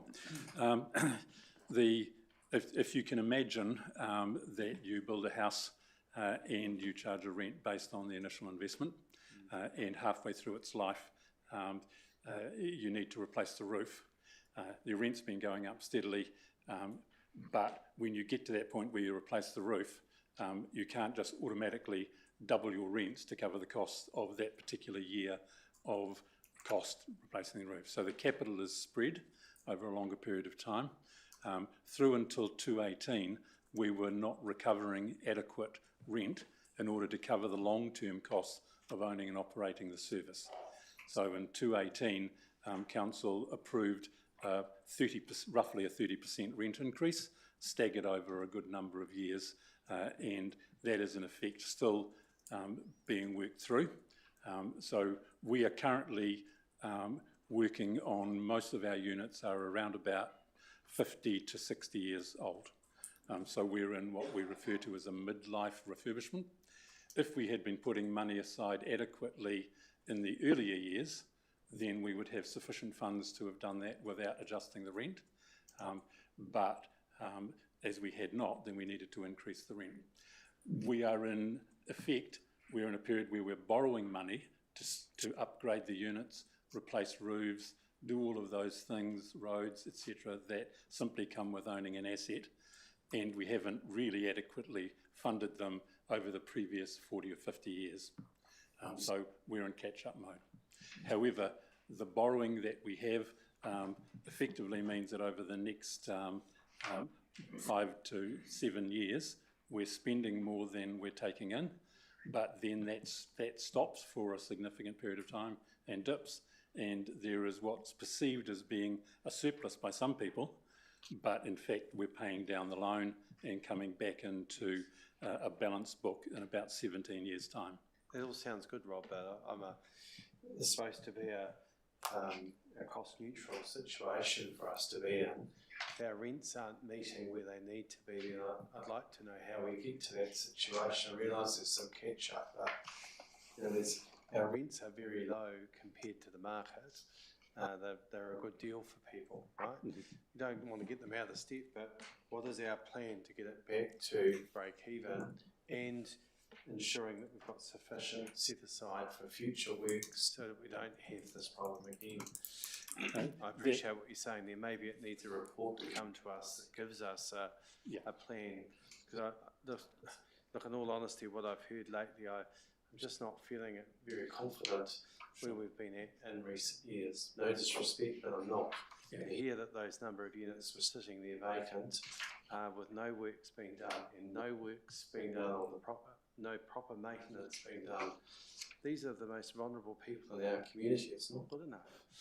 So I do want to know that we've got this under control and that we're not getting into a situation with what I was told at the end of last year, which I did relay to our staff, because that was not a great situation. And if that had made its way through other means, we'd have had a lot of explaining to do in the front pages of our local community papers if things weren't got onto an even keel. So I'm just not feeling confident at the moment that we've got this under control, and I'd like for my confidence to be restored. We're happy to come back to see how the workshop looks at the maintenance that we've got to do, what we've already done and what we're planning on doing, but also we do have spreadsheets that sit behind these numbers which show the long-term forecast for our capital replacement program and our vent increases and where that breaks even. We've done a little bit of that in the reporting, in the last property report which came to council, but we're happy to actually run a workshop where we can go into a bit more detail about exactly what that financial forecast looks like. It's not a problem. I just think we've just got to get us back to a situation where we're feeling that confidence. Yep. Yeah, well, we want you to have the confidence, so we'll be as transparent as we possibly can with all the data which gets added into this annual plan behind the scenes. We've got all that there, so we'll do a workshop. Okay, but at the moment you feel we've got sufficient revenue coming in to undertake the works that are required to get these up to scratch, and in a good situation. Well, that their maintenance is up to date. That there's sufficient budget here to do this work. Yes, we do. I think it's worth looking at I think we're talking cross purposes and things. Currently, the pension housing account is effectively loans of around about 5.8 million. That's shown the equity of that account that's shown there. But what I think we're saying is that it's not until year 17 that equity will then turns around to be in the black rather than the red. And I think that's looking at the total program. I think what the council probably will see is the asset management plan of how that gets back into the black from what we were sitting at the moment of about 5.8 million. Yep, okay. Question to that. Thank you, it's an interesting discussion, but if we describe this as a midlife set of assets that we're upgrading, say turning to bed sits to other more income generating properties, and we have 17 years till we get to that point. In 17 years, aren't we going to then need that new roof or that new wall, or to demolish the thing altogether? And I mean, if just because there are old assets, we're chasing this tail, aren't we? So 17 years, it's not a linear thing, is it? We're going to need some upgrades quite substantially. Correct. The modelling that we've got basically looks at an average survival of housing in New Zealand, which was based on some historic studies of around about 90 years. And there's a lot of things that go into that, and arguably it could be longer than that. So the midlife refurbishment that we are currently undergoing, kitchens, bathrooms, roof replacements, and a whole lot of other upgrades, sewers, roading, all of that is aimed at getting us through another 40 to 50 years. So at the end of that, the modelling shows that we've got sufficient funds to, at that point in time, replace each unit. So it's a cash flow model as opposed to a backwards-looking depreciation model, if you like. And it allows 4 years when you are paying a mortgage. And then when you come out of that period and you've paid the mortgage off, it allows for a good number of years where you're actually building up a sinking fund to replace component bits, because there are other things that will happen. Not everything lasts for 40 or 50 years. So the idea is that adequately funds all of the expenditure, operating and otherwise, and then allows you to have sufficient funds to replace the units when they get to approximately 90 years of age. Additionally, the new units that we are building at Courtenay, because we got external funding for half of the cost of those, we've only had to draw down a loan for half of the cost of those. So we're still going to be receiving a good amount of rent for those, but they should be in a positive cash flow situation much sooner because of that funding we got from MHUD, and then that'll go towards replacing those, but also other assets in the portfolio as well, which is really good. So I guess what we're looking for is that the confidence that the model that we've got is sound and is delivering the refurbishment program that we said and agreed some years ago. And if there's deficiencies in that, how do we fix that? And because we just don't want to get into a situation where these are falling behind and we've got big catch up. Now you're telling us that that's where we're at, that's great. I'd just like some evidence that that's where it's at. Because, as I said before, there were some examples where that hadn't been well managed and we've fallen behind in some. Others, I hear, people are very happy with what we deliver.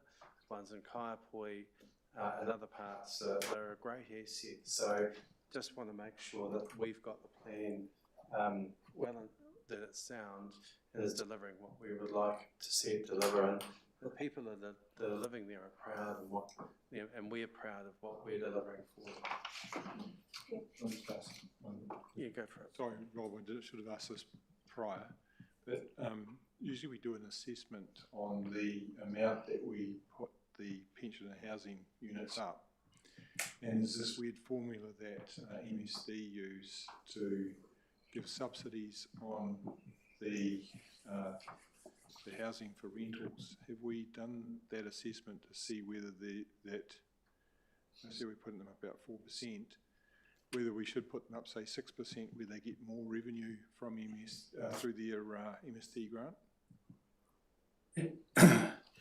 At the moment, the way the model is operated is to charge only that which it costs to own and operate the service, including all operating and capital expenditure, over that cycle of 90 years, bearing in mind that we have other units that are built at different points along the way. So not everything is built at the same age, so there are different times. The cash flow on each of them has its own modulation. But in terms of the ability to charge more, we have no constraint on us charging more than that cost recovery model. So we could charge up to market. That has some implications on affordability for the tenant, and that has been something that Council historically has been quite conscious of, but technically there's no reason why we couldn't, just like any other private landlord, charge a market rent for our units. And in fact, the government refuses to treat us like a community housing provider. They treat us largely, apart from the loan that or the funds they've given us recently, but apart from that, they treat councils exactly the same as any private landlord. So in one sense, we're not maximising the accommodation supplement the government is offering to support housing. So those are discussions and debates that council could certainly have to explore whether or not we want to adjust our rates accordingly. Yeah, okay. I just remember when we did the Kaiapoi ones a few years ago, we put the rents up about $7 a week. And we got a lot of moans coming back at us, but they actually got a grant of $14, which meant they were $7 off better a week. I think we should have another look at to see whether that's a possibility. That it's a win-win for both the people that are in the homes as well as the council, that we can actually put the rents up, but they actually get more on their hand. Then we used to run a forum with residents every year to help them through that, the grants process, or every so often, make sure that they weren't any worse off. It wasn't every year, but we did used to do it. It was quite often, wasn't it? It was, yeah. Do we still do that? When we went through the process of reviewing the rents in 2018 and agreeing that over a staged period we would increase the rents by 30%, we met with all of the residents, we talked through what the program of midlife refurbishment looked like and what impact that was going to be on the rents, and explained to them that they were eligible for the accommodation supplement. WINS came along to those workshops with residents and there was general acceptance of that. I think the recent years a number of residents are finding it difficult. Obviously cost of living has gone up for the elderly and they're on a relatively fixed income. And in terms of how the accommodation supplement works, it tends to advantage couples a lot more than single people. That is both the superannuation settings and the accommodation supplement advantage a couple over a single person. And that's a government policy, and we're not in a strong position to influence the government to change that, but it's a reality that we're aware of, and the majority of our tenants at the moment are single people. So we're just conscious of managing exactly what that level sits at in terms of the pressure on their finances. We have in past years done quite extensive studies into what we believe, using studies from Otago and other places about the cost of living, as to what money is left over after you account for an elderly person's income from superannuation and accommodation supplement versus the likely costs going out. And that allowed us to gauge a sense of affordability for them. It's not an exact science, unfortunately, because individuals' choices between needs and wants are obviously quite flex. But we certainly have taken quite a lot of time to consider that, and those were part of the discussions in 2017, 2018, when we set that rent change in place. Well, it'd be good to see that come back at some stage and just to see where our model's sitting and its soundness going forward. It'd be great. All right. Any further questions? Okay. Thank you. Thanks, Rob.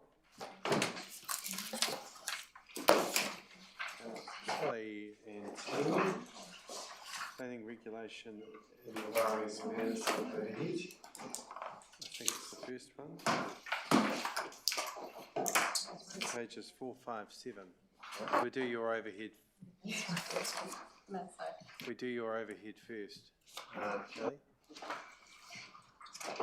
Thank you and good afternoon. So this is the overhead budget for planning, regulation and environment that really covers my cost, as well as some provision for legal fees across the department.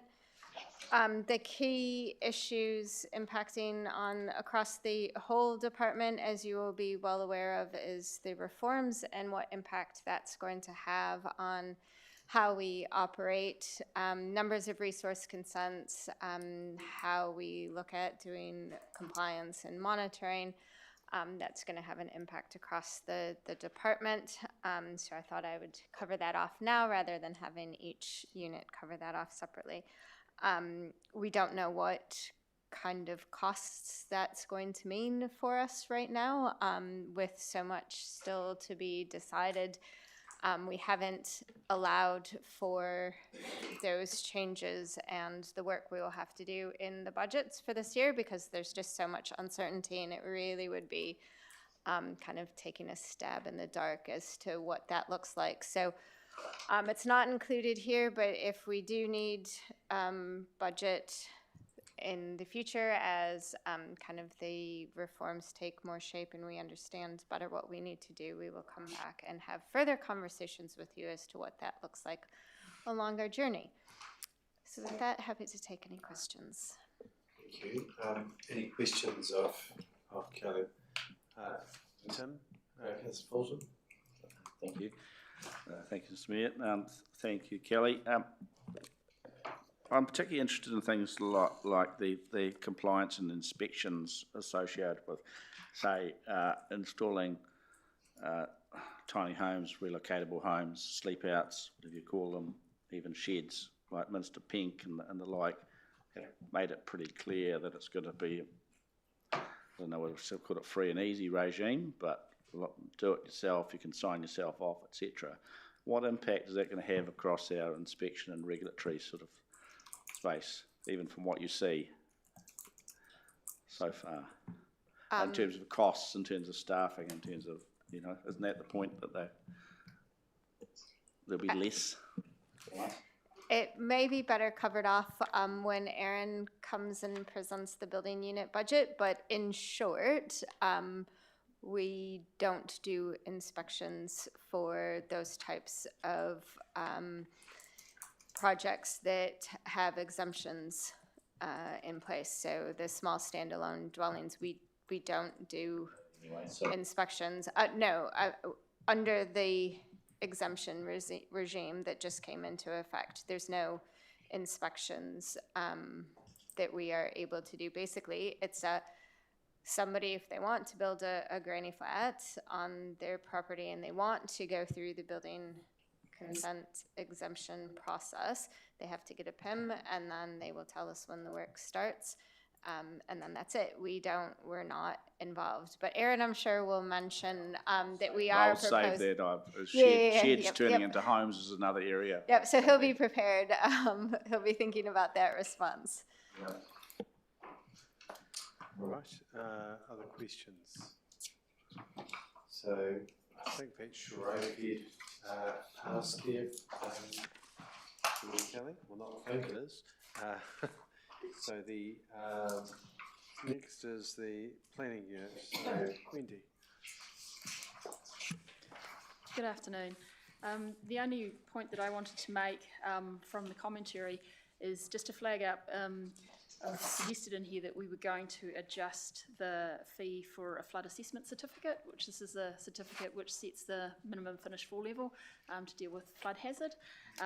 We found we have a fee in place of $200 and it's not really covering the work involved, and I've suggested it being increased to $460. But what we're actually finding as we're working more with this process is that there's probably scope to have a tiered system. Some are more complex than others, and we think we will be able to offer a fee that's sort of halfway in between for the simpler ones, and the more complex ones being the higher level. But we need to do a little bit more work on that, so we think that's something that we will bring back to Council for consideration closer to when the fees and charges are settled. Thank you. Any questions?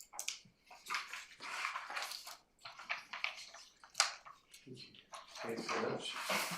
Oh, hold on.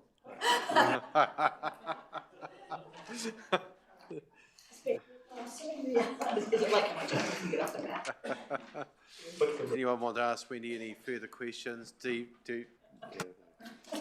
Right. DP, the Development Planning Unit, Matt. Thanks, good afternoon all. Not that it's a race, but I have been asked to keep this short. In summary, no more district plan and lots of reform coming, and happy to answer any questions.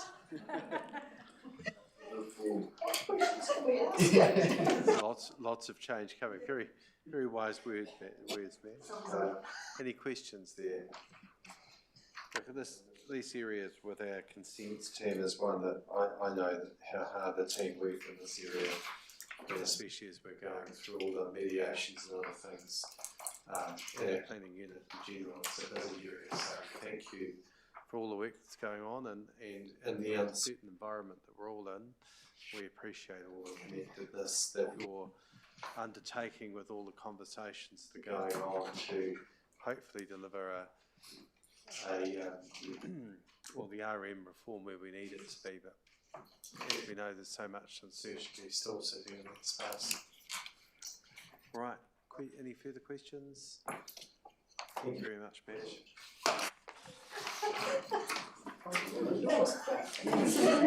The building unit, shall we just, let's spice it up a bit.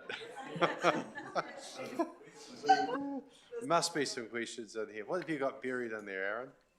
Alrighty, hit me with them. But first of all, I'll give you a brief summary. So in this budget, we aren't actually predicting major changes to our work volumes. The forecast and looking at the trends to date have been very similar, and the conversations we've had with our customers very similar to previous years. The main adjustment that we've made is our 3.2% increase in line with inflation, and a few adjustments to our fee schedule. Of course, a lot of the services that we undertake are covered by the fees that we charge for those services. You might notice that we introduced a fixed fee for small standalone dwellings, and that was to give people an option to get a building consent even though they could go through the exemption process getting a PIM. So now I'll attempt to answer Councillor Tim Fulton's question. So in terms of the effect of some of the legislative changes, the exemptions that have been brought in by Minister Peng, one of them is around smaller buildings like sheds and sleep outs. Now, a lot of those people never got consents for anyway. They just stuck their, garden shed up against the boundary, and technically they were illegal. So what this piece of legislation has done is legitimise all of this illegal building work that's gone on throughout the nation, and so we don't really see much change in what comes to us. We got the odd sleep out. Now the granny flats legislation, so typically we would get about 40 of those a year that would come through with consent. Now there will be a little bit less work that we have to do for that 40 odd if that we still get the same sort of number coming through. It doesn't have a major impact on us, but at the same time we have a more complicated PIN process that people have to go through, and we're noticing an uptick in the inquiries that we're getting around how does this legislation work. So that public information work has gone up for us. That legislation's almost been in, or the ability to have one of these has almost been in for 2 weeks, and we haven't had one PIN come through for that yet.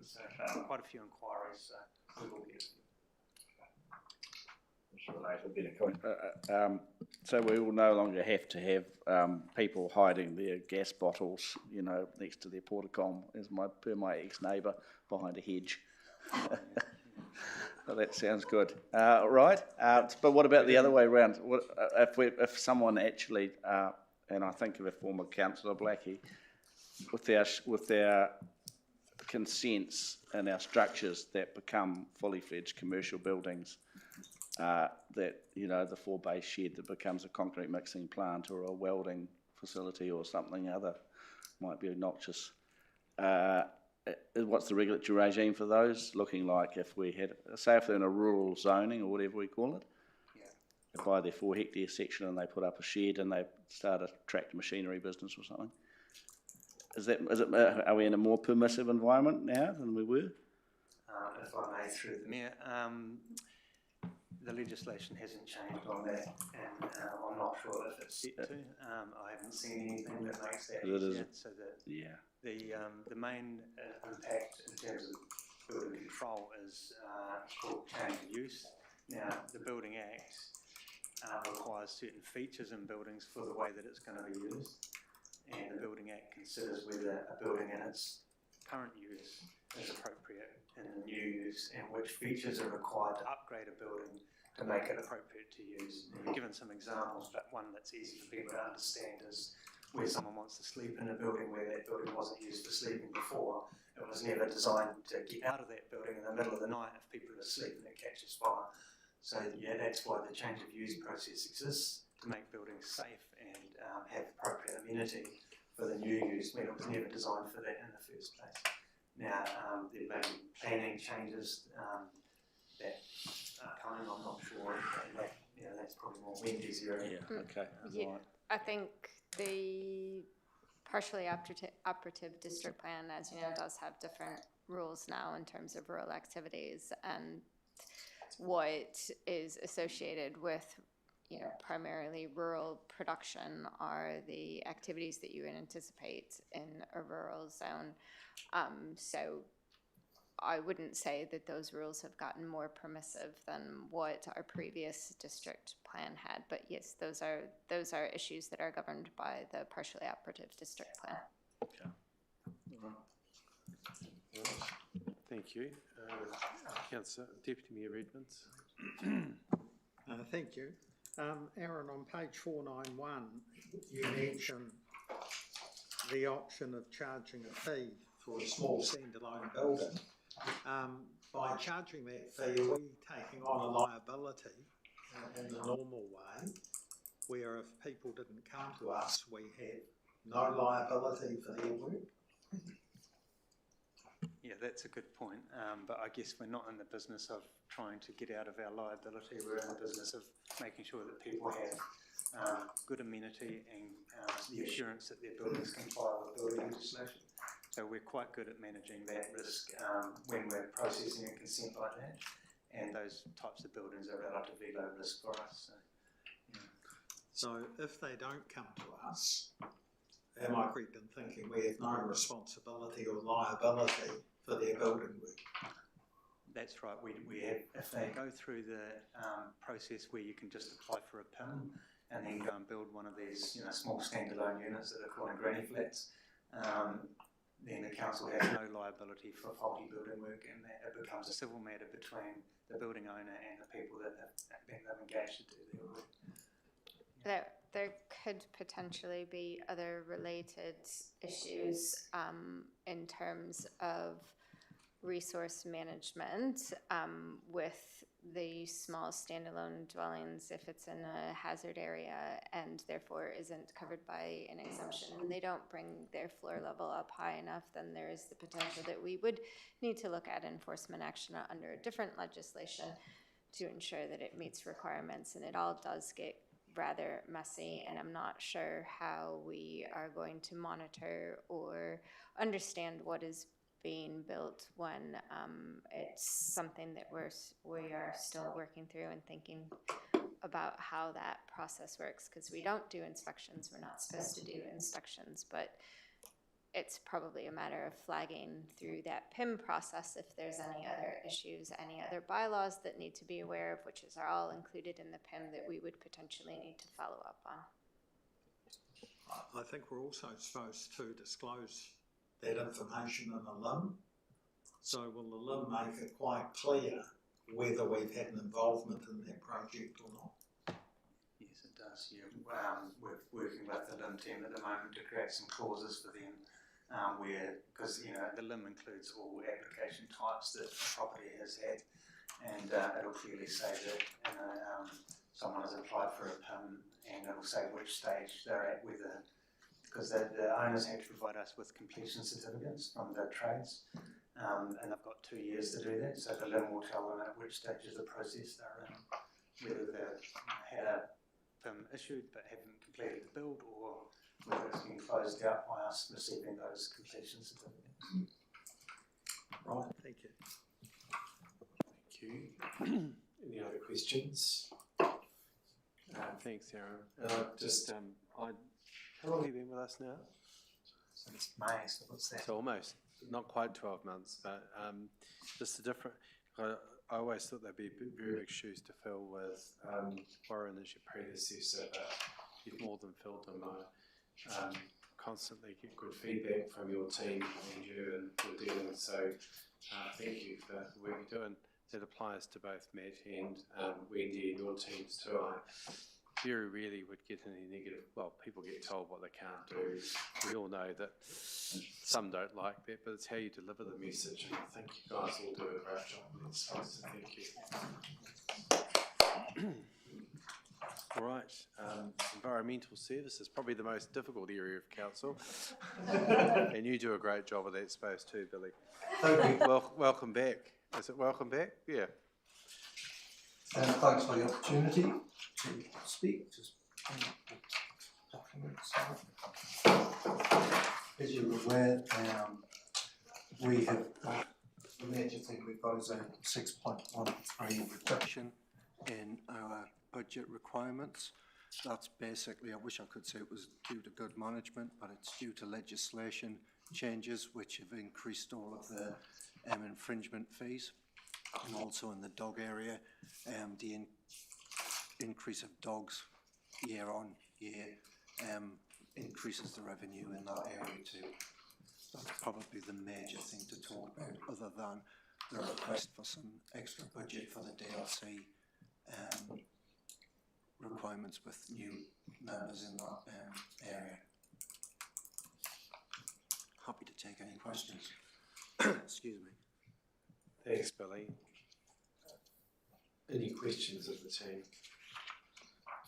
And those fees and charges you've mentioned around the one I probably get the most feedback about is the fee if someone parks in a disabled park, right? Is there any, just to be clear for colleagues here that get asked that, the discretion in which that fee is set at, $750 or something, isn't it? That's set nationally, is that correct? By the government. Yeah, so we are obliged to pass it on at that level. We don't have any discretion to reduce. Okay, that's fine, I just wanted to be clear. We can only because we all get asked it all the time, and about how big it is, and I regularly blame the government for that one, but... I suppose to clarify that, Ms Mayor, is the fact that the government put a huge increase on that to discourage people from parking in disabled zones, because across the country it's a huge issue. It's probably not so much a huge issue for us, but it is an issue at times. If it's just being abused, wasn't it? Yeah. That's why it led to that review, is that right? Yeah, I think, I'm not sure if this is true, but I think the increases were the first increases since the 80s, 1980s, which meant that the offence that you got way back then was probably equivalent, I don't know, guessing, equivalent $7.50 now, I'm not sure, but that's probably the reason why they were so high, that they hadn't been adjusted for 40 years or more. Right. No other questions? As I said before, Wendy. Hello. Hello, Wendy. I'm just wanting to know, please, do you have any issues with abandoned vehicles from here, or is it pretty low? No. And was there any abandoned vehicles at the last weekend? Moving right along. With the mudsliding, maybe there was. No, abandoned vehicles are definitely on the increase in our district. Year on year, it increases. It's not a huge number. It's usually between a month. It's usually, well, it might sound a huge number when I say it. So between 10 and 20 each month. Really? Yep. Yeah. Burnt out cars, stolen cars. Cars that are deemed abandoned because they've got no warrant or registration for over 2 years. So yeah, it's on the increase slowly, but it's definitely increasing. The other question is, are they just on the sides of the road, or are they put into the riverbeds, or where? Yeah, I'd say 90% on the side of the road, 10% are in bush or on the riverbeds. Goodness. Rubbish around the place. Do we have any complaints around riverbeds and that, Billy, and our ability to deal with that? Just to remind colleagues here what we can and can't do in that space, because I'm hearing a little bit about it at the moment from environmental groups who are getting a bit worried about it, its closeness to rivers. So we have a budget for litter, which we incrementally increased quite substantially a couple of years ago because of how much fly tipping is going on. It's definitely increasing generally year on year. In the riverbeds, we work with Econ. Sometimes it depends on where it is, and sometimes it's not worth the discussion on where it is. It's quicker to clean it up and tidy it up depending on what it is, but we work with Econ when it's in riverbeds. So, and there is the ability for it to be cleaned up where it's identified. I'd say 90% of the time we clear it up because it's only a small amount. We're there already investigating, so we just do it. So is it a service request? Is the best way of handling that? Yes, and that works brilliantly for all litter. With even abandoned cars is the best way to do it. Yes, it's been a bit more of it lately than there had been, as I'm understanding, more than we would ideally like to see. We go through the litter too, don't we, to see whether... And we do catch people at times, and we are able to, and the Litter Act, even though it's a simple act, allows us to have reasonable grounds rather than full evidence, and the onus is on the person to prove it wasn't them. So generally they pay up and apologise when we do find them. I interviewed a lady who's terminal the other day with her illness. She came back, she's originally from this area, and we interviewed her for a community hall actually. But she goes round and specifically does this sort of work, but she goes through the rubbish, and where she identifies who it is, and it's quite clear, she takes it upon herself to write to them and delivers it to their address without her name or details, but just said if she sees it again, then she'll undertake further action, whatever that's going to be. I said to her she should be letting us know about that so we can get it tracked and record it and take action. But it was just a really lovely conversation of somebody who takes it upon herself to maintain a lot of things that we wouldn't have otherwise known about. But it was one, and that's where I got the feedback that there was a bit more of it than she'd seen for a long time. She deserves a gold star. Yes, and I'm going to give her one. Yeah. So, by way of a community award. Councillor Fulton, was it you? Yes, thank you for the quick glance of the pen. Just the unit activity summary, the mention of the DLC. The way it's described here, it says that there are 3 experienced members available for DLC duties, and council has recently added 5 new members to the DLC list. I don't recall that it went to 8, and our standby, even allowing for standbys. Wasn't it 5 or something? I mean, 8. Is that 8 of us? There was 5 new ones. 5 new. Was it? Really? One less. There's one less. How many did we have originally? Did we have 7? Did we have a? We had 5 originally. One of them is a community board member, so I'm not a councillor. Oh, okay, so I've not counted the community board members. One is not a councillor at all, as in the chair is. Okay. And so you have Councillor Redmond as the deputy, Councillor Mealing, not anymore. Councillor Bartlett, Councillor Doody, and Councillor Goldsworthy. Okay. All right. So that is the maths. Yeah, I thought just like we had from Councillor Williams and others. No, they've resigned. Resigned. Anyway. Yeah. Okay, thank you. Just maths, since I was involved. Thank you. Councillor Redmond. Thanks, Billy, for telling us that you're collecting 10 to 20 cards a month. Yeah. What do you do with them? Do we sell them for scrap? And Philip might want a couple more. Yeah. I was going to mention another staff member. Most of them, the cost of retrieving them is quite substantial, and so the deal is basically when they're written off, burnt out, when they're picked up by the scrap, we don't pay for them. They take it and they use it as scrap, and we pay a minimal fee rather than a full fee. If it's a car that can be sold on, we impound it and keep it until a certain point in time, which is in the legislation. I think it's a month off the top of my head. Once we've kept it and we've had nobody come to claim it, we can then unsell it. Generally, it's not worth doing that because of the cost of selling it and how much you get for it, because of how badly damaged they are. Usually, very rare do you get one that's in good condition. Thank you. Councillor Mealings. Thank you. Just a quick one. So as we were talking about the DLC, we added 5 members. Now we have 4. Are we planning on replacing that other one, or does the adjustment of one less training unit reduce your cost there? At this time, no, we're not going to ask to replace, but that's always something up our sleeve if we need it.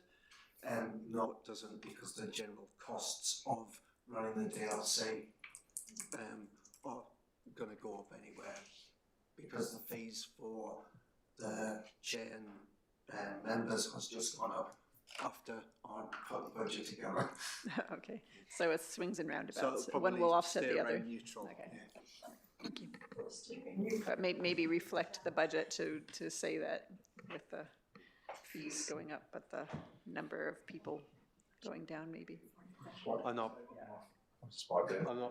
not proposing to add to that group, so I think there's more than enough there now. So, but I think the per hour went up like $10 or something by the REM Authority. But, anyway. All good. But we've got more than sufficient members there, but yes, I think so. Yeah. Cool. All right. Any further questions? Oh, Councillor Goldsworthy. Thank you, Mr. Mayor. Just going back to the DLC, out of interest, I noticed that there was a wee bit of a difference between the fees earned versus the expenses incurred. I'm assuming that those are set by government. Is there any talk on them being adjusted, or is that something within our power to do so? Oh, I mean, they've been set since 2012 every year. Tartura, local government New Zealand, put submissions to the government to raise the fees for alcohol. and that's in legislation, and at this stage there's no move to put them up any further, which obviously will eventually end up costing the ratepayer more money. Thank you. Right. Any further questions?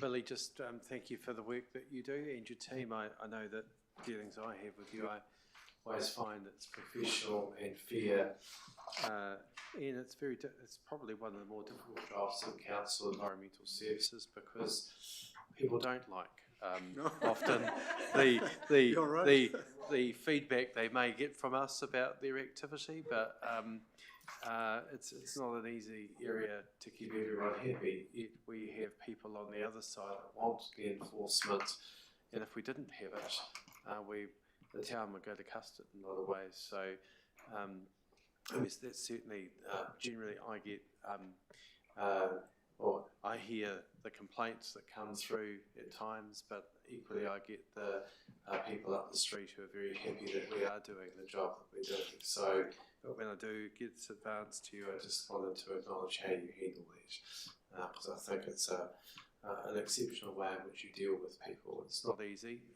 especially when they're coming in at times a bit grumpy and hot under the heels, as they do. But generally, most people go away at least understanding. They may not be happy with the result, but they understand the process. So thank you for the work that you and your team do to make sure that our community functions the way it needs to. So Thank you, my pleasure. all right. So that's environmental services. I think you're done, Kelly. Yes, I am.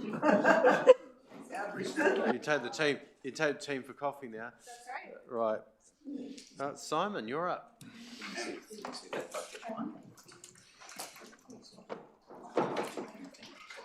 How are we going for time, team? When did we break? We were back at just after 2. Hey? Yeah, I'm just looking at people's need for a cup of coffee. We'll do 20 minutes, and then we might break at about 1:45 to get a coffee stop for those that would like to in the stretch. Right, Simon. Thank you, Mr. Mayor. I'm anticipating 20 minutes will be a heap of time for my area. Sylvia sends her apologies. She's had to fly home to Scotland for a couple of family things. Back with us in about 4 weeks. So I'm here to present the strategy and business unit budgets in the first instance. You'll see that there are basically 0 changes from what was forecast in the long-term plan, but very happy to answer any questions that the councillors might have, Mr. Mayor. Thank you. So 509 in firstly. Any questions, team?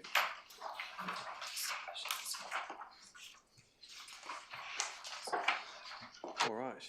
It's probably one of the more fuller areas of council at the moment with everything going on. So, and your team, Simon, so the submissions for Africa going on. Yeah, there's no shortage of work, and it's been really great working with Matt Bacon's team on those collective submissions. All right. No question. Sorry. Just got one. Sorry, with the GCP, the Kerry Mural Forum, the additional work that's going to be done, you know if that's been, I think we're going to put the current provision in, we didn't put any additional in, did we? I think that sits in Kelly's area. Yeah. I don't think we put any additional money in. It's just what we budgeted in the past. I believe so. That's yeah. Good. Yep. Is that £591,000? No, actually, if some of the bids were at Canterbury Mural Forum that were there, it adds up quite significantly. There's a bit of managing of the work program there going on at the moment. We've got a meeting on Friday to discuss it. So perhaps, Jeff, on that one, I just want to make clear with those, just so we know what our bottom lines are on Friday when it comes to it. Okay. No. Yep. Councillor, thank you. Mr. Mayor, actually, just in the strategic projects, 518, MA873, Kainga Noanga, sorry, pronunciation, strategy. 255,000. So can you talk to that? I haven't heard a lot of visibility about what that is, and since we made our decisive decisions about MR 873. Yes, certainly. So you'll see that what is that and what is income? Sure. You'll see that sits under the heading of Better Off funding projects. So that all of that money comes from the government's Better Off, the former government's Better Off funding allowances that we had. I can't remember the exact number, but it was well over $1 million worth of projects funded across the organisation. Quite a lot of that sitting inside the UNR area. Within the strategy area, of course, we had 250,000 or thereabouts set aside out of that funding to support the Kāinga Nohoanga strategy structure planning exercise. So the Kāinga Nohoanga strategy was developed by Ngāi Tahu. It looks at how they would utilise their Māori reserve lands, such as MR 873, in terms of building papakainga and other iwi-based village kind of developments. That strategy was completed late last year, and we had, knowing that was coming, we had set aside some money to support the structure planning activity that goes alongside that. So looking at if they had desires to develop in particular areas, what would that potentially mean for the provision of infrastructure that council owns into those areas. And so that money sits alongside that strategy for us to work with Ngāi Taurahuriri and Whitiora to determine what infrastructure needs they might have and how that would be resourced potentially. So it's a planning exercise essentially. So examples being like how it connects to the water bypass? That's right. Sort of thing? Yep. So water infrastructure, stormwater infrastructure, roading networks, all of those sorts of things. Identifying the key areas within their reserve that they would like to see intensified through Kāinga Nohoanga type development, and then identifying how that might or might not connect up to existing council services and what other infrastructure they would need, and therefore how that would be funded and over what time period and all of those sorts of things. So it's essentially a planning exercise to link up the council infrastructure with their aspirations. We're also very mindful we have the Woodend wider area strategy development happening at the same time. So that's happening at a really good time for us in terms of making sure we connect up all those dots. So it's government money that we could have to have had to have spent ourselves, saving us money. Yes, absolutely. Yeah, it's not ratepayer money. It's definitely government money that we have until mid-27 to spend. Otherwise, we lose it. Okay. Right. Any other questions there? Simon, on that one, the communications and engagements 523. Yep. So all normal here as per the LTP forecast, with the exception of just a little bit more support provided as an option to support councillors and the mayor. We know that over the last term, there's been a significantly greater amount of media attention, requests from media, requests for statements and interaction with the community through elected members on key issues, and those key issues aren't getting any smaller, as you'll have seen in the recent reform program. This is suggested to help that team just respond to the large amount of communications needs that are now just part and parcel of council life and elected member life. So this is to support the council in its communication needs. But with the exception of that, no change to this budget. Okay. Any questions, Deputy Mayor? Thank you, Simon.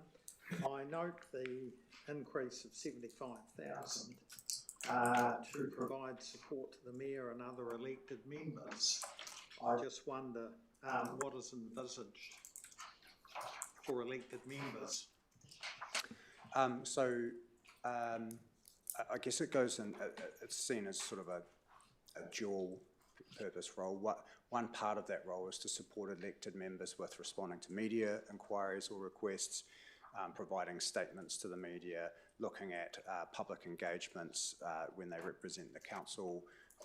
There's some imagery and the likes of, the stories that we create internally that that support elected members or elected members representing key issues for council, and then that going up on things like Facebook or our website. So there's a lot of work that goes in behind the scenes on those activities. It also helps to build the capacity from within our own team in terms of that design of documents.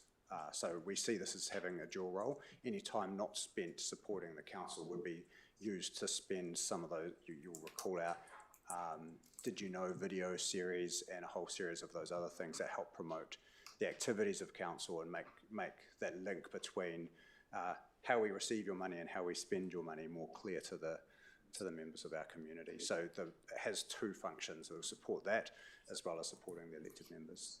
That's how we see that role panning out. So do you envisage elected members having a higher profile in the media? I think we would... With your assistance? We would like our elected members to... yes, I think there's a greater need. There is becoming a greater need for elected members to be more present on key issues. I think you probably feel that yourselves. You're being asked a lot more questions about a lot more topics, and with the reform and those sorts of programs coming forward, that's not likely to get smaller. So providing the council with support around how it responds to that and front foots that within our media, I think is a smart move. Let's be honest, it's a very lean and stretched team, and even in my own office, with the level of we're responding to is huge. I just can't sustain it.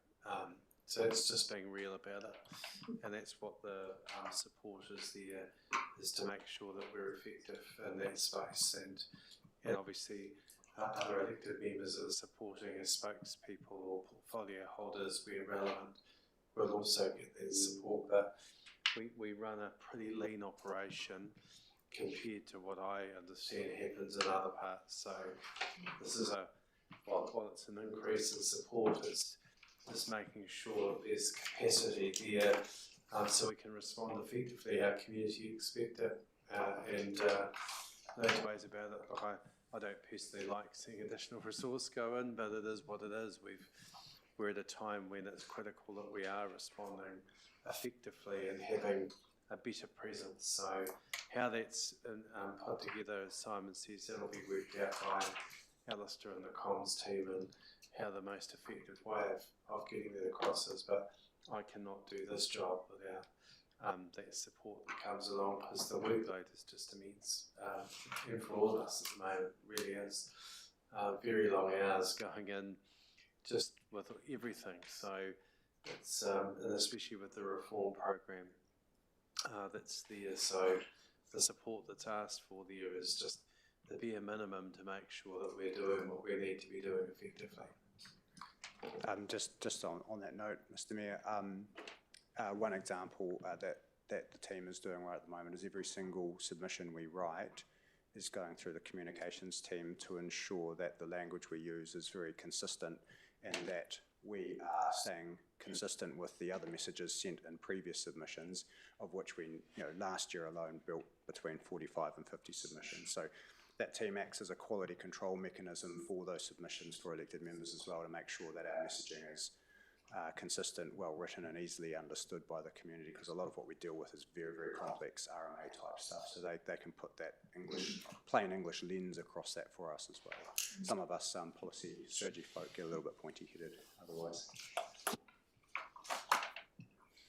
All right, any further questions there? Right, civil defence and emergency management.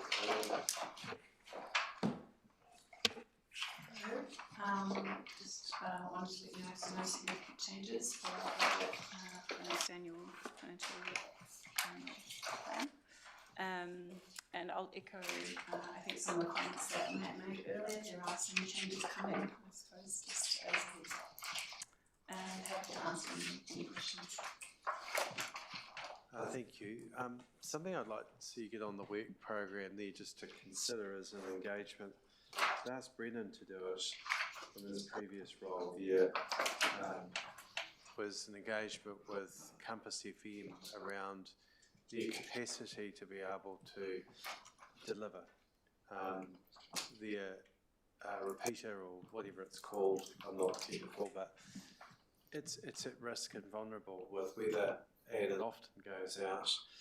And the lessons from up north, Cyclone, Gabriel and others, was that radio becomes the most important mechanism of communication. So between ourselves and Hiranui, covers their district as well, how we can support and help them in that space, I would really be keen that that is explored. It was supposed to have been done. I think the blame probably rests with Compass FM, actually, from what I gather. They're a small, very dedicated team, but they do a great job here. They also are extremely financially stretched, so if you in the team can have the ability to reach out to them over the next period of time in the lead up to our LTP to see what capacity support may be needed and what sort of level of cost that might be, would be worthy, because that's, to us, I think, would be very powerful at times of events. Well, you'll make that call when you do that assessment, whether they've got the capability to support us further. Maybe it's just a conversation with them and see what we can do for them, or how we can support them to get advice and make sure they've got the capability to deliver.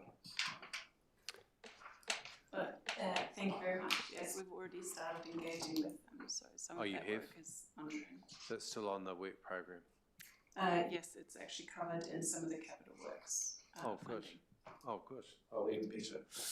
So we have some capital works funding this financial year that we hope will allow us to spend some of to support some of those things, but we will carry across if we don't quite get it done before the end of this financial year. But we're just investigating a little bit about how to best do this with them, not just them and us working together and having the time to do that, but also what is the best technology, what is the best outcome, and some of that requires a bit of technical input from others. Excellent. No, that's really good. Thank you. Any other questions? Deputy Mayor? Thank you. I see on page 539 some of the savings and efficiencies have come at the cost of youth and emergency management, which I'm assuming is the program that replaced the cadet program. I just wondered, and I'm not quite clear on the relationship we have with NZRT 12, whether there is synergies to sort of be involved in that program, to keep youth involved. So you might recall that we brought to council a while ago some of the issues we were facing with the cadet program, and we decided to step back from that.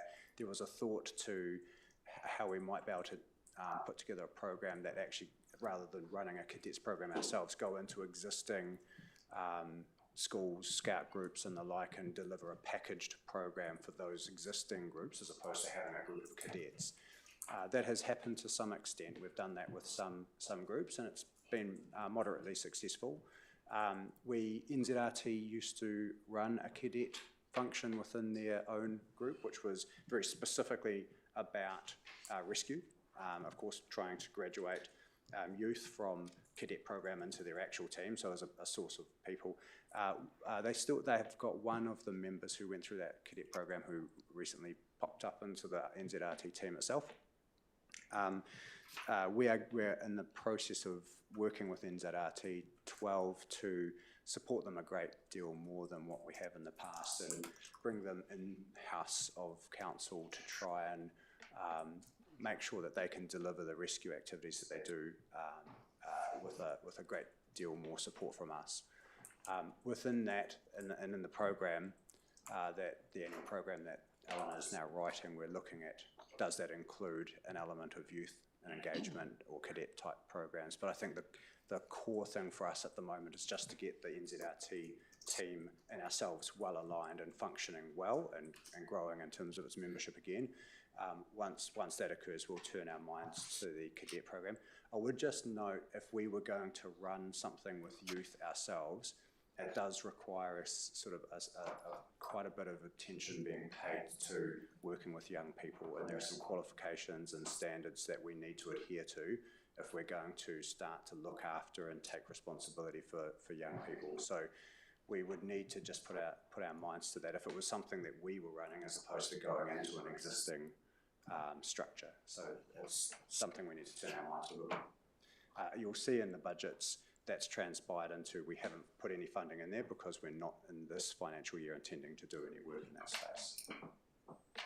Thank you. Thank you. Jason, and then Joe. Thank you, Mr. Mayor.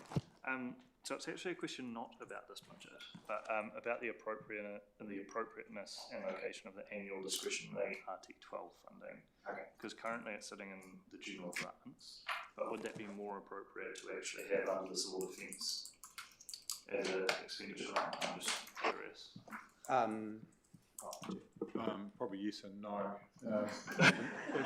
At the moment, probably no, but once they do the restructure and so forth, I think you'll see that whole civil defence budget change, and there's even the definitions of what work programs we're doing. That'll change as well. So it's good to identify that.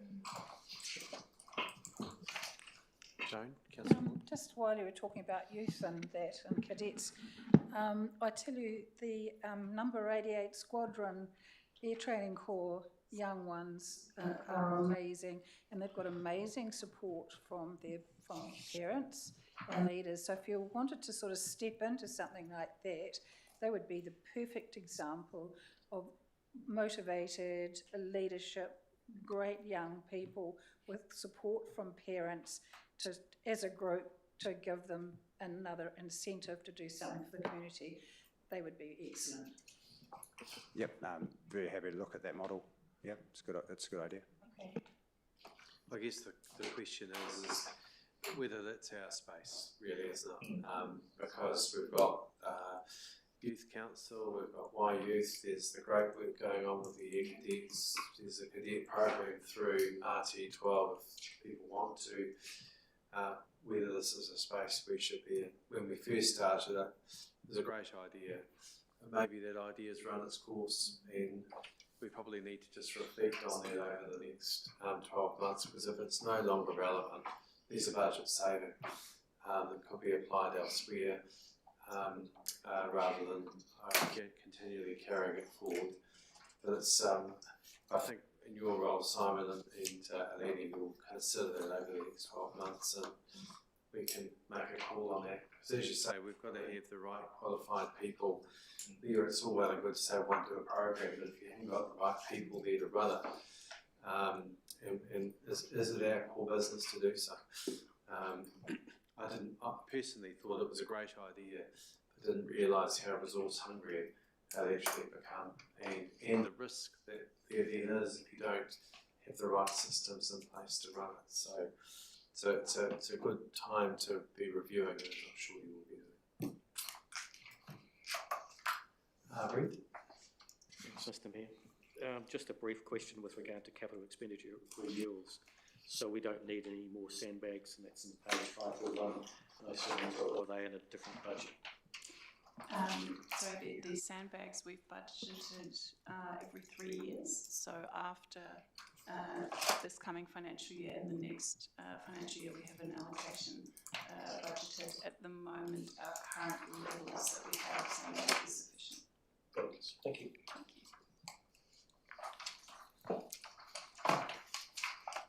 So when you say the in-here radio maintenance, is that capital that's on page 533? Is that what you mean by assisting Compass FM, or is that a different capital amount? So that's using the youth development, the youth emergency management fund to offset that. Is that what you mean by that? So I think that 10,000 noted there, Mr. Mayor, is sort of I believe our operational radio system that we have available to us on an ongoing basis for events. You'll see on page 541, there is under the 25-26 year an allocation of 86,560. So is that for assisting? That's correct. It's a combination of projects, and one of those, of course, is around the repeaters. And we're not quite sure how we'll approach that and whether that is actually sufficient, but that's the work that Alan is doing at the moment to try and see how we best execute that and whether we need to carry any money over or come back to council. No, it's good to know what that uncoded means. Thank you. Right. Any other questions? Thanks, Eleanor. Appreciate the work you're doing in that space. It's a big area, a very important area to our council level, right? So, thank you. All right, Chris. How are we going, team? Do you want a break, or are you, we could have a 5-minute stretch and toilet stop if you want to, or a coffee break. How are you placed? Do you want to just keep pushing on? Always Why don't we have 10-minute stretch and be back at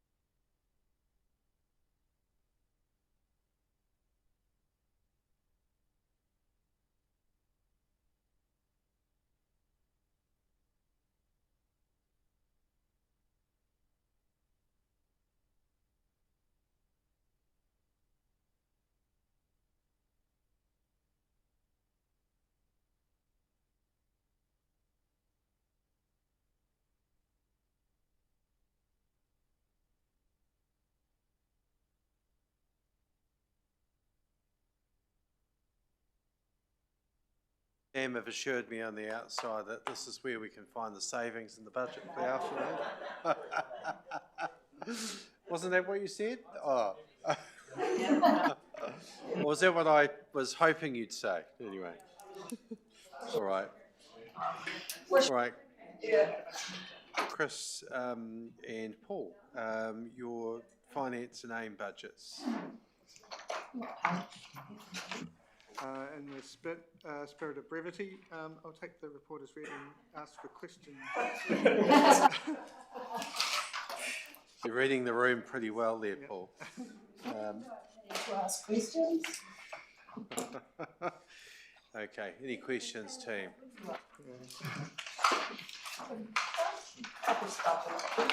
Tim, yeah, thank you. Thank you, Mr. Mayor. Just a brief question on the operations on page on 551. I noticed there was a substantial change. I'm assuming that's a staffing thing. So when operations, the forecast was for 312 and ended up being 439. Was that on page 551? Yes. So in the commentary, it mentions that we've got a fixed term position for the local audit done well. And that's what that's right. Yeah, plus a bit of inflation. Thank you. All right, Councillor Ward. Given that our loans are going to be only 5% of our total borrowings or of our assets, this year it was 7.5%. We are proposing down to 5%.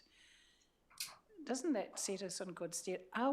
Does that give us room to, if we need to do something unexpected, that we can afford that?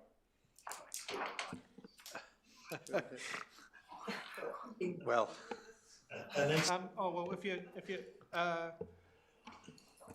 the real test of our borrowing capability is the biggest check that LGFA give is the operating revenue, debt to operating revenue check.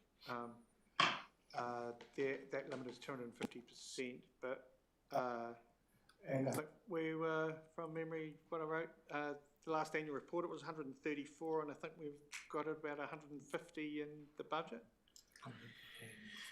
Yeah. 35, is it? Just much the same. Yeah. So, while that's relatively low compared to that upper limit, the other factor that would make us not go anywhere near that upper limit is maintaining our current credit rating. So the closer you get to your upper limit, the more likely that your credit rating agency will drop your rating. So you don't want to. So if you want to maintain your credit rating, you need to stay well within your rates, well within your limits. But having said that, we're looking at 73 million capital expenditure for only additional $6 million worth of loans. Yes. I know of that 43 million is actually, one of those figures is actually new loans, because we've got a lot of carryovers in that 73 million, which have already been funded. But yeah, we also have a I think in your question to us, we also rate and model to repay previous year's loans. So that's right. We've got that 6 million is the increase above. Borrowings. So if you like, if we took on no new loans and no new capital, we'd be repaying our loans. But instead of repaying any of the previous years, we've actually repaid some and taken on more than we've repaid from previous years. We're looking to repay about 13 million, aren't we?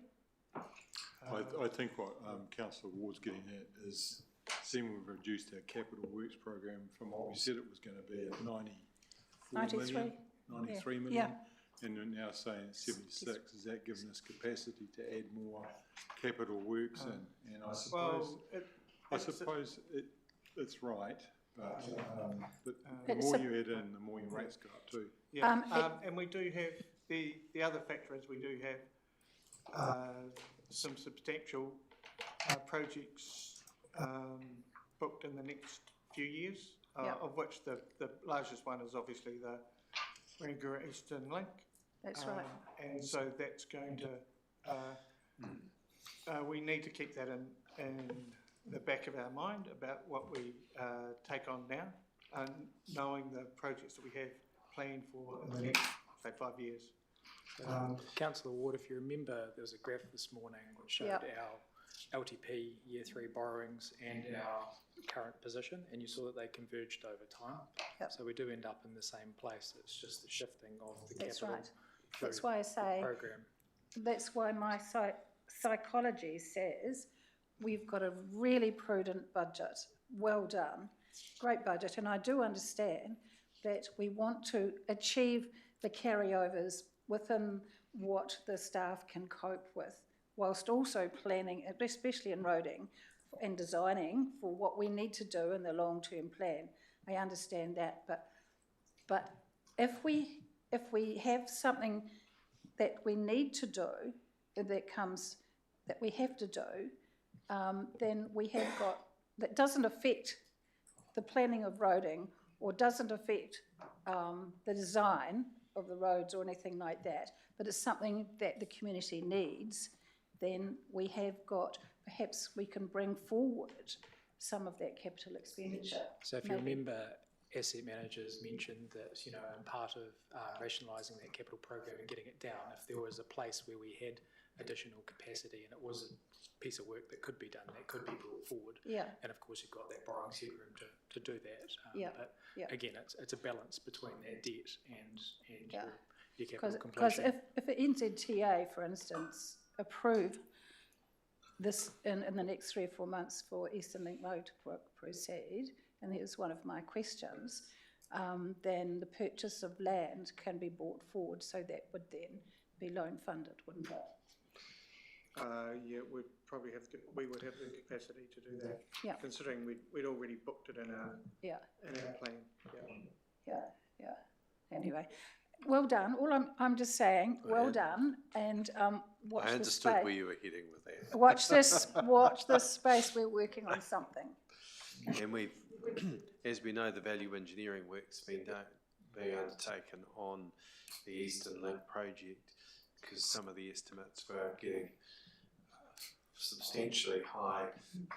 So we'll see where that all ends up when it comes back, because we do want that. Well, personally, I want to see that project completed. I know, isn't it funny? But standing on the banks of Lake Katrine recently, I ran, and there was one cyclist on the track that passed us when we were going in there, and I stopped and talked to him, and he was telling me that I made a cup of tea for him and a Belgian biscuit, and he could tell me that the local BG contractors are assisting council staff and getting the cost down and for the Eastern Link Road.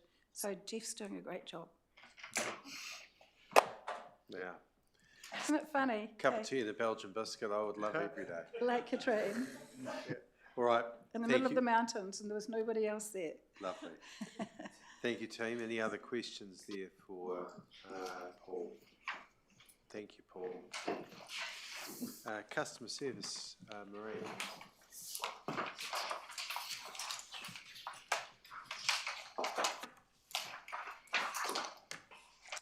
Thank you.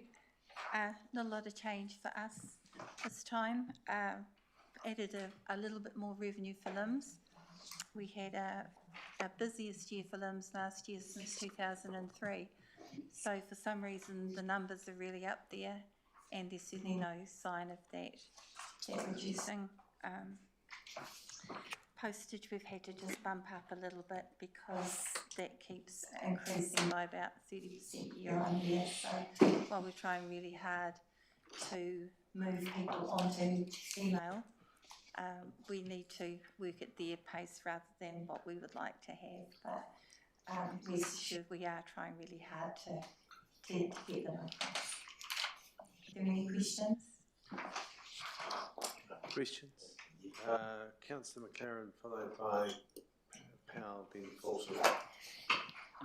Just in relation to that last comment, I see on page 556 you're proposing to spend $80 million on postage, that I presume is only meant to be 80,000. 80,000, yeah.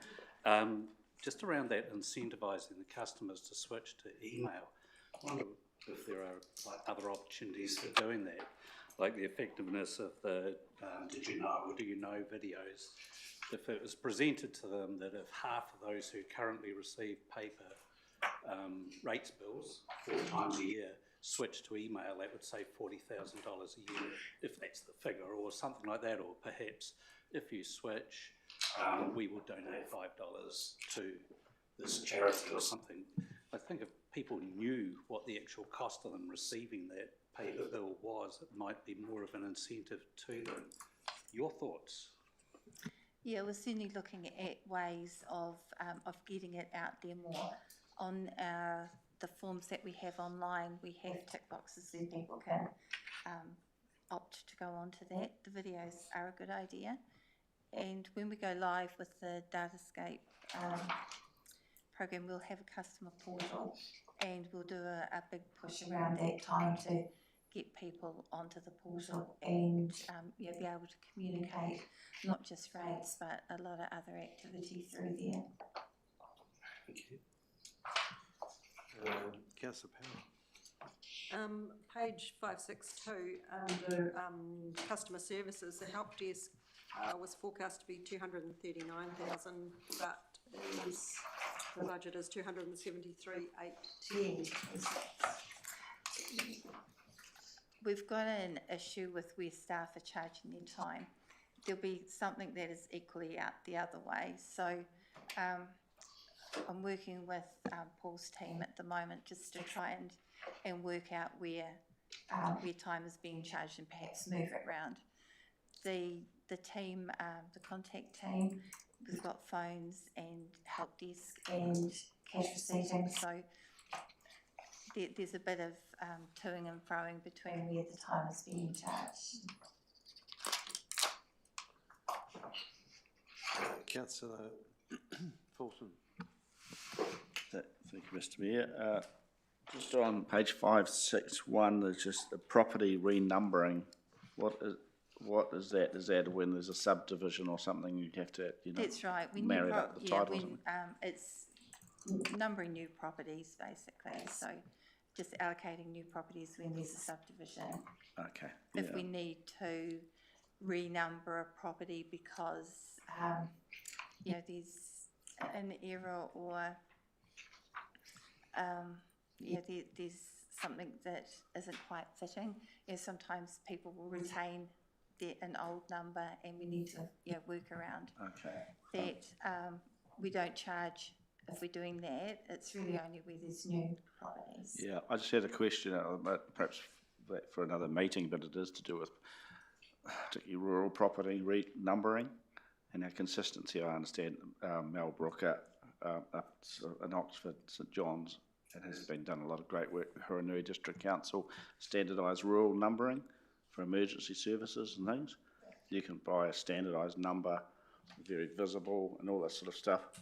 I don't know who this sits with, but is it something that do we have requests for people to come in and get rapid numbers or property numbers, because it's very confusing for a lot of emergency services, and I've seen St John's in action trying to find property of mine. Yeah, we do, and we are able to direct people to the provider that Huranui use, yes, and they get the same deal as the Huranui people do. It's a huge project, once you get into the rapid numbering, and Huranui have done an amazing job, and Scott and I have been to presentations there, and credit to them, but it involves in a lot of cases visiting, particularly in in the rural areas where you've got multiple properties off a driveway. You know, they're doing personal visits and talking with people. So it'd be a huge investment to, to pick up a project like that. Thank you. I can attest to that, the number of properties down the drive, yeah. Just the commission I've never seen before, but that probably sits in my water services area. Commission from HTC, Ashley, water rates. Is it just a service charge, an administrative charge, like, we do So with? we collect rates on behalf of ECAN and Haranui District Council, and they pay us a commission to do that. Okay. Do we have any other commissions for other services? It seems unusual that we don't normally take commissions. No, for other shared services. Yeah. No. Okay, any further questions? Thanks, Marie. Great work. Canterbury Museum, Chris.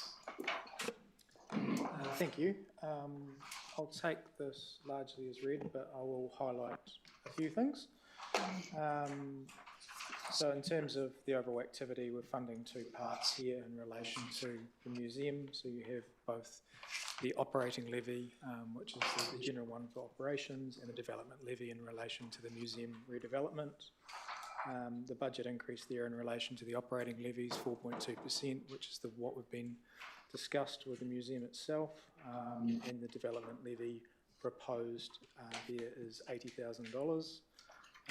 On page 568, you can see the breakdown of the expected additional development levy over 4 years.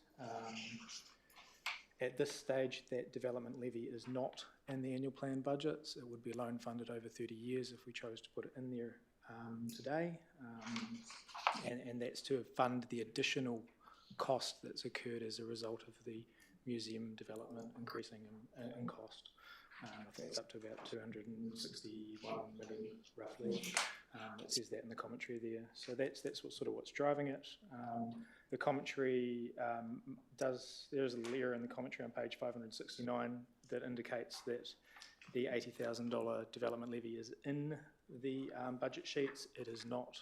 It would need to be loan funded and added as a decision. Right, questions? This is, we're legislatively required to do this whether we like it or not. That's what it is. But there are discussions still going on at the Canterbury level with respect to Christchurch making and Selwyn, I guess, too. So the building will be built, but it comes to the question of the fish out. And that's less certain at this stage, but we will keep you updated with what we know. I suspect they will commit to it eventually, but there is just a lot of uncertainty and a lot of pressure on their budgets for the range of things. So at this stage, ourselves in Haranui are maintaining the position that we've got, and I don't think we should change ours at this stage. We're involved in the conversation, and we'll see where we get to. And we'll keep you updated. All right. Thank you, Chris.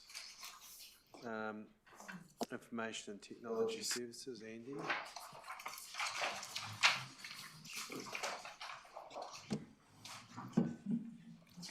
Good afternoon, everyone. I'm going to take the report as being read, and I'm happy to answer any questions that you have about the budget.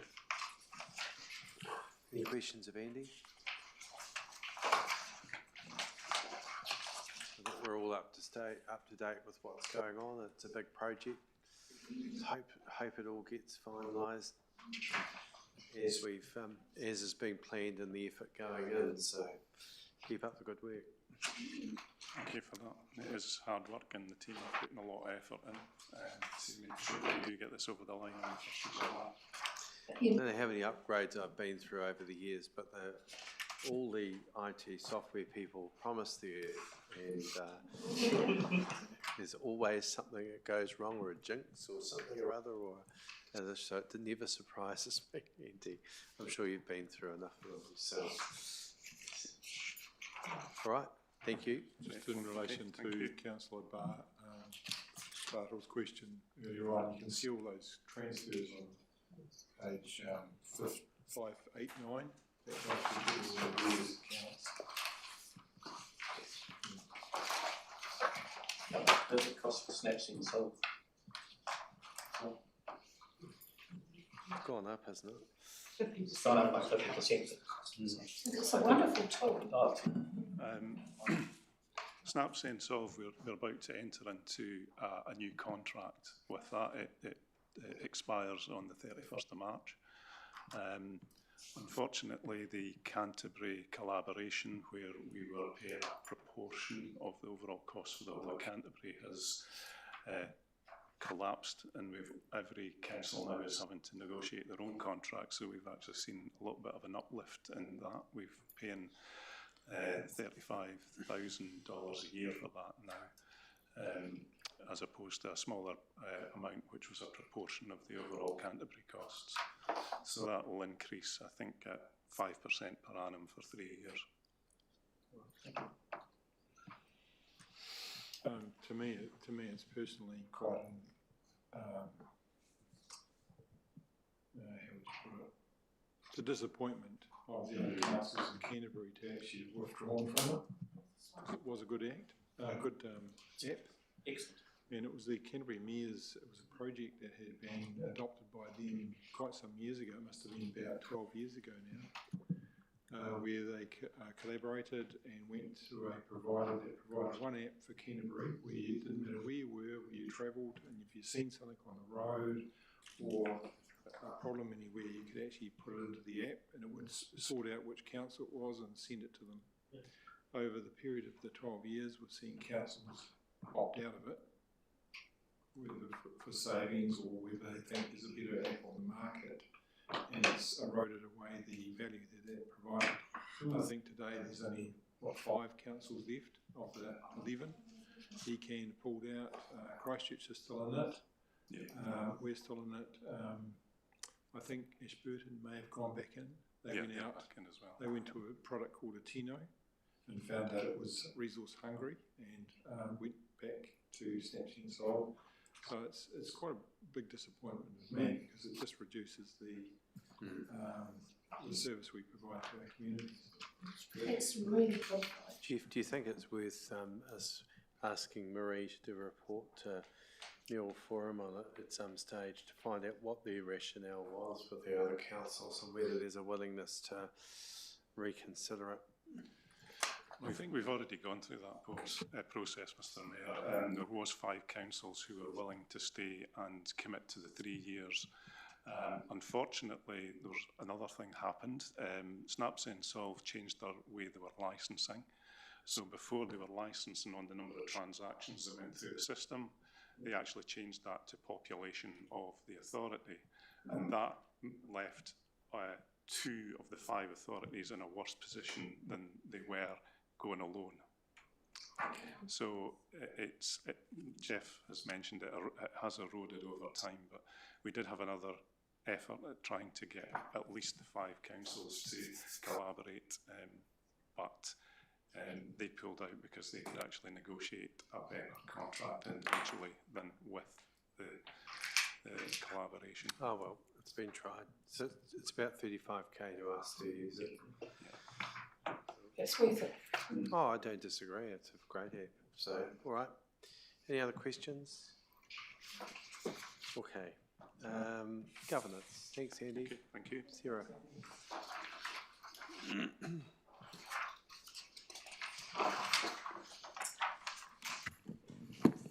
afternoon. I'll take the report as read as the commentary actually covers the adjustments and realignment. Okay, any questions of Sarah? Nikki? Yeah, thanks for that, Sarah. I happened to pick up, going through the sample rates bills, that we've got a $5 to $6 per household reduction for community boards. Now, whilst it's nice to reduce something, what does that look like in real life? Like, how did we actually reduce community board expenditure, and what's going to miss out because of it? So, yeah, all of our sample rates bills have approximately $5 to $6 less each in every area. What it does is, because it's a targeted rate, it will reduce the rates for those particular people that are in that area. Yeah. So does that mean that we get less for the annual grants that our community comes and applies for? Does it mean less on a training or something? Does it, what is reduced? Yeah, it's only been a reapportionment of staff time, Yes. which doesn't reduce your grants that you provide, it's just a staff time reapportionment. And so it's actually a benefit to the board. Okay, no, that's great. I just thought, how did we do that? And if it's not actually affecting levels of service, then why didn't we do it sooner? No, the level of service doesn't change. We might have had a staff member allocated for 20 hours a week, and in reality it's 15 hours a week, something like that. So it's just those minor reallocations within the apportionment or the mechanism. As long as it's not reducing our grant money, because we no have change no to problem blowing through that with what our community comes to us for, and I would hate to see that go. So, or level of service. Great, thank you. It's all right, I sucked up those savings in my measure. Just a question to probably Sarah and Chris. Elections, it would be useful to have a review at some stage early of the level of service that we receive from elections.com, what other providers exist, and options to collaborate with other councils, particularly especially with what Nick Smith was suggesting, and maybe, I don't know where they got to with the review, I'd get to look into it, but I'd welcome a conversation at some stage about all that, because we're paying a lot of money to a provider now for a service, and just like to be clear what options there are they still the best provider? I have no idea. There are only 2 providers in the country, and we can look at, we will be reviewing the contract later in the year anyway as part of our normal review after an election, and we can be looking at both providers and I think services. First and foremost it needs to come to the council for a discussion. It's the council's view about provider at the end of the day, but we would welcome certainly feedback, but I'd like to know who else is out there and what options there are before we get locked into another contract with a current provider. Sure. Because to be honest, there were some things there that I observed myself with a level of support that I didn't think were as good as they could have been through that time. It's no reflection on them, but is that their capacity? If they haven't got the capacity to do that or the ability, then the way in which you can get independent advice to make sure that your returns are compliant and that you're doing things properly. No one wants to be in a situation where your returns aren't, and I personally found their advice really wanting. In the end, when I got through the right level, I was happy, but it took a hell of a lot of work, and it shouldn't do when we're paying all that money to a provider. How much is it? 300,000-400,000? It's a lot of money. A lot of money. Okay. Any other questions? All right, thank you, Sarah. Oh, sorry, Philip. Just a quick one, Sarah. On page 609, there is a significant increase in legal opinions. Yes. What's driving that? There were 2 things that we made adjustments, as we mentioned in the commentary.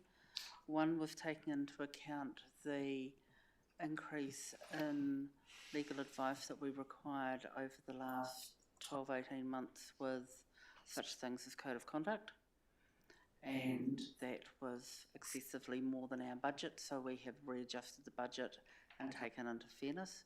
Hopefully we don't require that.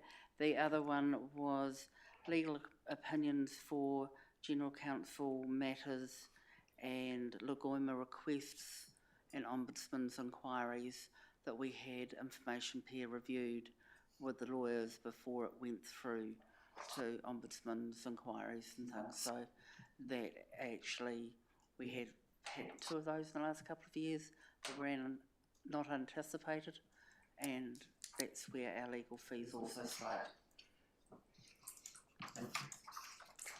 Any other questions? Right, thank you, Sarah.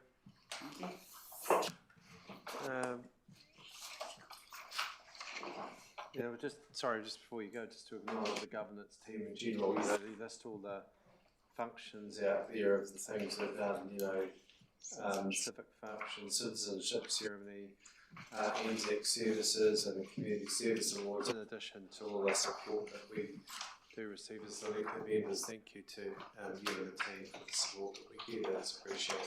Thank you. Thank you. Righto, that's you, Chris. No savings found there. No. Oh well, just leaves Jeff and Sam. Jeffrey. I was going to say lucky last, but so my budget is basically much the same as previous years, except for we've had a fresh pair of eyes in the EA area, and I've verified that we've got an additional. So we did have a person there as a part-time equivalent, but it's a full-time equivalent position, and so that increased the budget by 30,000. And with that, it's much the same as previous years. Right. Any questions of Jeff? Just added pressures and extra work that the staff, particularly with submissions and things. I think, gosh, that's a great result. Well, we couldn't. Change and all that sort of stuff. You know, just everything. Nothing stays the same. But you know, we've got a great team, led by great people. Thanks, Joan. And I endorse those remarks, especially our CD, extraordinary leadership and great advice always, which I couldn't do this job without. And you mentioned the EA support. That's absolutely critical to the smooth running of this organisation. So we all, those of us in senior positions here, know just how much they make the world function here so well. So we're very lucky to have them. Ask any mayor around the country or any chief executive, you've got to have a good EA to make sure your diary is running properly and all the other things and keeping you on track. So they're a critical part of what we do here. So I just want to acknowledge and thank them all for these. All right. Lucky last. Saving Sam. I hope you've all been on your best behaviour with spending today. Well, we're hoping you can help us with a small problem. I've got a very small budget, so there's not going to be much room to move. Hello. You're pretty safe, Sam. Thank you. Well, I'll take it as read, but I'm more than happy to answer any questions. Why would you care? Oh, you're welcome to. No. Questions, team? No.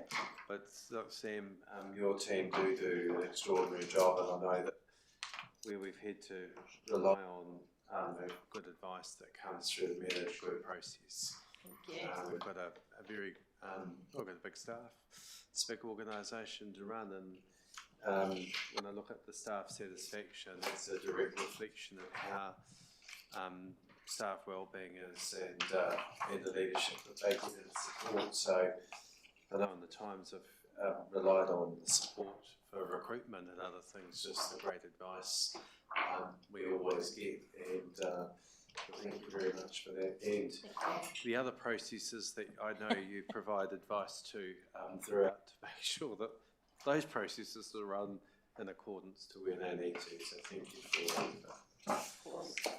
Awesome. All right. Well, thank you. you. There you go. You haven't had to find any savings there. Well, all right. Thanks very much. Thank you. So with that, I think that's our last open item. We'll come back at the end and just have a final wrap of the budget recommendations. We've got a PX item to deal with. That's just a listing there of where a saving was, isn't it? Is that right, Jeff? Right, so if you just, those that need to, your PX agenda, just pop into diligent to get that out there.